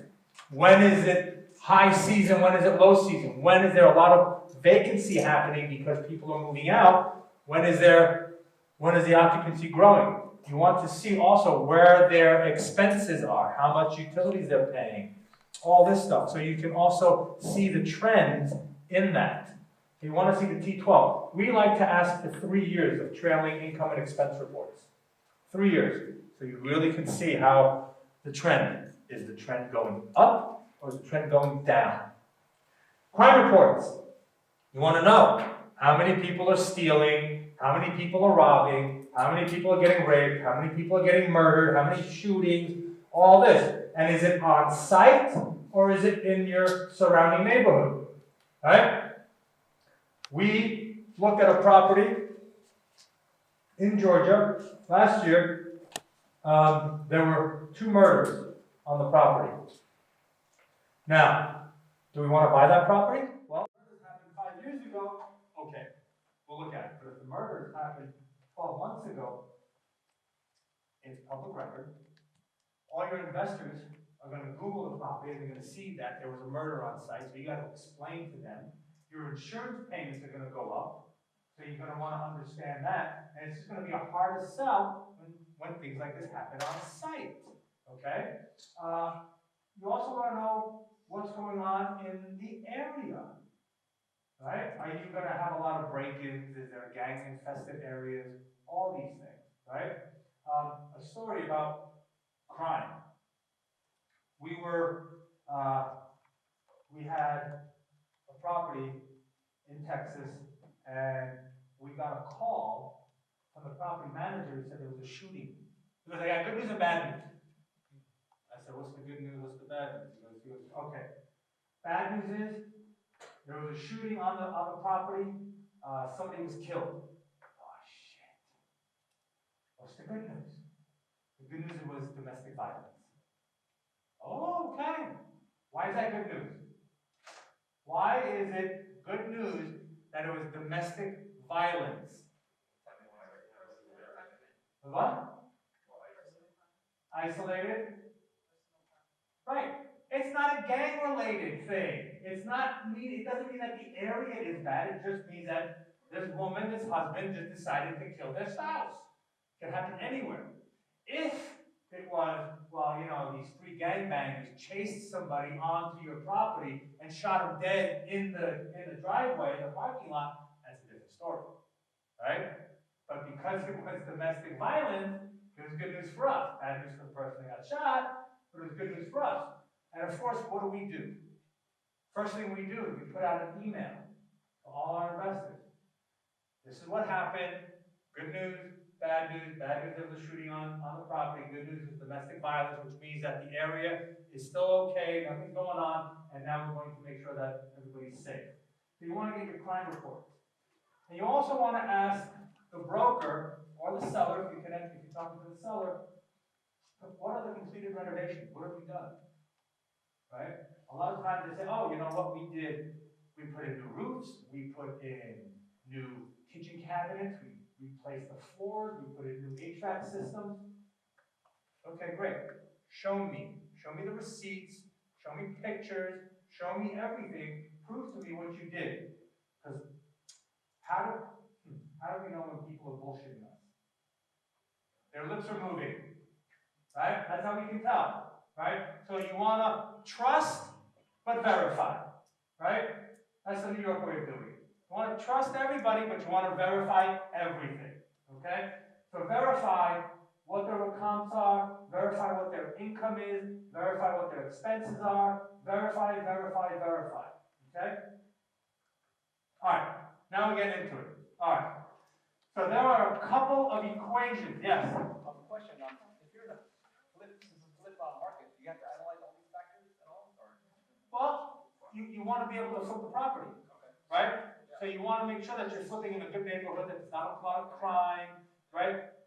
Especially when you're doing multifamily, right? What happens when you're flipping multifamily, you have to do pretty much all of this work. So that when you go to your new buyer, right? Because when you put a property under contract, you've got about 60, 90, 120 days, however long you have to close on the property. You've got your due diligence time, where after you do diligence, your money becomes non-refundable. So if you're going to flip, you got to make sure to have your buyer ready. You got to go through all of your inspections so that you can give these reports to your new buyer and say, here, we did everything already. Go analyze it, fly down to the property, I'll meet you there, walk, make a decision. Right? You want to make it very easy and smooth because you're on a very tight timeline. Yes? Okay, so these are formulas that you will need to analyze properties. Okay, Irv, my boy Irv. Irv and I, we hang out all the time. Irv, I over R, IRV. I stands for income. What kind of income? Rent. Net operating income. You understand how we get to net operating income? We have the gross income. All the money that comes into the property. It can come in from rent. It can come in from pet fees. It can come in from Coca-Cola machines. It can come in from applications. All of your income that the property generates, minus all the expenses, except for one expense. Except the mortgage, that's right. So, you have $100,000 from the cash that came into the property. You have your contract services, and if you guys look at the back over here, I gave you a little spreadsheet, okay? So you have your gross scheduled rents. That's all the rent that's coming in. Then you have your physical vacancy. If there's 100 units and 10% are vacant, you put that there. Then you have concessions. We know what a concession is? You understand concessions, yes or no? No, a concession. Let's say your rent is $500 a month, okay? And you put out to the market, rent is $500 a month, sign a 12-month lease, get 1 month free. That 1 month free is a concession, okay? So you have to underwrite that as a concession. Then you get your total rental income. Right? And then here you have utility reimbursements and other income. Other income are pet fees, late fees, vending machines. Yes? How much do you, since those are not guaranteed, meaning the late fees, because you don't know what those are, how much do you discount? Like if somebody says, well, last year or 2 years we had $10,000 in late, I mean, that's not a given, that's not a guarantee. What do you guys normally discount that? That's a great question, and that's something that you should look at very carefully.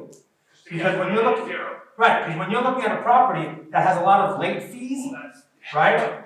What does that show you? The property management company wasn't doing a good job collecting rent. The people in there that were paying rent, well, they're going to be gone when we move in, right? So late fees, I don't like to add in at all. You know why? Because I'm going to make sure that the property management company that we put in collects on time. We're going to put tenants in that pay on time, so that we're going to reduce. So I don't like looking at that. I don't take that into consideration when I'm underwriting my numbers, right? But the other income, vending machines, right? Application fees, you know, little things of that. Again, those things, what do you discount those? Application fees? Not any discount to the person renting, meaning if the collection, because it's not a guarantee. Well, it's not a guarantee, but when you're releasing people, Yes. right? But again, if you don't write a lot of leases, you're not getting that income. That's right. People renewing it. So you gotta adjust it. So you know, again, 80%? yeah. You know, you wanna give it, you wanna look at it and say, you know what, there are going to be application fees, right? The more conservative you can be on your numbers, right, the better off you are, right? We want to under-promise and over-deliver, right? So, IRV, net operating income. Collect all the income that comes in, subtract the expenses. What are the expenses? Taxes, insurance, general admin, management, marketing, utilities, landscaping. Any of these expenses, asset management fee, right? CPA, bookkeeper, whatever you can think of that is an expense to the property, except for your mortgage payment, right? That's how you get your net operating income. R stands for the cap rate, cap rate. You understand what a cap rate is? I have on the page before here, or 2 pages, I have, where is it? Before the broker's script, I have some definitions. A list of terms and their definitions. So cap rate is the capitalization rate. It's the ratio between the income and the purchase price, basically. How much income, how much net operating income am I getting in versus what I'm paying for. And that comes out on a percentage. Now, as a rule of thumb, when you're looking at properties, the lower the cap rate, the what of the property? Is it more expensive or cheaper? More expensive, the cap rate. That means that the income is low, but you're paying a lot of money for that property, right? If the cap rate is high, what does that mean? What? Can't hear you guys. It's cheaper. That's right. That means that the income is great compared to what you're paying for it. Okay? If you're buying a property that's $1 million and you've got $100,000 NOI, how would you calculate what the cap rate is? Well, you have net operating income, I said was $100,000. The V stands for the value, the purchase price. And then we're solving for the cap rate. So then you just do the math. I over V, right? And a lot of times what happens is the brokers will come out and they'll say, the property is generating $1.5 million NOI. And the market cap rate for this type of property is 6%. So they gave you the net operating income, they gave you the cap rate, and they say purchase price to be determined by the market. So then you got to go out and you got to figure out what purchase price, right? Sometimes they'll give you the purchase price and the value. You got to try and figure out what the NOI is. This is when you have a mom and pop that don't have books. They've been doing everything pen, writing, and papers. They don't really have all this information. So you got to reverse engineer it. So this formula is going to help you calculate and understand what your property is doing, right? So, to solve for the cap rate, it's net operating income over the purchase price, and you solve it. If you want to solve for the net operating income, it's the cap rate times the purchase price. And of course, if you want to find out what the purchase price is, you take the net operating income divided by the cap rate. So you can interchange all of these to get your information, all right? So, now, another one, cash on cash. You've heard of cash on cash, right? I put my cash out, how much cash am I getting back? Now there's two ways of calculating the different types of cash on cash. The first cash on cash is with the debt service involved, and then without the debt service. So again, you take the net operating income minus the total cash investment. So for example, we bought a property for $1 million. We're getting an 80% loan to value, right? So we're getting $800,000 from the bank. That means we have to come up with $200,000 cash, right? We have our closing costs. We have our real estate attorney fees. We have our acquisition fees. We have our renovation money. We take all that, we add that together, that is our total cash invested. And we do the math. Another way of doing it to find out a deeper cash on cash without the debt service, same thing, except we take the net operating income, we subtract the debt service, and we divide by the total cash investment. Okay? That's for when you want to tell your investors what the cash on cash return is. Okay? And a lot of times your investor's going to ask, well, what's my ROI? What's my return on my investment? Okay? So your return on investment is your net profit, not your net operating income. It's your net profit over the total cash investment. So net profit. We bought a property for $1 million, right? We put $1.2 million into it, right? And we sold it for $2 million. Minus what? We take the net profit, money that we made, and we divide it over the total cash investment. Okay? So, Let's do a little property case study, okay? Very small property. This is real life. This is a property that was sent to me, okay? 9 units, built in 1952. What does that tell you right there? Oh, well, what else does it tell you? Class D, what else does it tell you? Let's go, analyze this.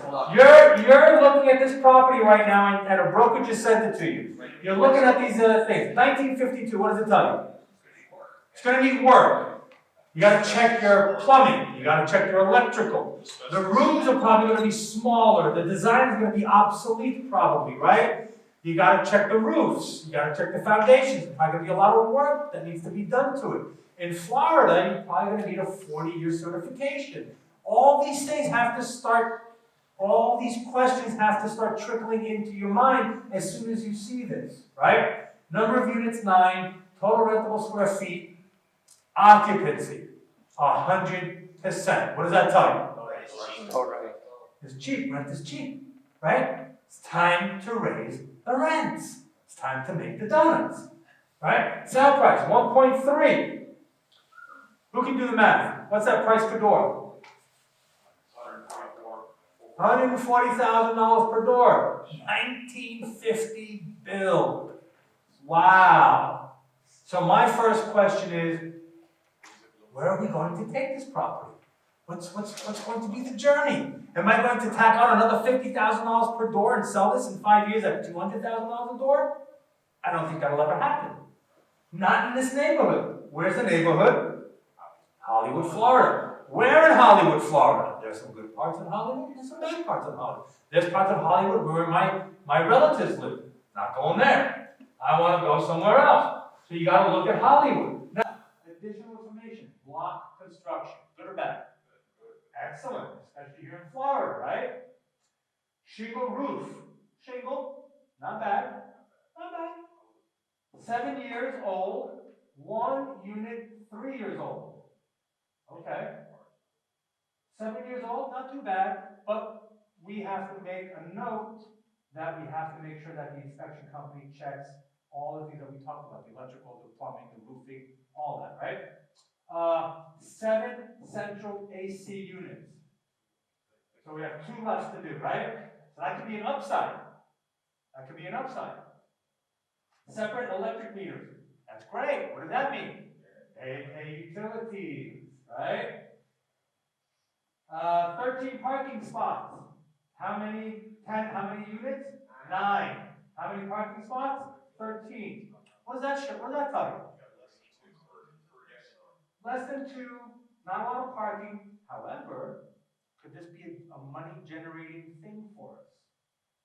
You give 1 parking spot to each apartment complex, and whoever wants to rent another space can pay you an extra $20 a month for another parking space. I only have 4 left. Who wants one?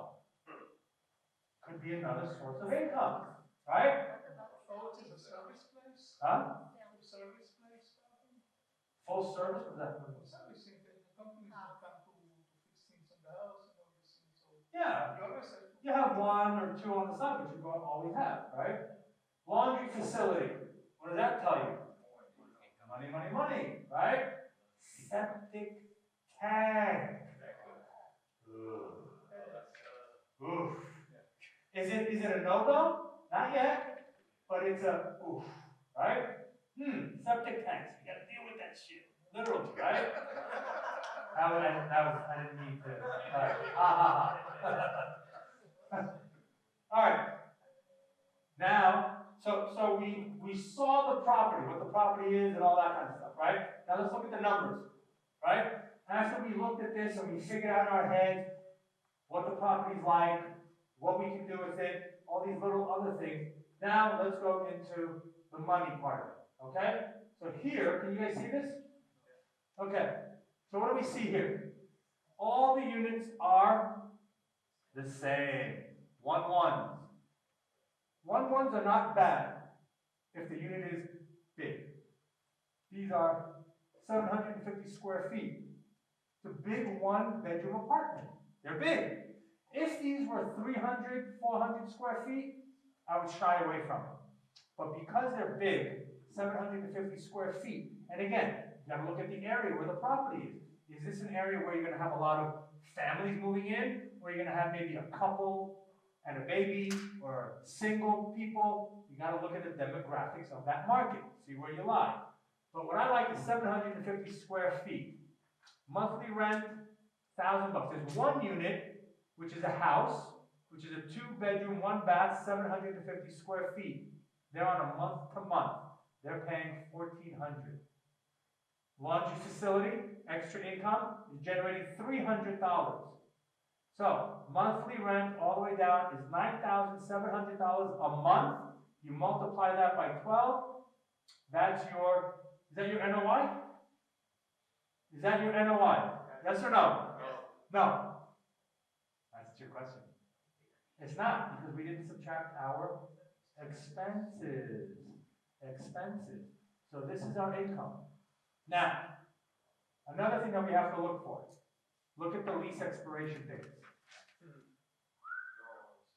June 1, 2020. September, now watch.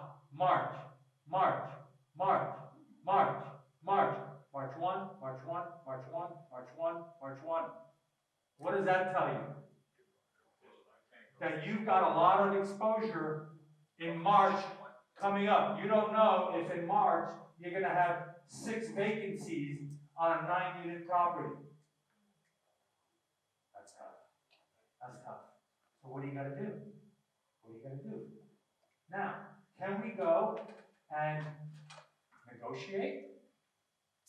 Absolutely, we can negotiate, right? We can go back to the broker and to the seller, and we say, listen, before we close on this property, I want you to go back to your tenants, and at least 3 of these March people, give them an extra month. Instead of March, maybe their lease ends in February, maybe their lease will end in April. Try to stagger the expiration date before we take over. Does it always work? Not always, but the answer will always be no if you never ask, right? But this is something that we want to look at. Now imagine you're doing a 100-unit property complex and you've got 30% of your complex vacating in 1 month. That's huge. That's huge. Your exposure is huge that month. You got to take that into consideration when you're underwriting your property. So what do? I'll go back and I'll negotiate. I will renegotiate with the owner after I see this. And this is why we want the rent roll. We want to see this. We want to see how do they stagger their leases. We want to see the application of all the tenants. We want to see who they let in, right? Does it ever happen that before a seller goes to sell a property and they have maybe 10 units vacant that they will just stick people in there just to show that the occupancy is up 95%? But then you take over the property and guess what? Maybe 95 physical occupancy, but your economic occupancy is actually maybe 85%. Ooh, that's not good. So we want to look at that. Now, insurance, here are the expenses. These are yearly. These are monthly. That's the yearly. These are yearly costs. Their insurance, their taxes, waste, FPL, not FLP, FPL, water, and landscape. Now, water, what did we see before? They separate electric meters, right? All right, so we go back and we look. Electric, we only pay the outside. Okay, so we see here it's not there. So, now, this is where it gets important to look at the rules of thumb. What is my market doing, right? You need to know. Now, what are the 2 things that are definitely going to go up with expenses when you take over a property? Taxes and insurance. So this is why you want to know, you want to go, and you want to talk to the property appraiser's office and ask them, if I were to buy a property in your county, in your city, that is a 1950s built property, how would you go and assess that new tax once I buy it? Oh, well, we assess it every 3 years. And we just assessed the property last year, so you've got another 2 years to go before we assess it. Oh, wow. Okay, but in 2 years, how do you assess it? well, this is the formula. To the lender. Then you have to go out, you have to say, I want that renovation into the property. Go talk to an insurance broker. What I like to do is I like to ask the broker, who is the insurance agent on that property right now? I want the phone number, I'll call them, I'm looking to buy this property, what are you gonna give me as an insurance rate? Is it gonna be the same, how much more, how much this, blah, blah, blah, blah, blah. Know that. And then all this other stuff, we're gonna see the same, because remember, when you're walking into a property, you're inheriting the income and the expenses until you make changes. So these numbers are going to remain the same until you change them. So, we have total expenses of $32,000 a year. Now, let's go into your worksheets, okay? And 1 year of insurance. Just like a residential, right? They want to have that money in place so that when taxes time come, they pay the taxes, they pay the insurance, and then suddenly your account is full again, right? So you have to underwrite these things. You have to make sure that all these numbers are in place so you can calculate correctly your underwriting, okay? So what else did we say? We said we got our acquisition fee, closing costs, then at the bottom you have your mortgage information. You got the purchase price, percentage down. Are we putting down 20%, 25%, 30%? This is when you talk. You have to know from your broker, your mortgage broker, right? This is why you talk to them on a daily basis. Then mortgage interest rate, and then the amortization, and then your annual debt service. This is a very basic spreadsheet. Okay, when you're starting to analyze numbers and we're doing value add, you want to add in here, okay, formulas and cells so that you can show your progression of moving forward, right? Because this right now shows you what the property is doing now, okay, versus the purchase price that I'm buying, okay? It's great to know what the property is doing. Once I know what the property is doing and it can sustain itself with the new numbers, now, where can we take it, right? That's when you look at it, and that's when you analyze it to say, is this property worth buying? Okay. An example: I went to look at a property. Someone from the meetup brought me a property in Fort Lauderdale, and we went to look at it. I got excited because it was a great location. It's across the street from the ocean, ocean view, beautiful. After I did the numbers, I checked the comps. I looked at what was going on. I looked at what we could really get on the property. And after the splits, remember this, there's a split. I'll talk about that in a second. The split, so after I calculated the numbers, I looked and I said, I, myself, will only make $10,000 a year on this property. That's less than $1,000 a month. I'm not going to bust my ass to work on this property for 10 grand a year. It's not worth it for me. It's not worth it for me. And it has to be worth it for me because I'm the one that's going to be dealing with it on a day-to-day basis. Right? My investors are not going to deal with it. I'm going to deal with it. So it has to make sense for me first. If it makes sense for me first, then I can go out and I can underwrite and I can look and say, okay, what are my investors going to make? Okay? Now, let's talk about the investors real quick. Okay? And then we'll go and we'll go into the breakout sessions. Oh, so we're talking about comparables, quickly. Comparables, right? You want to make sure this is a subject property. Remember we're talking about this is number 1, number 4. Look at this guy. This is the comp that the broker said. This guy, right here. Major roadway. Major roadway. Not even in the same quadrant, not even on the same side. Way over here. I personally would not look at that as a comp. Wouldn't take it. Don't look at it. I want to look at this one. This one, maybe this one, and this one. Right? What's the closest, most comparable? Sales comps. You want to look at the sales comps as well. Again, you know, where is it? This is the subject property right here. Another property sold for $655. Another one for $550, $897, $810. What does that tell me? Our purchase price was what? $1.3 million. Do you see a $1 million anywhere here in these comps? No. So what does that tell you off the bat? Most expensive property so far. right? Something to look at. Other information you want to collect, again, we talked about it, was the story, the crime reports, and the list of renovations, so you know what was done, what was needed, and what's needed to be done. Okay, now, so once we've analyzed the numbers, right? Once we've looked at them, we've looked at the comps, we know where we can take everything, right? Now we want to go and we want to submit offers, okay? We want to create the letter of intent, the LOI. And there are a couple of crucial points that you need to have in your LOI, okay? You should write this down. First one, should have the property address. You want to have the property address so everybody knows what property we're talking about. You want to have the price and the closing date all written out, spelled out. Your due diligence period. When does due diligence begin? When? When you sign the contract? When you sign the LOI? Okay, that's what you would think. But when you have a little bit more experience and you've dealt with sellers, okay, the effective date starts the date after all documents have been received.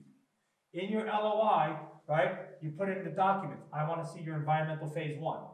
I want to see your tax returns. I want to see your rent roll. I want to see your T12. I want to see your CapEx renovation budget that you've done. I want to see your run loss statements, loss run. That's from your insurance. What kind of insurance claims were on the property? You want to list all these documents on the LOI, and you want to put in the LOI that your due diligence period does not begin until you've received all the documents requested. And guess what? It's happened. It's happened where we put the property under contract, our due diligence is running, and then 2 weeks before our due diligence is up, we get the last document that we needed. Now, we spent money on inspections, we spent money on reports, we spent money on earnest money deposit, and then this document came in and we couldn't close on the property because it was an issue. So now we learned that we have to have all these documents before the clock starts running. Before it starts running, right? Your due diligence period, how long? What's the difference between 30 business days or 45 calendar days? What's the difference? 100 days. You know, weekends, holidays. It's the same number. It's the same number. 30 business days and 45 calendar days. Okay. You just added, right? What's more appealing for a seller to see? 30 or 45? 30. But you put the word you put the word business days, so you don't calculate the weekends. 30 business days. If you have 30 calendar days, that means that you're incorporating the weekends when nobody's working, when you're not working, when you don't want to work, as part of your time period. Right? You want to make sure that you have financing period, right? Financing from the beginning, you have 45 days, right? And if we don't get financing, then we're able to pull out of the deal. Okay?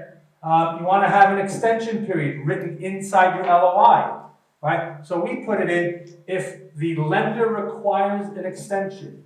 If after going through your phase 1 environment and the lender requires a phase 2, seller will oblige buyer by giving an extension up into blah, blah, blah, blah, blah. Okay, you want to have that in there. And again, effective date starts, and you want to put in your earnest money deposit. Earnest money deposit, I like to put in up to 1% of the purchase price, not more, right?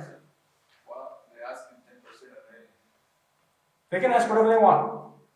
They can ask. And what I like to tell the broker or the seller is, if I put $100,000 or $50,000, is it going to make any difference if we're going to close on the property or not? Is it going to make any difference if you have a good property or not? It makes no difference.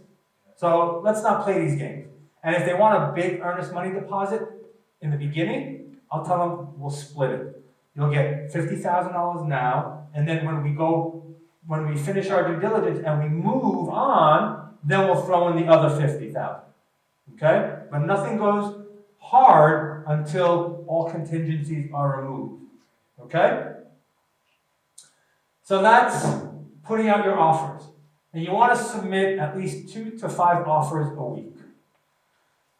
And you want to submit offers even on properties that you know you're way off, that you know you're not going to get. Right? What's the mentality behind that? You're showing the broker, hey, I'm a buyer. I'm putting out offers. I'm putting out offers. I'm putting out offers. I'm putting out offers. I'm looking to buy a property. So now you're focused in the broker's mind as someone who's out there aggressively looking to buy. Your offers may come in off, but you're a buyer. So that shows them that you're in the game. And again, remember the calculation, D times F, frequency, right? How many times you're doing the action that will get you towards your goal. Putting out offers ultimately gets you to your goal faster, right? So 2 to 5 offers per week. All right, so we got that down, submitting offers? Yes, okay. Raising money the right way. We talked about this at the meetup. I want to go through this real quick. You got to know your shit. Bottom line, you got to know your shit. You got to know your market. You got to know your numbers. You got to know the property. You got to know what's going on in that market, why you're there, and all that. And you got to be able to express it and articulate it in a very well-mannered way. Okay? You want to build strong relationships, right? So you're going to go out to the network of people that you built relationships with and offer them opportunities. All you want to do is offer somebody an opportunity to, that's it, you just want to offer them opportunities, right? This is what I'm doing. Take a look at it. Let me know your thoughts, how you want to get involved, what level, all these kinds of things. And then you want to create a winning presentation. A winning presentation, there are many key factors in creating a winning presentation, okay? You want to sell the sizzle, right? But again, you have to know who you're talking to. If you're a numbers guy, and I'm talking to you about, oh, look at the colors on the building and the design on the inside, like, I don't give a crap about that stuff. I want to know about numbers, right? If you're talking to somebody who loves an interior designer, they love, the design and all that kind of stuff, and you want to talk to this person in the language that makes sense for them. Does that make sense? Yes? Okay. Create a winning presentation that's very clear, that sells the sizzle in the beginning, that's very, very attractive, and never, ever, ever, ever, ever, ever ask for money. I've never once went out and said, can I please have money? Or I need money to buy this property. You always show an opportunity to people, and if they see what we see, they will go out and they will buy the property, okay? Any questions? Any questions on anything that we've gone over? You guys feel comfortable, a little bit more comfortable about going out and looking at properties, speaking to brokers, underwriting? This is the time now to talk and to ask questions. You guys are all set. Tomorrow you're going to go out and you're going to put properties under contract. Yes? Yes? Yes? Okay. Anybody? Yes, questions? When you get an investor, what do you offer? Passive return on investment or equity partnership? Okay, that's a great question, and we didn't really get into a lot about the investor side, but that's a great question. So when we analyze a property, right? If you're getting a mortgage on the property, you really can't get another debt investor. Because lenders will not allow somebody to be, a lot of lenders won't allow somebody to be in second position. So what we're offering them an equity position, an equity investor. So we look and we say, okay, you take all your numbers, your income, minus your expenses, right? After the debt service, after the mortgage, what's left over, okay? Let's say $100,000 is left over at the end of the month, right? And we say we want to give our investors an 8% return on their money from the cash flow. So then we look and we say, okay, $100,000, how much money was invested? How much money do we have to give back for them to make an 8% return? Is it 30% of the cash flow? Is it 50% of the cash flow? 70% of the cash flow? However much of the cash flow we need to give to the investors, right, to make an 8%. So we split it. Okay, we split the cash flow. And there's formulas to help you with that with that split. And we can go more detailed into that at another time. But your investor splits, I don't know if we have them on the sheet here. Do we have them on the sheet? No, we don't have them on the sheet. This is a basic worksheet that I want you to understand how to look at numbers. You take your income, let's say your yearly income is $1 million after expenses, after mortgage, and then you say 70% is $700,000 that we're giving back to the investors.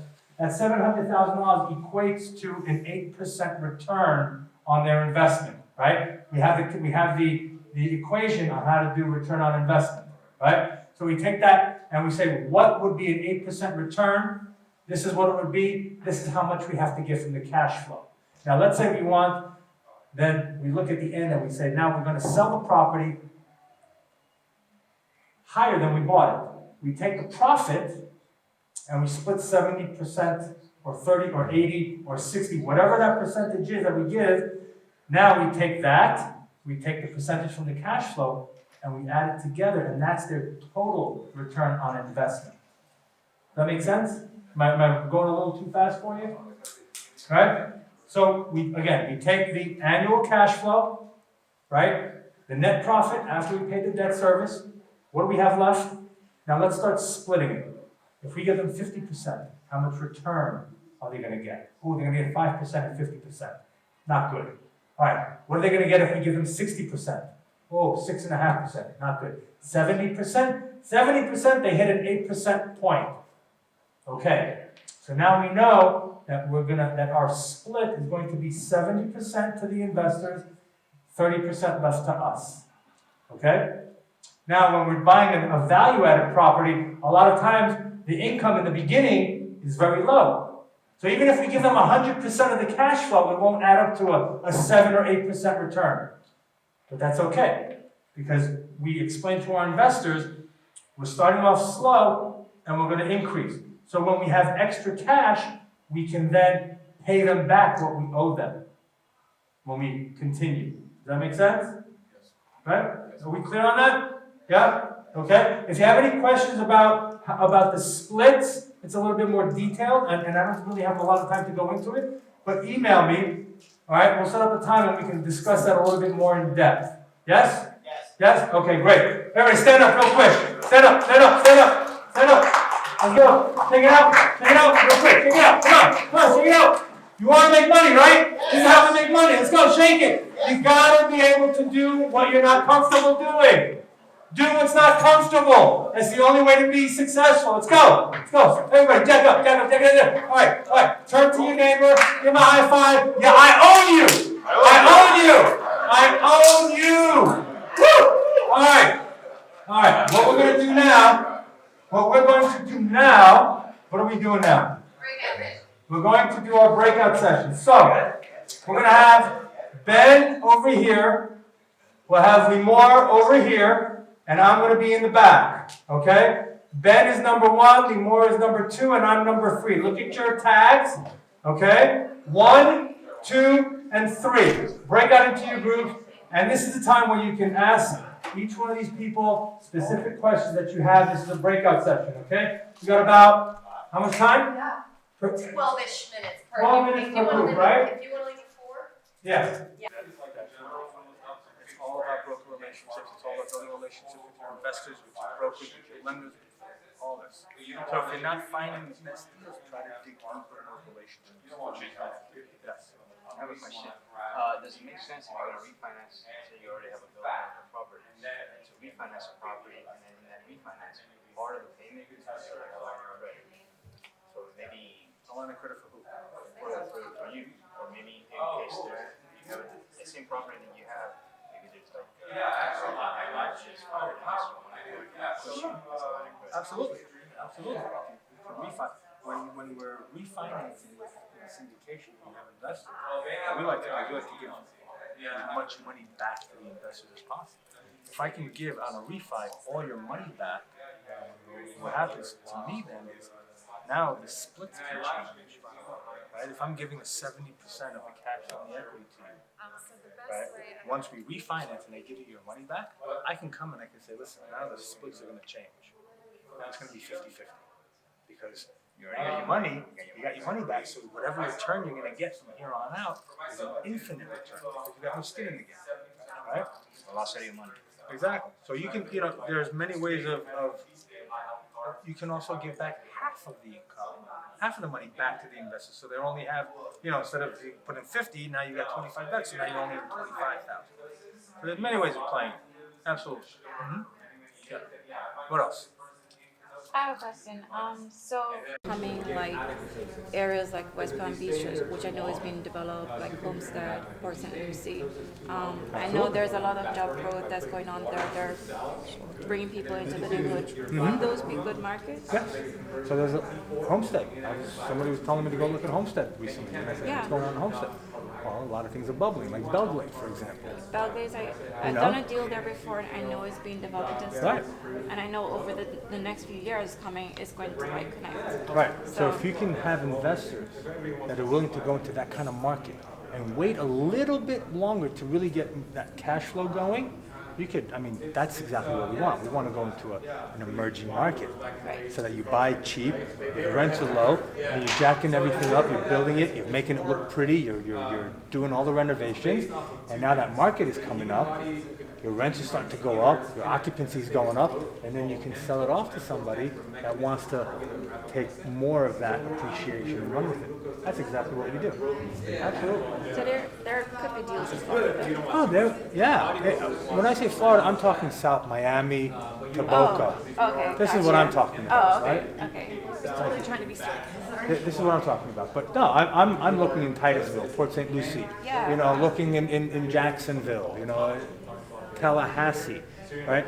Because you got the universities there, you got the port. All these things are building and they're growing, right? These universities are not going to close in the next 10 years. It's not going to happen. They're just expanding and expanding and expanding. So that's why we want to look at these markets that have universities, that have strong growth, right? And again, it's all depending on what you want to, what your buying strategy is, right? If you're looking just for the cash flow, there's certain areas that you can do that in. If you want the appreciation.